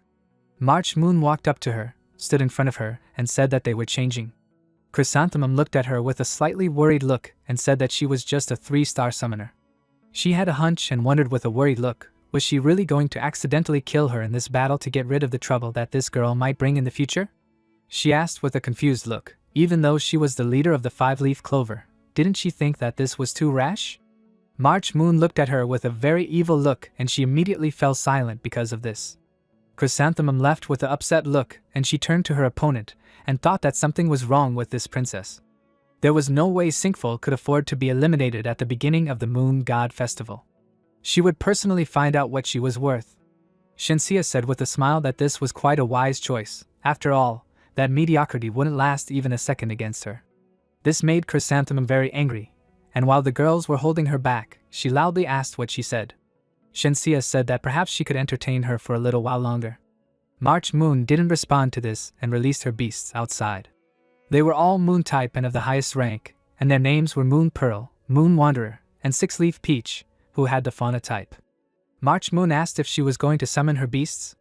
She hoped that she didn't mean to say that she had decided to withdraw from the battle out of fear. Shensia said with a smile that her embodiments of greatness were constipated, so she might have to wait a little longer. Chrysanthemum asked with a surprised look, "Is this possible?" March Moon stood still with a calm look and said that it was fine, she could stall for time if she wanted. After that, all the spectators stood still silently and waited for the start. After that, Shensia took out a small pill and ate it with a satisfied look. Chrysanthemum saw this and asked loudly with a very dissatisfied look, "What was that just now? This is clearly a violation of the rules." March Moon calmly said that it was not so. This pill does not belong to those that increase strength. It only gives a slight auxiliary effect in cultivation. The girl sitting on the stands asked, "Does it mean that she is stuck at the current level and wants to try to make a breakthrough before the battle?" At the same time, Shensia made a breakthrough of the limits and reached the 4th rank. The girl said with a thoughtful expression that having reached the 4th rank, she had gained the ability to fully unleash the power of the highest rank beasts. However, such a small amount was still not enough to defeat her, whose strength was at the 6th rank. Shensia said with a slight smile that she was almost ready. Immediately after that, she summoned her beasts. She summoned the highest rank moon-type Full Moon Spirit and the New Moon Song. March Moon asked with a calm expression, "Does she seriously think that this will be enough to defeat her? Will it not be that when her defeat becomes clear to everyone, the warriors of the Azure Moon Empire will intervene and turn everything upside down here to protect her position?" Shensia was surprised by what she just said and looked at her silently for a few seconds. Suddenly, she begins to laugh very loudly and said that after all, they, the people of the south, do not have the slightest idea what the essence of the sacred moon is. She calmed down and said that she didn't have to worry because she would soon understand the difference between them. March Moon was very surprised by what she had just seen in front of her. The full moon spirit was flying towards her at great speed, and as soon as it arrived, it immediately dealt a very strong blow. With this blow, she released a very strong energy that left destruction in the arena. Chrysanthemum asked with a surprised look, "What just happened? Is this the power of the highest 4th rank?" She didn't even use her fighting skills. The girl sitting next to her calmly asked, "Why are you so nervous? It had just begun." 6-leaf Peach put up a barrier, and because of this, they didn't even have a scratch on them. The full moon spirit starts screaming loudly and dealing many quick blows with her weapon. The girls sitting in the stands covered their ears with their hands, and Chrysanthemum said loudly that she was going to go deaf. March Moon opened her eyes and asked with a serious look if she had played enough. Immediately after that, the Moon Pearl appeared in front of her and increased in size. It shot out a very strong beam that threw the full moon spirit to the other side. She hit the ground very hard and screamed loudly in pain. She picked up a stone lying on the ground with her tail and stared at the Moon Pearl. She threw this large stone and left a crack on the pearl with this attack. She turned around and saw the Moon Wanderer, who was already next to her. The full moon spirit moved very quickly towards her and made loud sounds with an angry look. The Moon Wanderer created a soap ball with an image of her opponent with a sly smile. She burst this soap bubble with her finger next to the full moon spirit and received very heavy damage from the energy explosion. Because of what happened, she fell to the ground and could not move. The surprised spectators asked, "Is it really over?" It was a very fierce battle. Chrysanthemum said that after all, her opponent was a 6th-tier holy maiden. No matter how people exaggerated the power of the holy moon essence, it was impossible for her to overcome the difference in level. This battle was coming to its logical end. Moon Wanderer looked at Shensia, who was standing still, and a soap bubble appeared in front of her. She burst the bubble again with a sly smile to attack her with her magic. Unexpectedly, March Moon was hurt because of this and began to cough up blood because of it. Immediately after, a strong magical explosion occurred, which threw her back several meters. Chrysanthemum was very surprised by what happened and asked loudly, "How was this even possible?" March Moon was able to stand on her feet and wondered what just happened. Why did Moon Wanderer's attack turn against her? Six-Leaf Peach was very worried about this and immediately flew towards her. She used the absolute healing skill and quickly healed March Moon from her injuries. The surprised spectators asked, was a non-moon-type beast that strong? Could it really be that she could both protect and heal? March Moon raised her head and thought that she wouldn't be able to use the Moon Wanderer again for a while. Let the Moon Pearl test it for now. It possesses the rarest and most terrifying explosive power. It won't be that easy to repel this attack. At the same time, the full moon spirit rose up and her entire body recovered very quickly. March Moon asked loudly with a surprised look, "How can this be?" The full moon spirit struck the Moon Pearl with her weapon very quickly and powerfully. Her strike caused a large piece of the pearl to fall off. March Moon thought with a very worried look, how could the beast she had already killed have resurrected so quickly? This is definitely not normal. Is the sacred moon essence even capable of such a thing? Shang-Chi asked with a smile, "It seems like it's time to really start the battle, isn't it? This performance will be over very soon." The full moon descended and because of this, the full moon spirit began to evolve. Chrysanthemum pointed her finger at this with a surprised look and asked, "Of course, the full moon greatly increases the strength of moon-type beasts. But this is already too unrealistic, isn't it?" March Moon looked worried and wondered, could it be that the night of the full moon allowed the essence to jump over 3 ranks at once? At the same time, on the tower, Su Liang said with a smile, being able to equal the highest rank of the 7th rank while being at the 4th rank, the sacred moon essence was truly extraordinary. However, this child did not release beasts below the highest rank. It seemed that, unlike the essence of the waning moon, the sacred moon essence did not allow the beasts under its influence to fight against opponents of a higher rank. The full moon spirit increased in size greatly and looked at the beasts summoned by her opponent. She struck an extremely strong blow with her tail and threw many stones. March Moon covered her head with her hands to protect herself and cried out in fear. She fell to the ground and looked at the full moon spirit who was floating in the air. She looked at this beast with a surprised look and wondered why it didn't attack it and what it was thinking. The full moon spirit swung its tail to attack, but was stopped by a mysterious man in a cloak. He told the people of the Azure Moon Empire that having acquired the sacred essence made them too arrogant. But with such a small amount of power, they are far from the right to interfere. He waved his hand and created a stream of strong energy that hit the full moon spirit. She screamed loudly in pain, and the viewers' devices immediately turned off. Xiaojiu, with a surprised and dissatisfied look, said loudly that the broadcast had just reached its climax. Her dream of becoming an internet celebrity was now doomed. She looked at the audience sitting next to her and asked, did their equipment turn off too? She noticed a moon rabbit standing in the arena and asked, what is it? This beast immediately attacked the Holy Sun who was floating in the air with its big ears. He noticed this and immediately summoned the Inkwell beast. Immediately after, a very strong energy appeared in front of the moon rabbit. It was a moon-type beast, the highest rank, the Inkwell beast. He said with a thoughtful look that it suspiciously resembled an ordinary moon rabbit. Is it male or female and can it talk? It looks like it can't talk, so I'm not interested at all. 2 dark spots appear on its stomach, into which it sticks its ears. From these spots, it takes out 2 large balls with sharp spikes. The moon rabbit makes loud sounds and with an angry look runs very quickly towards its opponent. The Inkwell beast jumped to the side with incredible speed and struck with a metal ball. The Holy Sun, hovering in the air, said with a serious look that they were getting closer. He turned towards the tower where Su Liang stood and called him the Moon King. Ado stood next to him and asked, what will they do now? He turned to her and told her that she didn't have to worry. The regeneration ability that the moon rabbit was given by the waning moon essence was even more abnormal than that of the sacred moon essence. The doe and the sunken crescent sensed something strange and were very surprised by it. A top-ranked moon-type beast, the Night Thunder Princess, flew to the arena and raised her hand and created a powerful bolt of lightning. She used the Thunder Crash, 4th exclusion zone ability, and began to strike lightning downwards. This attack was so powerful that it destroyed buildings in the city. Immediately after, a barrier appeared around the arena, protecting this place from the lightning. The extremely frightened holy maidens looked on in horror and couldn't say anything. Yu said with a worried expression that it was fortunate that the tyrant of the Twin Moon teachings had set up a protective barrier here in advance.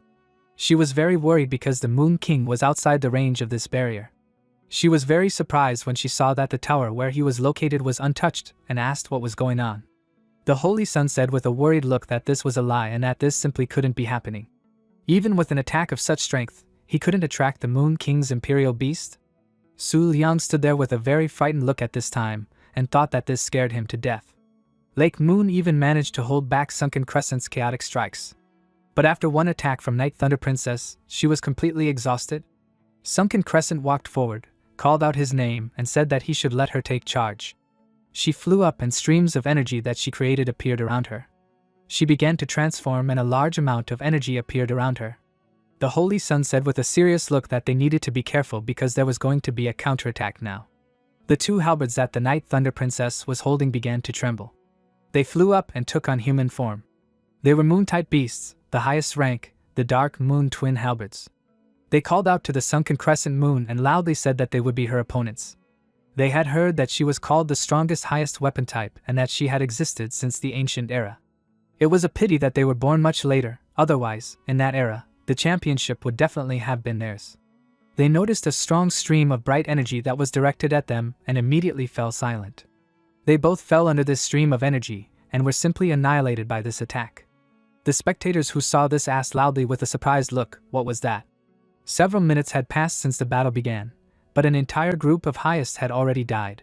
Because of what happened, the Holy Sun felt great pain and began to cough up blood loudly. He clutched his heart, and his whole body was shaking in pain. He felt something from above and immediately raised his head to see what was going on. He saw a lot of energy created by Sunken Crescent Moon and said loudly that she should quickly reflect it. Immediately after that, a barrier created by the highest-ranked moon-type beast, Ghost Moon Stream, appeared above them. Sunken Crescent Moon used the ability Absolute Onslaught, and the many projectiles she created began to strike in different directions. Shirgio covered her eyes with her hands in fear and began to loudly call out for her mother. When it was over, she finally opened her eyes to see what happened. Everything except the arena was destroyed and huge cracks were left on the ground. Ghost Moon Stream, who was hit by this attack, began to slowly disappear. Sunken Crescent Moon used the ability Repeated Drainage, and the energy she used flew back to her. Su Liang looked at her and thought that this meant that her fighting skills were not limited to simple strikes. Perhaps its completed form after merging with the scabbard would look far from a simple weapon. March Moon said with a worried look that after just a series of strikes, the Black Moon Saint Sun had lost 3 supreme ones. No wonder even the Cold Moon Lord. She didn't have time to finish speaking because she heard Shinshi's voice and became very angry when she said that this was the power of a supreme one that even the Cold Moon Lord couldn't subdue. This was the power of the strongest moon-type tamer, the power of the Moon King. Sunken Moon turned around and said that it was better not to interfere with them. Even with a full moon, she would only be able to repeat the attack she had just made once. Su Liang asked with a smile, could she also repeat this? In that case, that would be enough. He looked to the side and said that it was her turn to take the stage now. She should delay the opponent's lineup as much as possible. The Dou looked at him with a displeased expression and said that he was very good at forcing others to do things against their wishes. Su Liang caught one of the butterflies that were flying around him and said that the preparations for the upcoming Battle of the Emperors were almost complete. The Holy Sun began to cough up blood loudly and covered his mouth with his hand because of it. He removed his hand from his face and said that it had been a long time since he had felt the pain of his beasts dying. He thought that the last time was that full moon night 3 years ago. Back then, kneeling in front of the cold-blooded white-haired guy, he looked like a beaten dog. Would this time be any different? He opened his mouth wide and began to laugh very loudly. He raised his head, loudly called out to the Moon King, and said that it didn't matter whether he was the representative of the northern region at the Moon God Festival. What mattered was that he was sick. The illness had robbed him of the memories of many things. Did he still remember what he had once said to him? Why did he spare his life? What even happened after he lost consciousness? How did the territory of the northern region shrink by 1/3 after their battle? Why did one of his important beasts disappear? Had the divine spirit abandoned him?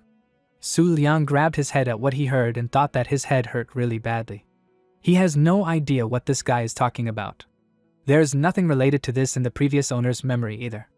Whatever it is, in the face of a strong enemy, one cannot waste energy on talking. Su Liang looked around and thought that, by the way, he still doesn't know what she becomes like during the full moon. If she can safely deal with 3 of them by herself, then it will be good. At the same time, in the arena where Ink Beater was standing, his attention was attracted by sounds, and he immediately turned around to look at it. He saw that in a cloud of dust stood a moon rabbit, who was still intact after his attack. He asked, "So it has super regeneration? In that case, they can play a little more." The moon rabbit ran towards him with an angry look, making loud sounds. Ink Beater began to spin the steel balls with his ears and said with a smirk that this is too primitive.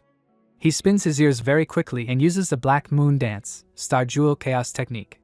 The moon rabbit ignores what is happening and strikes with his ear. Ink Beater was able to cut off one of the rabbit's ears with one strike and it flew to the side. Thanks to super regeneration, this ear immediately grew back. Ink Beater clicked his tongue with a very dissatisfied look and asked, "What's wrong with this regeneration speed?" He made a few more quick strikes with his weapon and cut the moon rabbit's body. His body immediately recovered and his opponent, dissatisfied with what was happening, loudly asked, "Did he really grow on the meat of the Supremes?" He was tired of attacking, lowered his weapon and said that this is one insignificant low-ranking creature. He had an idea and thought that he just needed to throw him somewhere from where he could not get out. He swung his ears and used the ability King Beater, Great Moon Crash. The moon rabbit stood there with a puzzled expression and looked at the metal balls flying towards him. Ink Pummeler landed an extremely strong attack and destroyed the ground with the attack. The impact was so strong that even the ground outside the barrier shook. March Moon looked at the scene with a surprised expression and asked, "Did the ground just settle?" Ink Pummeler looked into the hole created by his attack and said, "This meat chop had gone several thousand meters underground and now there was no way for him to get out."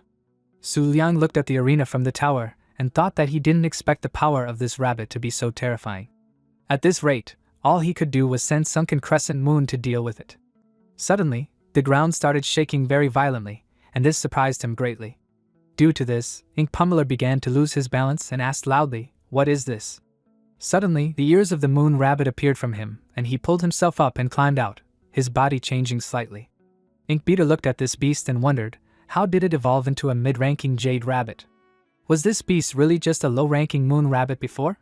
The book said it was a moon-type, mid-ranking jade rabbit with the essence of the waning moon. Full moon state, 2nd stage. Combat ability, super regeneration, physical enhancement, hardening, jumping enhancement, and split star. Note, the essence of the waning moon bestows a special ability to evolve and strengthen on the night of the full moon, and if there are emotional fluctuations, the evolution period can be greatly reduced. Su Liang looked at this with a surprised look and thought that it really had evolved. So as long as the owner of the essence of the waning moon is alive, he will be able to evolve without stopping? Ink Beater said with a dissatisfied look that there was no way that could be. How could he compare to him? He struck with his ear and loudly asked this crazy creature, "Is he really going to surpass the limits of the highest?" The jade rabbit did not even have a scratch from his strike and said that he only needs a full moon. Each month lasts so long and he only needs one night. The Ink Thumper swung his ears and was about to use the ability King Thumper, Great Moon Crash. Suddenly, in one incredibly fast attack that he did not even notice, his ears were cut off and he cried out loudly in pain. Blood flowed down his head and he wanted to ask something, but stopped when he saw the jade rabbit's ear in front of his face. He used the skill Split Star and released an extremely strong stream of energy, which destroyed his opponent. The Holy Sun, with an enraged look, clutches his clothes with his hand and looking at the breach says that this is a curse, even the inkwell. The Moon Huntress descends down among the light energy. He looks at her with fear on his face. The Moon Huntress looks down at him with a confident look. The Holy Sun, with surprise on his face, wonders if this is really a beast capable of anthropomorphism? So she was the one who defeated the Lord of the Pouring Rain, the owner of Imperial Blood. The Princess of Night Thunder looks at the Moon Huntress sitting in the sphere. The Holy Sun, with a menacing look, loudly says that she cannot defeat him alone. If she did not notice his companions, she interrupts him and tells him to spare her from his conversations. The Moon Huntress looks away with an arrogant look and loudly says that she does not want to waste time on these three. She loudly asks the Holy Sun to summon his last companion. Map with an angry look loudly says that she is arrogant. Having defeated the highest, he appropriates his abilities. In other words, she will have to fight 10 highest at the same time. When she loses, he will think whether she is worthy of replacing one of them. Moon Hunter with a tired look looks towards the open map and says that she is already tired of him. She stretches her hands forward with light radiating from them and closing her eyes says that in this case, she will have to make them realize the difference between them. The moon hunter rises into the dark sky, enveloped in streams of energy, and stretching her folded hands up, loudly says that she will make them realize this with the ability available to her only on a full moon. People with fear on their faces cover their faces with their hands from the stream of light. The moon hunter with a confident look uses the foggy image of the cloud nobility, and holds swords in her hands. The girl with beads of sweat on her face thinks that these are imperial-level weapons. She confidently looks at them and makes a sound. The moon hunter holds a weapon in her hand and jumps towards the girl, attacking her. She strikes with her sword and a huge stream of light energy hits everything with its rays. The rays of energy hit the girl's body and she disappears. The March moon looks at their battle with a frightened look and says that everything ended very quickly. This is the Imperial Cloud Maiden. The purple sphere breaks into several pieces. Map heals the girl who died in battle and the purple sphere completely dissipates. The moon hunter turns her head to the side with surprise on her face and asks if this is a special kind of ability to transfer all damage to herself. Map, looking angry, loudly tells her not to get cocky. It opens and transfers the light-winged King Shimmer to the battle. She looks at this with amazement on her face. The moon hunter flies at high speed between the rays of light energy. She calmly looks down at the piece of fabric of her dress torn by the beam. A huge explosion from the stream of rays thundered over the ground. Moon hunter stands behind Map with a bored expression and says that the abilities he has collected are far from outstanding. Is that the only reason he was able to defeat their owners? Map turns around with a surprised expression and wonders what is going on. Moon hunter stands in a fighting stance with a calm expression and asks what is the point of taking the abilities of those who are much weaker than him. She cuts Map into several pieces with her swords. The Holy Sun clutches his clothes and says that after only a moment it happened that he was left with only one thing, this is his defeat. The moon hunter holds the swords in her hands and walks towards him and says that if he had immediately done as she suggested, it would not look so pathetic now. He holds the given piece of paper in his hand and says that he overestimated his strength too much, having convinced himself of the crazy idea that he could defeat the Moon King alone. The Holy Sun raises his hand with a serious expression, holding a burning piece of paper in it, and loudly tells the palace of the moon god that it is time to sign the transfer contract. The fox sits among the rocks and brings his hand to his mouth, loudly says that this is boring. Everything ended too predictably. The 1,000-year wave says that the moon huntress may be able to become the next ice queen. She asks with a puzzled look, what kind of joke is this? And in what ways can the highest one achieve this status? She quickly looks forward with fear on her face. A powerful stream of red energy hits the ground with great force, spreading strong rays of light. All the buildings are destroyed due to the impact of the energy, and huge clouds of smoke rise in the air. Su Liang humbly flies forward surrounded by butterflies. He looks at the moon huntress sliding along the ground with great force. Su Liang looked at her with surprise on his face and feeling the aura asks, is this really an imperial beast? The moon huntress sits on her knees and holds a sword in her hand, says that this is not true. She rises from her knees leaning on her sword and says that however, it can be said that this is a creature. The moon hunter says loudly with a serious look that this creature is already half a step away from becoming an emperor. She looks at the huge stream of green energy accumulated in the sky. A leg descends from the huge green energy stream to the ground. The lunar type, the highest level Qilin of 9 turns, with a tired look, came out of the energy flow, clenching her palms into fists, and walked forward. The March moon looks forward with a surprised look on her face and asks, what is this? The fox says loudly with an angry look that this is a violation. This is the highest of the rear guard of the moon god palace. How could the holy son of the black moon summon him? Su Liang looked at the system window with an interested look. The system window notifies that a new beast has been unlocked and the number of highlighted illustrations in the reference book has been increased. Brief description, a top-level beast with highly concentrated imperial blood, which the moon god palace regards as a treasure. Even the holy maidens of this era cannot easily make a contract with her. Her ability has already approached that of an emperor-level beast. And in the world, she is called the strongest of the greatest. The highest level moon-type beast, the 9-turn Qilin. At the same time, Bai Xingxi raises his fist in the air with a frightened expression and says loudly that the moon god palace was able to brazenly interfere. This is simply shameless. In that case, let all the members of the twin moon teachings also attack at once. Bai Yu looks forward with a serious expression and says that this will not happen, since the Black Moon Holy Sun has made a contract with him, they cannot have any complaints. From now on, she is the Black Moon Holy Sun Beast. Qilin yawns and brings her hand to her mouth, making a sound. She looks up with a surprised expression. Night Thunder Princess looks forward with a serious expression and asks, "What happened?" Qilin looks up and says that the moonlight content here is too abnormal. The number of flickering butterflies present here is also very unusual. No matter how dense the concentration of moonlight is here, it is impossible for it to attract most of the flickering butterflies in the northern region. The Holy Sun asks with a thoughtful expression, "Could it really be most of the flickering butterflies?" Qilin looks down and sighs and says that whatever happens next is not her problem. She looks at the Moon Hunter and says that it is time for her to deal with the enemy who is right in front of her. Qilin looks at her hands holding weapons with a smirk on her face and asks, "Could these be the swords of the Cloud Maiden?" "So that is it." She holds her hands in front of her with a terrifying look, enveloped in green energy, and walks forward, preparing to attack. Her clawed hand is enveloped in bright green energy. Qilin stands in a confident fighting stance as the green lightning strikes. The Moon Hunter stands in a fighting stance, holding swords surrounded by pink energy in her hands. With great speed, her energy beams fly forward through the gray smoke. The pink and green energy beams hit each other, combining into a huge energy ball. Sang-Ru looks at the beams flying across the sky with a surprised expression and says that it was so fast, it was impossible to follow. March Moon looks up with a fearful expression and asks, "Was the Moon King's beast really able to fight equally with the nine-turn Qilin, who was standing at half a step to the Emperor level?" Su Liang looks forward with a tense expression and thinks that this is the first time he has seen her fight at full strength since they met. Even he has never seen such a scale with which the battle of the highest erupted.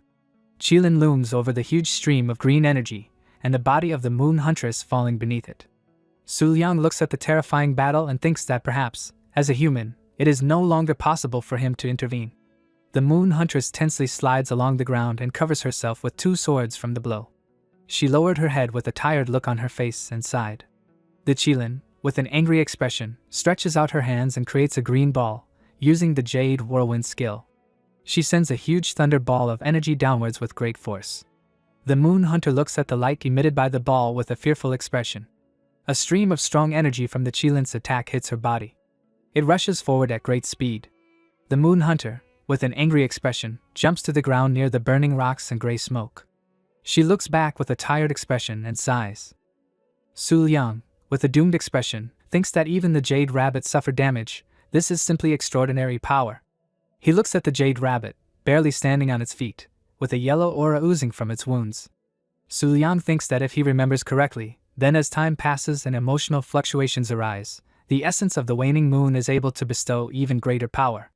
The Jade Rabbit with red eyes lowers its head and opens its mouth wide, from which clouds of smoke emerge. It lands on the ground and looks down with its bright eyes. The Jade Rabbit pushes off with great force with its hind legs and jumps forward, breaking the ground beneath it into many pieces. Qilin hits the Moon Huntress with its big hand. She turns to the side with surprise on her face. The Jade Rabbit grabs her with its ears with a furious look. Qilin opens its mouth with anger on its face and cannot say a word. He stands under the dark sky from which green lightning strikes and lifts up Qilin's body, squeezed in his ears. She loudly tells him to stop. After all, they did not agree on attacks from behind. The Jade Rabbit throws her with great force to the ground, breaking the earth's crust beneath her. The Moon Huntress flies up to the rubble where Qilin lies. She crosses her swords in her hands with calmness on her face and light in her eyes. Moon Hunter holds a sword in her hands and raises it up, attacking her. She strikes with the sword and bright pink energy breaks the ground at the place of impact. Saint Sun with an angry look loudly tells Night Thunder Princess to help her. She raises her hand up and bright light emitted from it forms thunder clouds. Night Thunder Princess uses Thunder Crash, Falling Moon, and many purple lightning bolts appear from the dark clouds. She turns her head to the side with a drop of sweat on her face. Sunken Crescent Moon walks forward on broken stones. She looks forward with a confident look. Night Thunder Princess with a fear on her face thinks that it is Sunken Crescent Moon, but when did she have time? She with a grin on her face directs lightning bolts from her hand forward and thinks that first of all she needs to protect Saint Sun. The Sunken Crescent walked forward, leaving behind a green aura and completely ignoring the Princess of Night Thunder. A huge explosion breaks the earth's crust beneath it. Rabbit and Moon Hunter look at the place of the explosion from which smoke is coming. Qilin stands between clouds of smoke without receiving a scratch and says that he dared to attack her from behind. They are just insects. She raises her hand with an energy sphere in front of her with a furious look. Qilin with anger on her face opens her toothy mouth wide and loudly speaks to make them feel horror. She throws her head back and clenches her hands and attacks them with a boundless jade whirlwind. The whirlwind cuts the ground as it passes, leaving scratches and fire on it. Moon Hunter stands among the flow of the whirlwind and her body begins to disappear, turning into an aura. Her body from the aura is cut into two parts by a beam of green energy. The jade rabbit's body is struck by the rays of the whirlwind, while Moon Hunter flies up behind him. She stands on one knee behind him with a frightened look and sighs. The Moon Huntress thinks that this was quite dangerous. She barely managed to keep up with her attacks. A little more, and she would have been cut into pieces. Now she can only let the jade rabbit take the blow. Fortunately, no matter what wounds are inflicted on it, it is able to recover. She looks at Qilin from behind his back with a drop of sweat on her face and thinks that, however, this cannot continue, if only she can buy some time. The Moon Huntress looks forward with a surprised face. Many green energy things fly to the side. They hit the beams of the jade vortex. Qilin looks forward with an angry look and asks loudly, "Is this really a sunken crescent moon?" She looks forward with a confident look and directs energy beams towards her. Qilin with an angry face says loudly that she really knows how to ruin everything. After all, she almost killed her. The Moon Huntress turns her head to the side and thinks that this is her chance. She can finish her off. She closes her eyes and swords appear in her hands. The Moon Hunter raises her arms up and crosses them above her head. Su Lian wondered with a smile on his face, what kind of pose was this? Streams of pink energy fly towards her. They swirl around her body. The Qilin looks forward with a surprised expression on her face. A high energy vortex forms behind the jade rabbit. She looks forward with a confused expression and asks what kind of creature she is. The Qilin loudly asks for her name. The Moon Hunter flies up in the vortex surrounding her. She raises her hand up with an arrogant look and says that she is the Moon Hunter. She raises her finger up and says that if the Qilin can survive her attack, she might consider making her minion. The Qilin looks at her with a terrifying expression and laughs. She spreads her arms and legs wide and loudly says that she is no good for her. The Qilin puts her palms together and uses the jade whirlwind of extermination. The March Moon looks up at the green circle that has appeared in the sky with amazement on her face and loudly says that this is the strongest combat skill of the Qilin of the 9 turns. Anything that comes into contact with the black hole will disappear without a trace. The Moon Hunter places her hands in front of her face and using her skill prepares to attack. She uses the combat skill Misty Image and creates a huge Moon Hunter. She hits the black hole with her horns with great force, directing beams of energy into it. Streams of light energy hit the black hole at great speed. After a while, clouds of gray smoke cover the earth. People look at this with surprise on their faces. The Holy Sun lowered his head with a smile on his face, and laughing loudly says that this means that she is not her rival at all. How bad this battle of the highest was for him. The victorious comrades stand surrounded by clouds of smoke and look at him. He raises his head up and looking at the full moon surrounded by dark clouds says that this is enough. The divine spirit must have enjoyed this sight too. The Holy Sun covers himself in dark smoke and says loudly that the battle can now truly begin. The Holy Maiden holds the March Moon's hand with a surprised expression and asks loudly, "What is this? Why can't they see anything?" The March Moon looks tired and says loudly for her to calm down. The colors of the night suddenly become thicker. The bright full moon is covered by black clouds. Su Lian closes his eyes and stands surrounded by butterflies, thinking that his heart had been beating wildly throughout the entire battle of the highest. But now that he is about to face the Emperor, he does not feel the slightest excitement. The Moon Hunter looks up at him with a puzzled expression and asks, "What is the matter? Is he really so confident in himself?" He looks forward with a confident expression and says that he feels like there is no way he can lose. She looks at him with a surprised expression and asks, "Is he serious?" Su Lian says that it is so with a smile on his face. He thinks that it sounded presumptuous. In the manner that was once characteristic of the Moon King. He thinks back to the past and thinks that those words of the Holy Sun of the Black Moon caused memories to arise in his mind that were not there before. No, they are not even memories, but rather hallucinations. For example, about the young years of the previous owner, which he spent in the northern region in the section of the Moon God's Palace. Pictures of his mother, notes he made in English at a young age that could help prove the authenticity of the memories. And yet, one day, all of these memories were erased by someone. Therefore, there was actually no transmigration of the soul into another body. The previous owner is himself. He was born into this world with memories of a past life lived on Earth. It just so happened that one day, someone erased his memory, thereby turning him into the person he was 3 years ago. It was until 2 months ago that some of his memories finally returned. If that was indeed the case, he definitely shouldn't draw the attention of the one who caused his memory lapses now. Just as the Holy Son of the Black Moon said 3 years ago, he had indeed forgotten about a very important beast. And it was precisely behind this that the root cause of his becoming an apostle of the Divine Spirit lay. A huge foot steps onto the ground. The moon-type, emperor-level ominous moon Kudu looks down at the ground. People raise their heads and look at him with terrified expressions. A black crack appears on the protective barrier. Su Liang covers his face with his hand and thinks that the protective barrier will not last long. He hopes that it will not target uninvolved people. Kudu looks down with an interested expression and asks, "What era is this? Just think how degenerate the Black Moon sect has become." He opens his eyes wide and asks the Holy Sun sitting on his eyelashes, "Who is his opponent?" The Holy Sun places his hand on his chest and says that in order to revive him in this world, he sacrificed 20 years of his life. All for the sake of defeating the Apostle of the Divine Spirit. Kudu asks, "Is it really the Apostle of the Divine Spirit? Why not do it?" At the moment, he does not feel the consciousness of the followers at all. It seems like the decline of the Black Moon sect is coming soon. In that case, why not make a big fuss and have some last fun? Su Liang looks ahead with a calm expression. He holds a flask of pink liquid in his hand. The Moon Huntress asks with an astonished expression, "Is this really the flask of the purple cherry eyes bodily fluid?" Su Liang opens the flask of bodily fluid with a smile on his face. He holds the flask in his hand with a calm expression and pours out the liquid. They look at him with astonished expressions, not understanding why he did this. The Moon Huntress looks at him and loudly says that this is a priceless liquid belonging to one of the strongest emperors.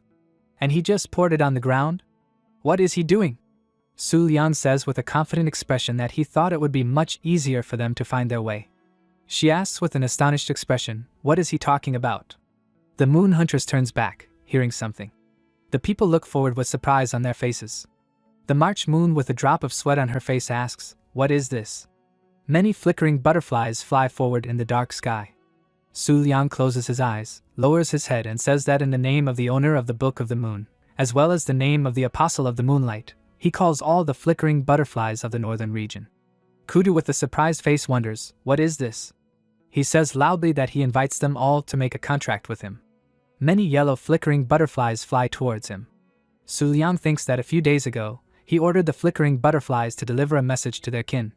A few days ago, in the central region, in the Moon God Palace, people look at their butterflies flying away and loudly say that a group of flickering butterflies they raised escaped.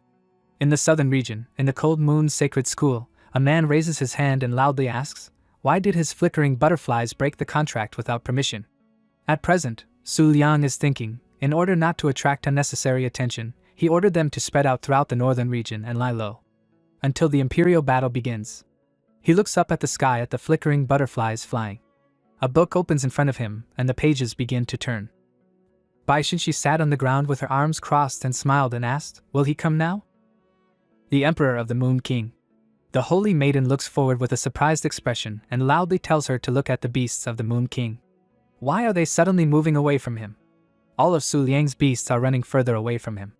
The March Moon looks at them and loudly tells them to retreat because this place will soon become a battlefield. Su Liang looks up with a calm face and asks, "Is the Moon God of this era looking at this?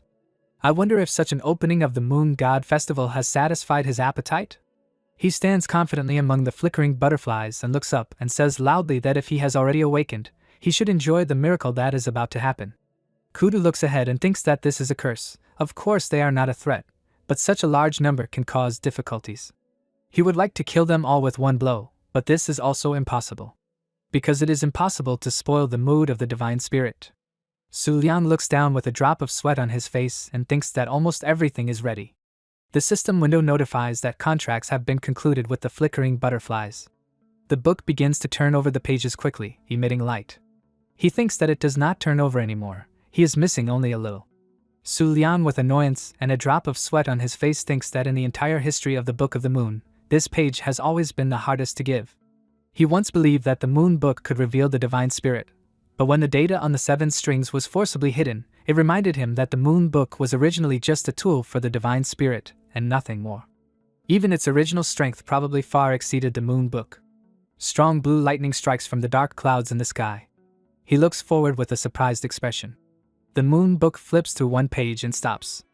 A strong light beam of energy strikes the ground, surrounding itself with dark clouds. The fox looks at the 1,000-year wave with a surprised expression.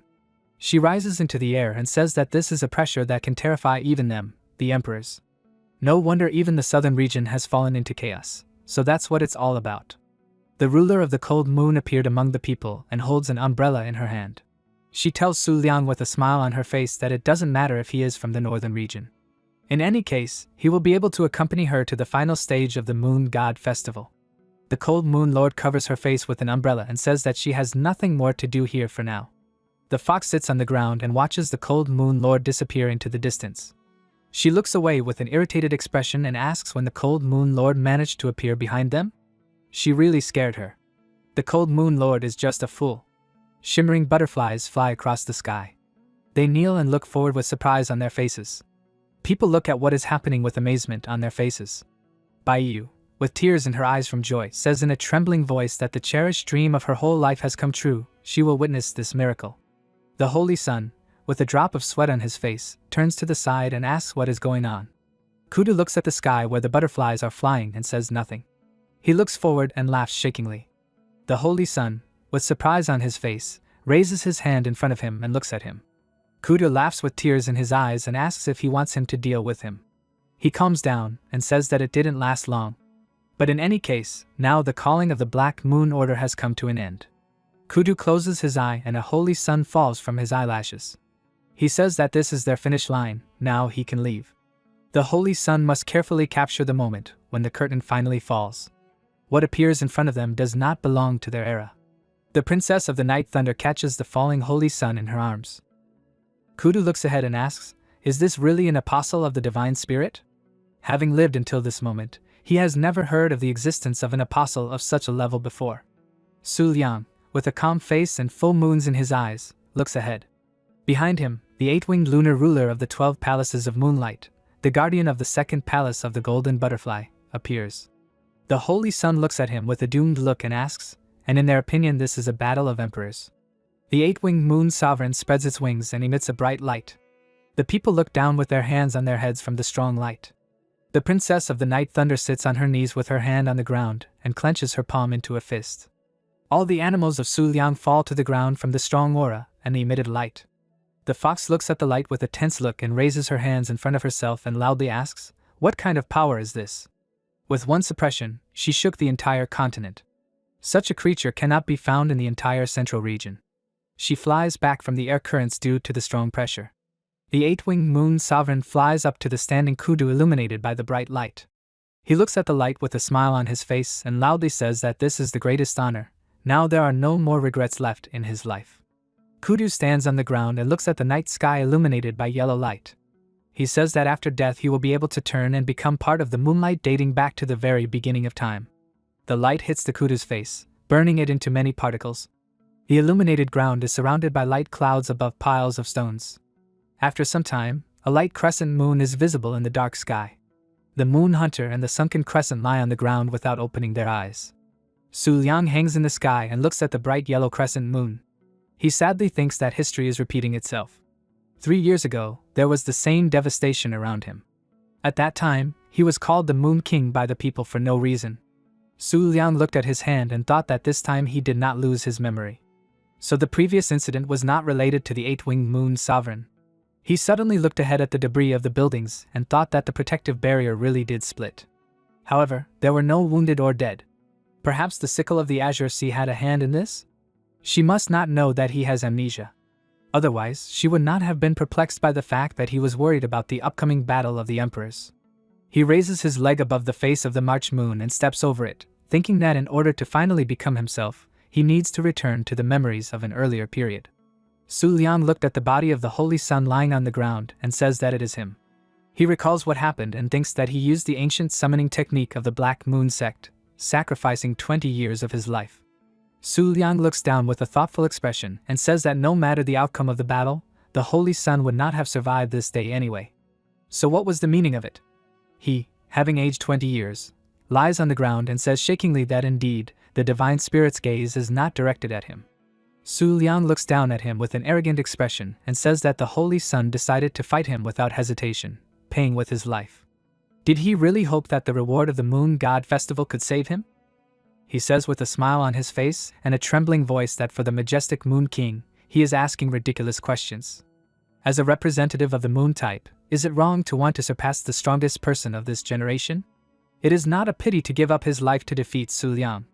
The Holy Sun looks up with a blank look and says that the difference was too great. Surely the Divine Spirit thought that all this was just a sad sublimity. What was the need to try to please the Divine Spirit?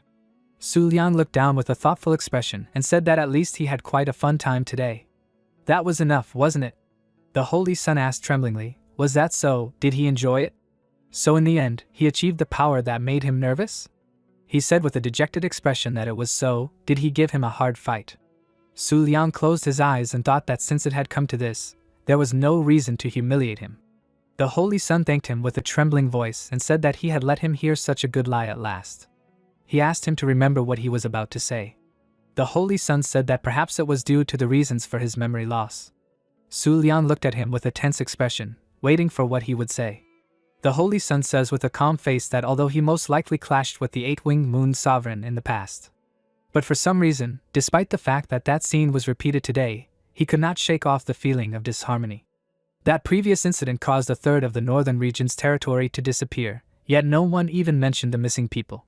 So where did they go? Were they simply taken and forgotten for no reason? Su Liang listens to him with a surprised face and says nothing. He says that the circumstances of the previous incident are far from simple. The Holy Sun begins to evaporate and asks him to be more careful from now on. Su Liang looked at the disappearing body of the Holy Sun. He looks forward with a calm face.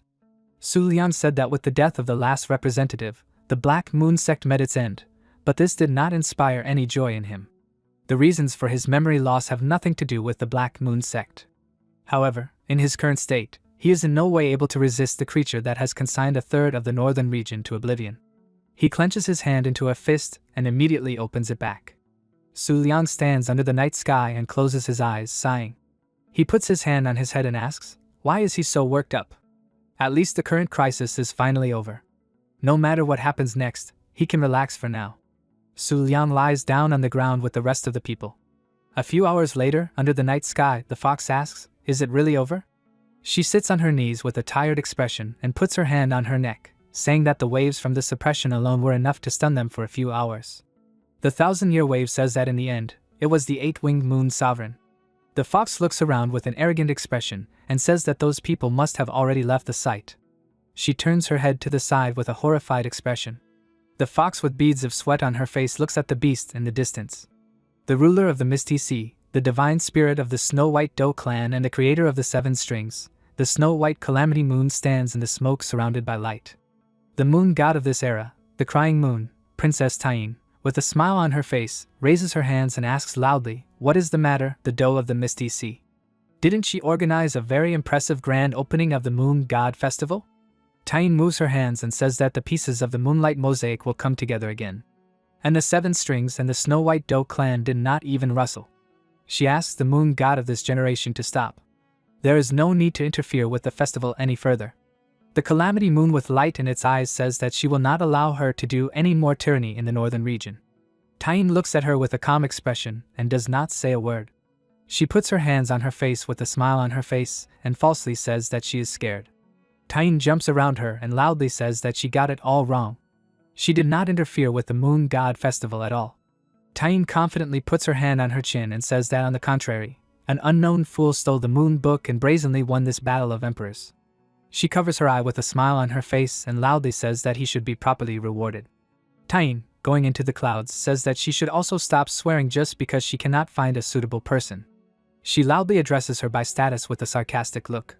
The calamitous moon looks at Taine, who evaporated into thin air. She looks ahead with an arrogant look. The calamitous moon lowers her gaze and looks at the moon hunter and Su Liang lying on the ground. She goes into the bright clouds of the sky.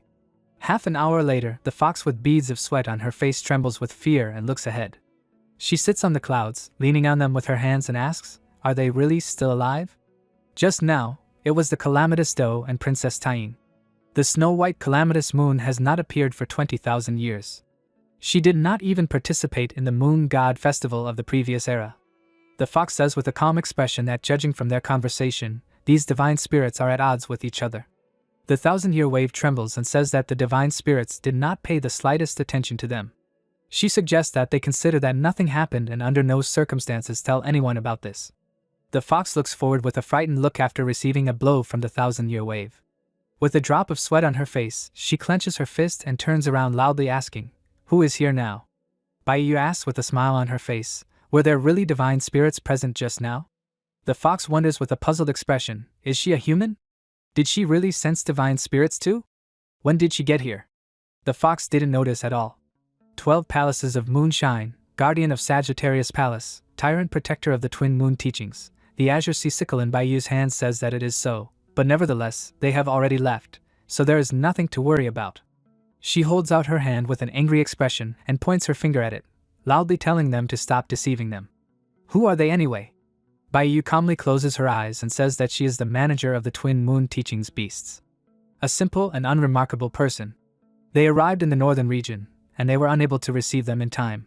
On behalf of the Azure Moon Empire, she apologizes to them.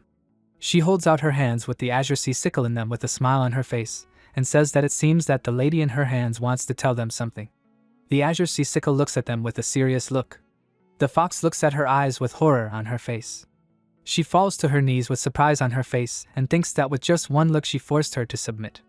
Baiyu stretches out her hand and the sickle of the azure sea flies away from her hand. It hangs in the sky, lighting up the sky with its radiance. She says that they did not even dare to pass on the words. It is as bad as before. The azure sea sickle turned into a human and looked at them. She looked at them with a blank look and said that they had entered the lands of the northern region without permission, violating the rules she had set. For 1 year, they would not leave this land or pass on any information. Otherwise, the branch of moon worship and the otherworldly teaching would be destroyed. The fox knelt before the azure sea sickle. She calmly closed her eyes and said that although she could not interfere with the outcome of the festival at an early stage, she could not interfere. The azure sea sickle extended her hand forward and said that however, the palace of the moon god had previously violated the rules, she could still punish him a little. She extended 2 fingers forward with a serious face, imagining that she was shooting a bow. Bright stars appeared in the sky. The azure sea sickle stood in the pose of the Sagittarius constellation above her head. Several black holes opened up in the starry sky. A huge machine appears above her head. She points 2 fingers forward with a serious expression and quickly raises them up. A blue light appears from a weapon in the machine. The weapon shoots a blue beam of energy forward and it flies forward at high speed. The beam flies through many mountains. It hits the moon god palace with great force, breaking the mountain nearby into many pieces. Gray smoke spreads from the impact site. Zhao Yu looks forward with an astonished expression. The moonlight tyrant, the moon god palace's protector, with a drop of sweat on her face, stood amidst the clouds of smoke. A blue beam hits the ground next to the rubble. She looks down with an angry expression. The blue-haired tamer loudly says that the moon god palace had no intention of provoking anyone. She asks her to moderate her anger. The moonlight tyrant, with an angry expression, loudly asks them, who sent the 9-turned Qilin there without permission? He must step forward, now. The 4th princess steps forward with a calm face and crosses her arms. She says loudly that from now on, the 4th princess is excluded from the 10 pillars. She has 3 days to leave the moon god palace. The 4th princess says with a submissive look that she will listen to her. Sometime later, near the ruins of a building, the 4th princess holds a piece of paper in her hand with a sad face and looks at it. She looks at the photo and asks why everyone claims that the moon god palace does not have a department in the northern region. The 4th princess clearly remembers how her elder sister said that she would go there to take over the duties of the department head. She looks down with a sad look and asks what happened 3 years ago. Will the Moon King Su Liang be able to answer this question?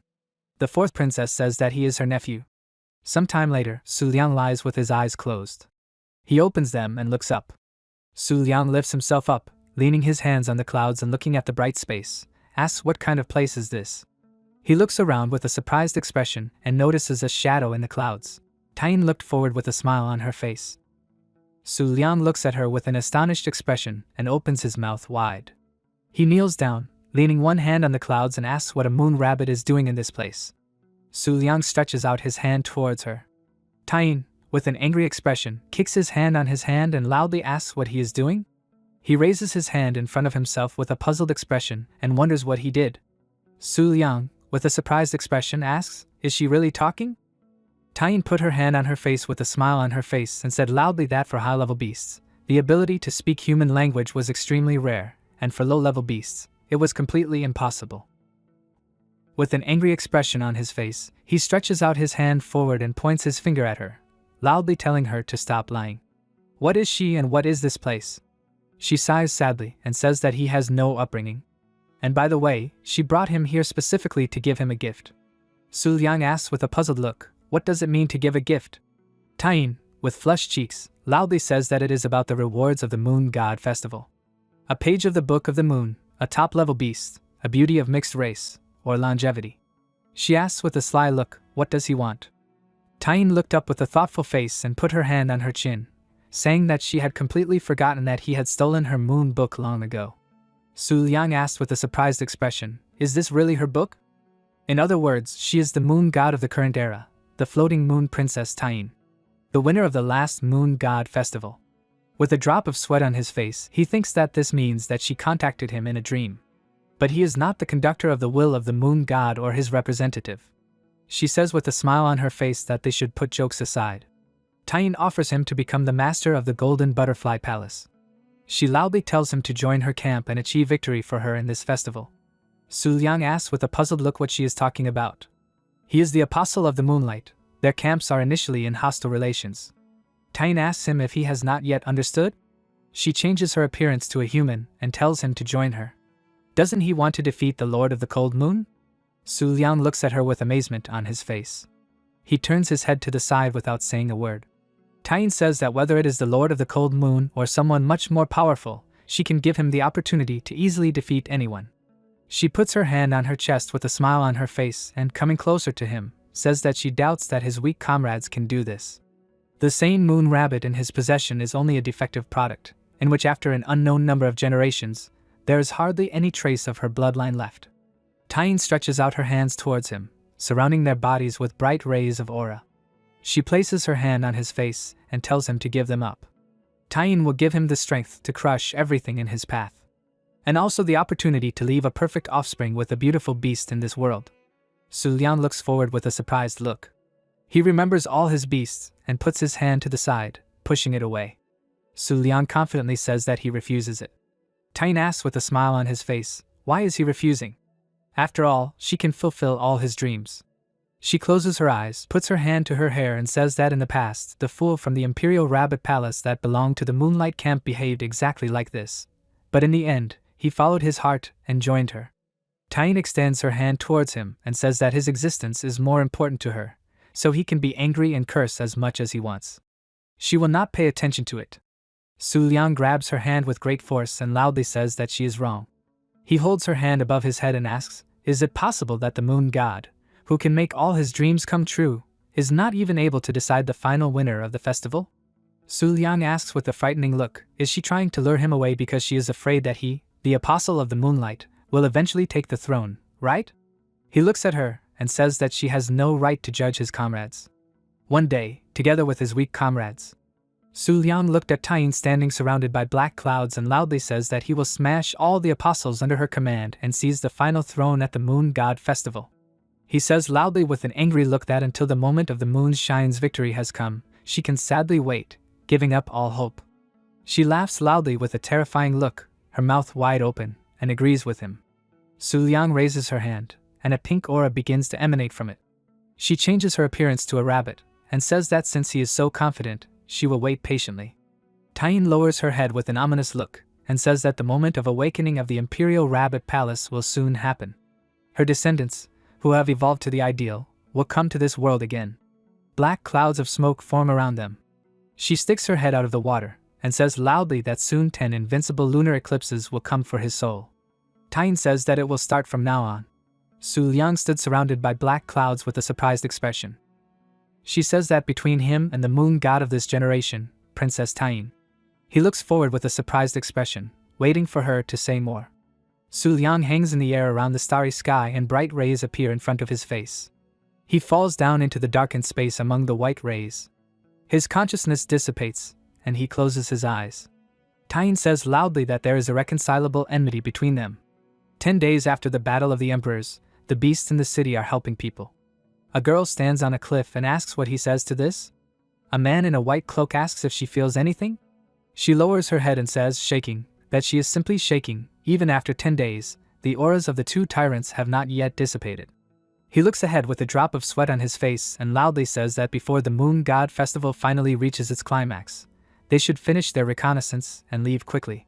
Half of the pillars of the Moon God Palace have fallen, and the leader of the 10 eclipses will soon descend to this world.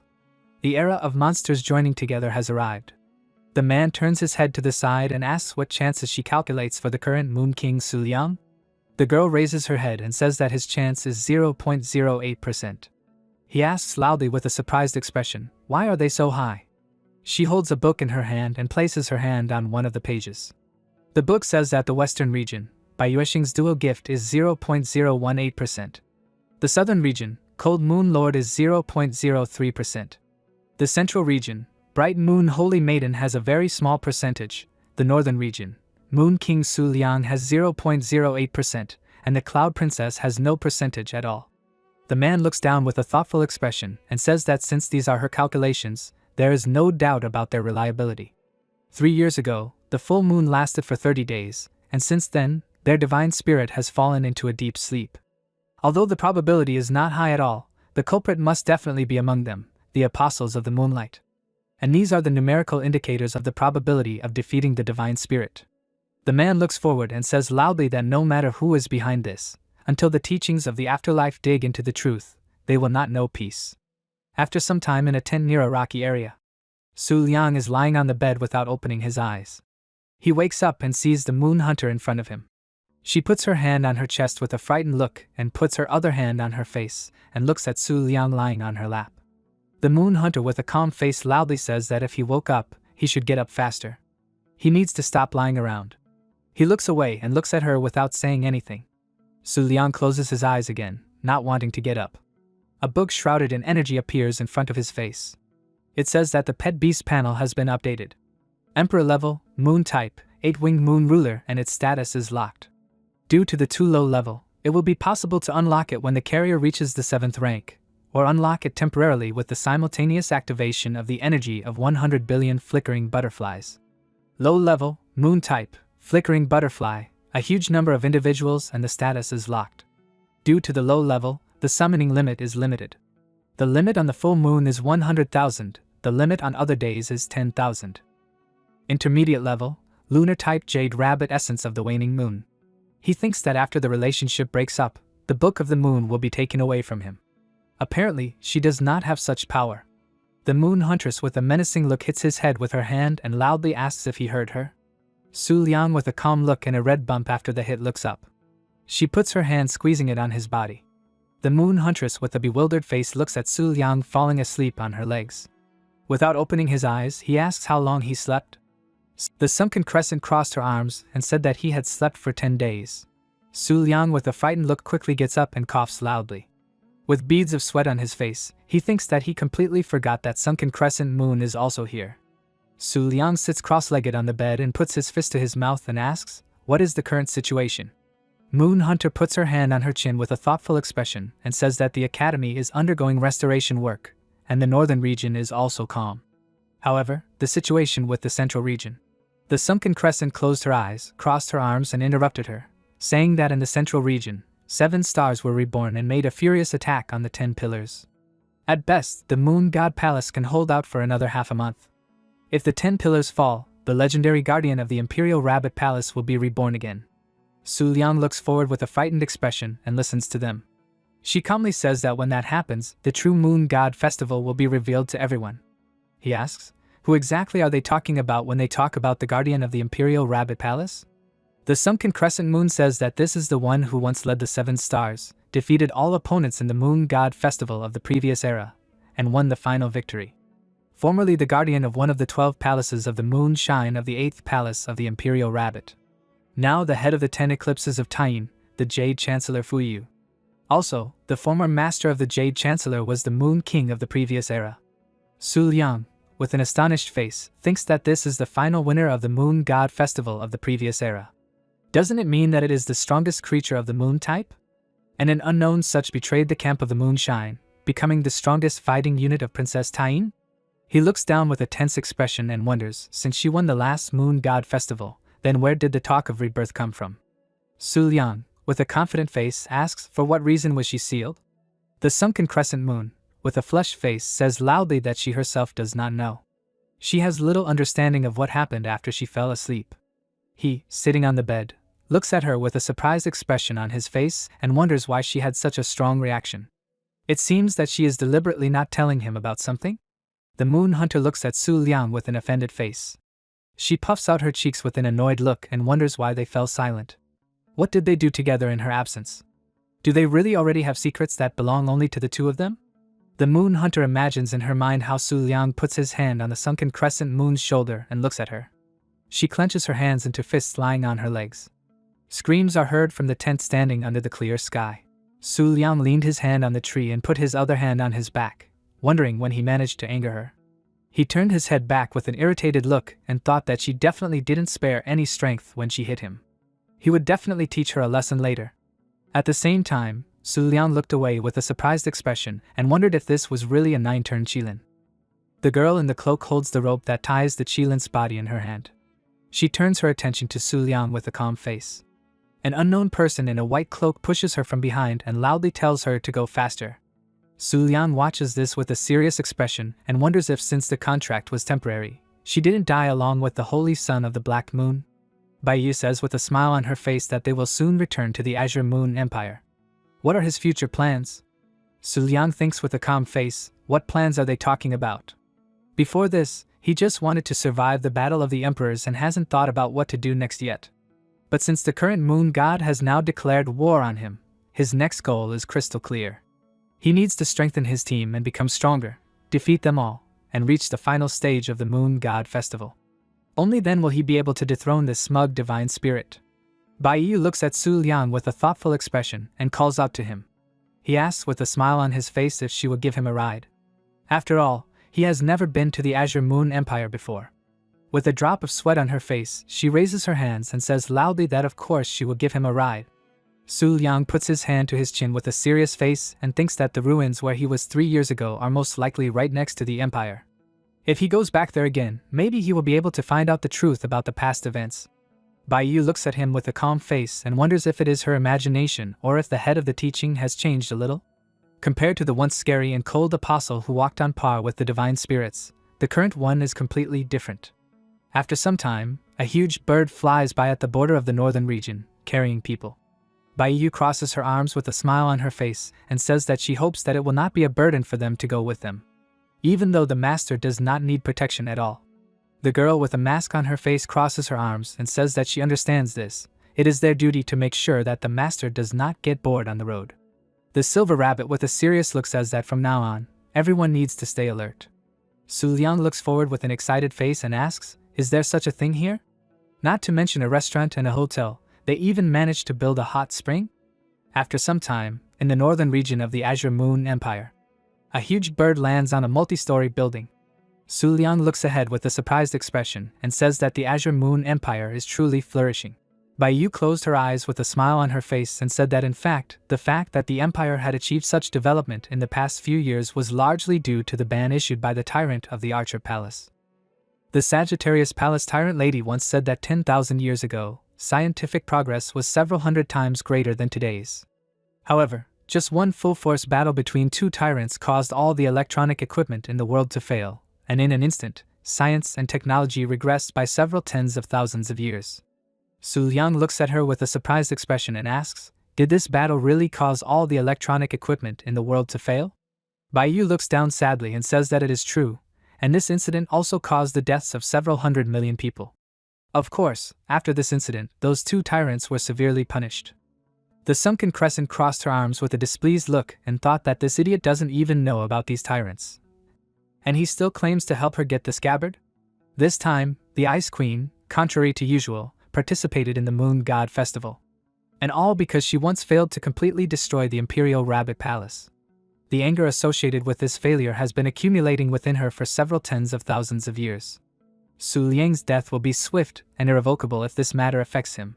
He raises his hand up with a smile on his face, looking at Baiyu and says that now they themselves need to go and unwind, and let them stay here. Su Liang jumps onto the back of a huge moon huntress, and they leave.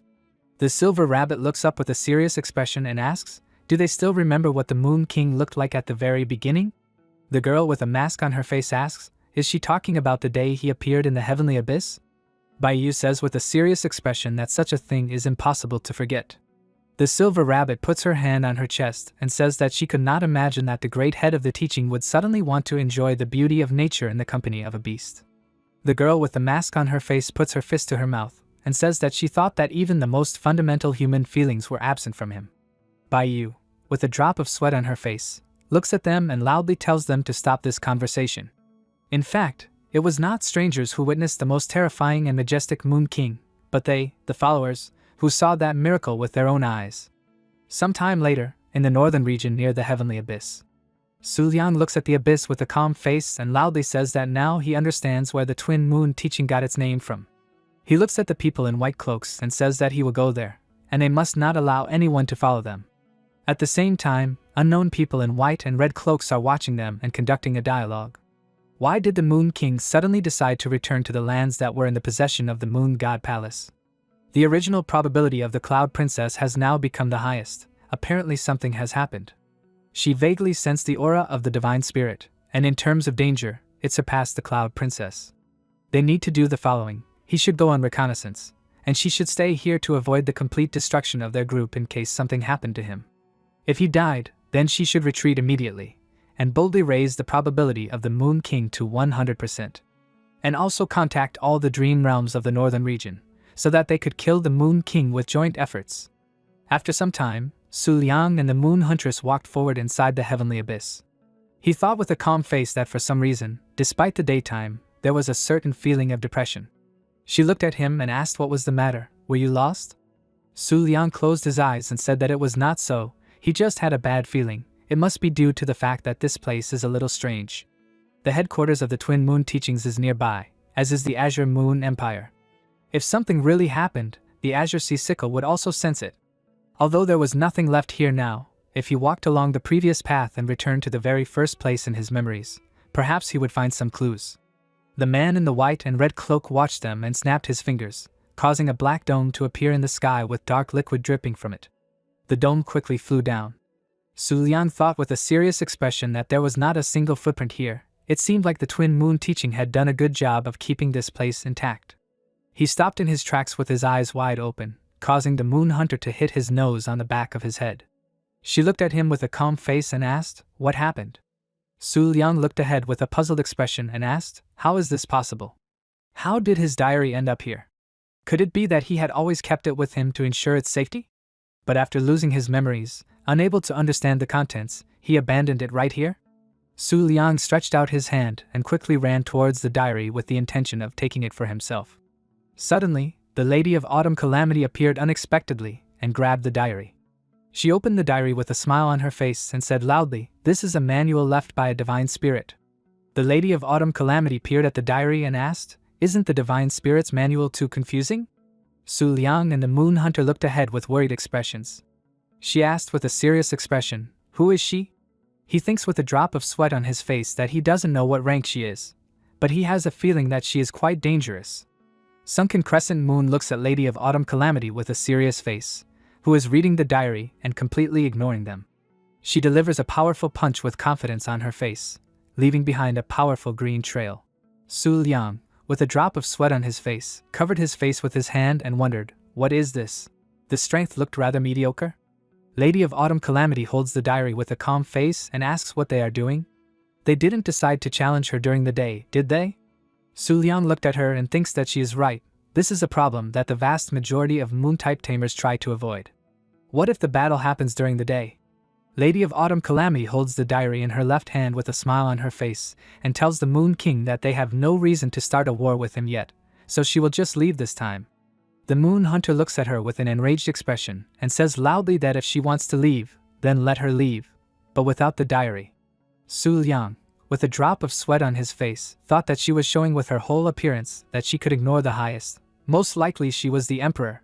The Book of the Moon did not react, which means she is not a moon type. How did she manage to get here, hiding from the sight of the sickle of the Azure Sea? Who is she? The Lady of Autumn Calamity calmly turns her head and asks, "Does he really know what kind of writing this is?" She looks at him with a terrifying smile and asks if he knows about what once happened here. The Lady of Autumn Calamity has changed her mind. She must investigate his memories. She stretches out her right hand forward and releases black sharp thorns from her fingers. The Moon Hunter, with a serious expression, places a round pink barrier in front of Su Liang with the intention of protecting him, but the thorns break through the barrier and deal a strong blow to her. With a drop of sweat on his face, he loudly tells the sunken crescent to return to its original form. Su Liang extends the sunken crescent forward with a serious expression and blocks the attack of the black thorns. He sits down on the ground leaning on the sunken crescent and thinks that if it weren't for his special property of invincibility, he would already be dead. Su Liang looked at the Moon Huntress lying on the ground and wondered, how could this be possible with just one careless attack? Is this the price for accepting a fight against the Emperor during the daytime? The Lady of Autumn Calamity looks at him and tells the Moon King to give up resistance. Those who belong to the moon type can only perform miracles during the full moon. She holds out her right hand with a smile on her face and loudly says that in his current state, he is no match for her. He should not hope that everything will turn out well for him. The Sagittarius Palace is unable to sense anything that is happening here. This is the gift that the Divine Spirit has bestowed upon them, the divine teaching of the afterlife. Even if they were on the sacred grounds, there would be no way to detect their presence. Su Liang leans on the sunken crescent moon with a shabby look and says that she said everything correctly, but that is still no reason to be so carried away by his childish scribbles and perceive them as some kind of divine work. Her sense of beauty will atrophy the brain. She holds the diary with a smile on her face and says that once she sees his memories, none of this will matter. However, since Su Liang was once here and has returned here again today, is it possible that the legendary Moon King once lost part of his memories? They look at each other with surprised faces and the Lady of Autumn Calamity begins to cry and asks, "Is this his doing?" She covers her face with her hands and asks, "Did he see such a creature with his own eyes and then only lose part of his memories?" From this moment on, between the divine teachings of the afterlife and the teachings of the twin moons, there will be enmity until the last breath. Also the seventh dream, the Lady of Autumn Calamity will destroy the Moon King on this very spot. She looks forward with an enraged look, while her clothes are torn, and many mouths appear on her body. The Lady of Autumn Calamity confidently walks forward, leaving behind a huge red tree. Su Liang looks at her with a drop of sweat on his face and thinks that apparently the cause of his amnesia has now been found out, even if the current one looks a little hopeless. The Lady of Autumn Calamity points her finger at Su Liang, causing a deadly red whirlwind to fly towards him. Suddenly, the Moon Hunter appears. She pushes him away and takes the blow herself. Su Liang looked at her defeated body and clutches the sunken crescent moon in his hand. He swings his weapon and releases 4 green projectiles towards the Lady of Autumn Calamity. The attacks miss their target, and she wonders with a calm face, was it just her imagination or not? Even before she dealt serious damage to the Moon Hunter, it was as if she was already in a state of sleep. The Lady of Autumn Calamity points her finger at the Moon Hunter's lying body, causing a red explosion to appear there. Su Liang watches this with a shabby look and thinks that it was just because of the time of day that the difference was so huge. A representative of the moon type at the apogee of the highest rank was completely powerless against just one ordinary emperor of the young type. The Lady of Autumn Calamity with a serious face tells the Moon King to stop resisting. He has no chance of defeating her. Frankly speaking, she herself cannot easily kill an apostle like him.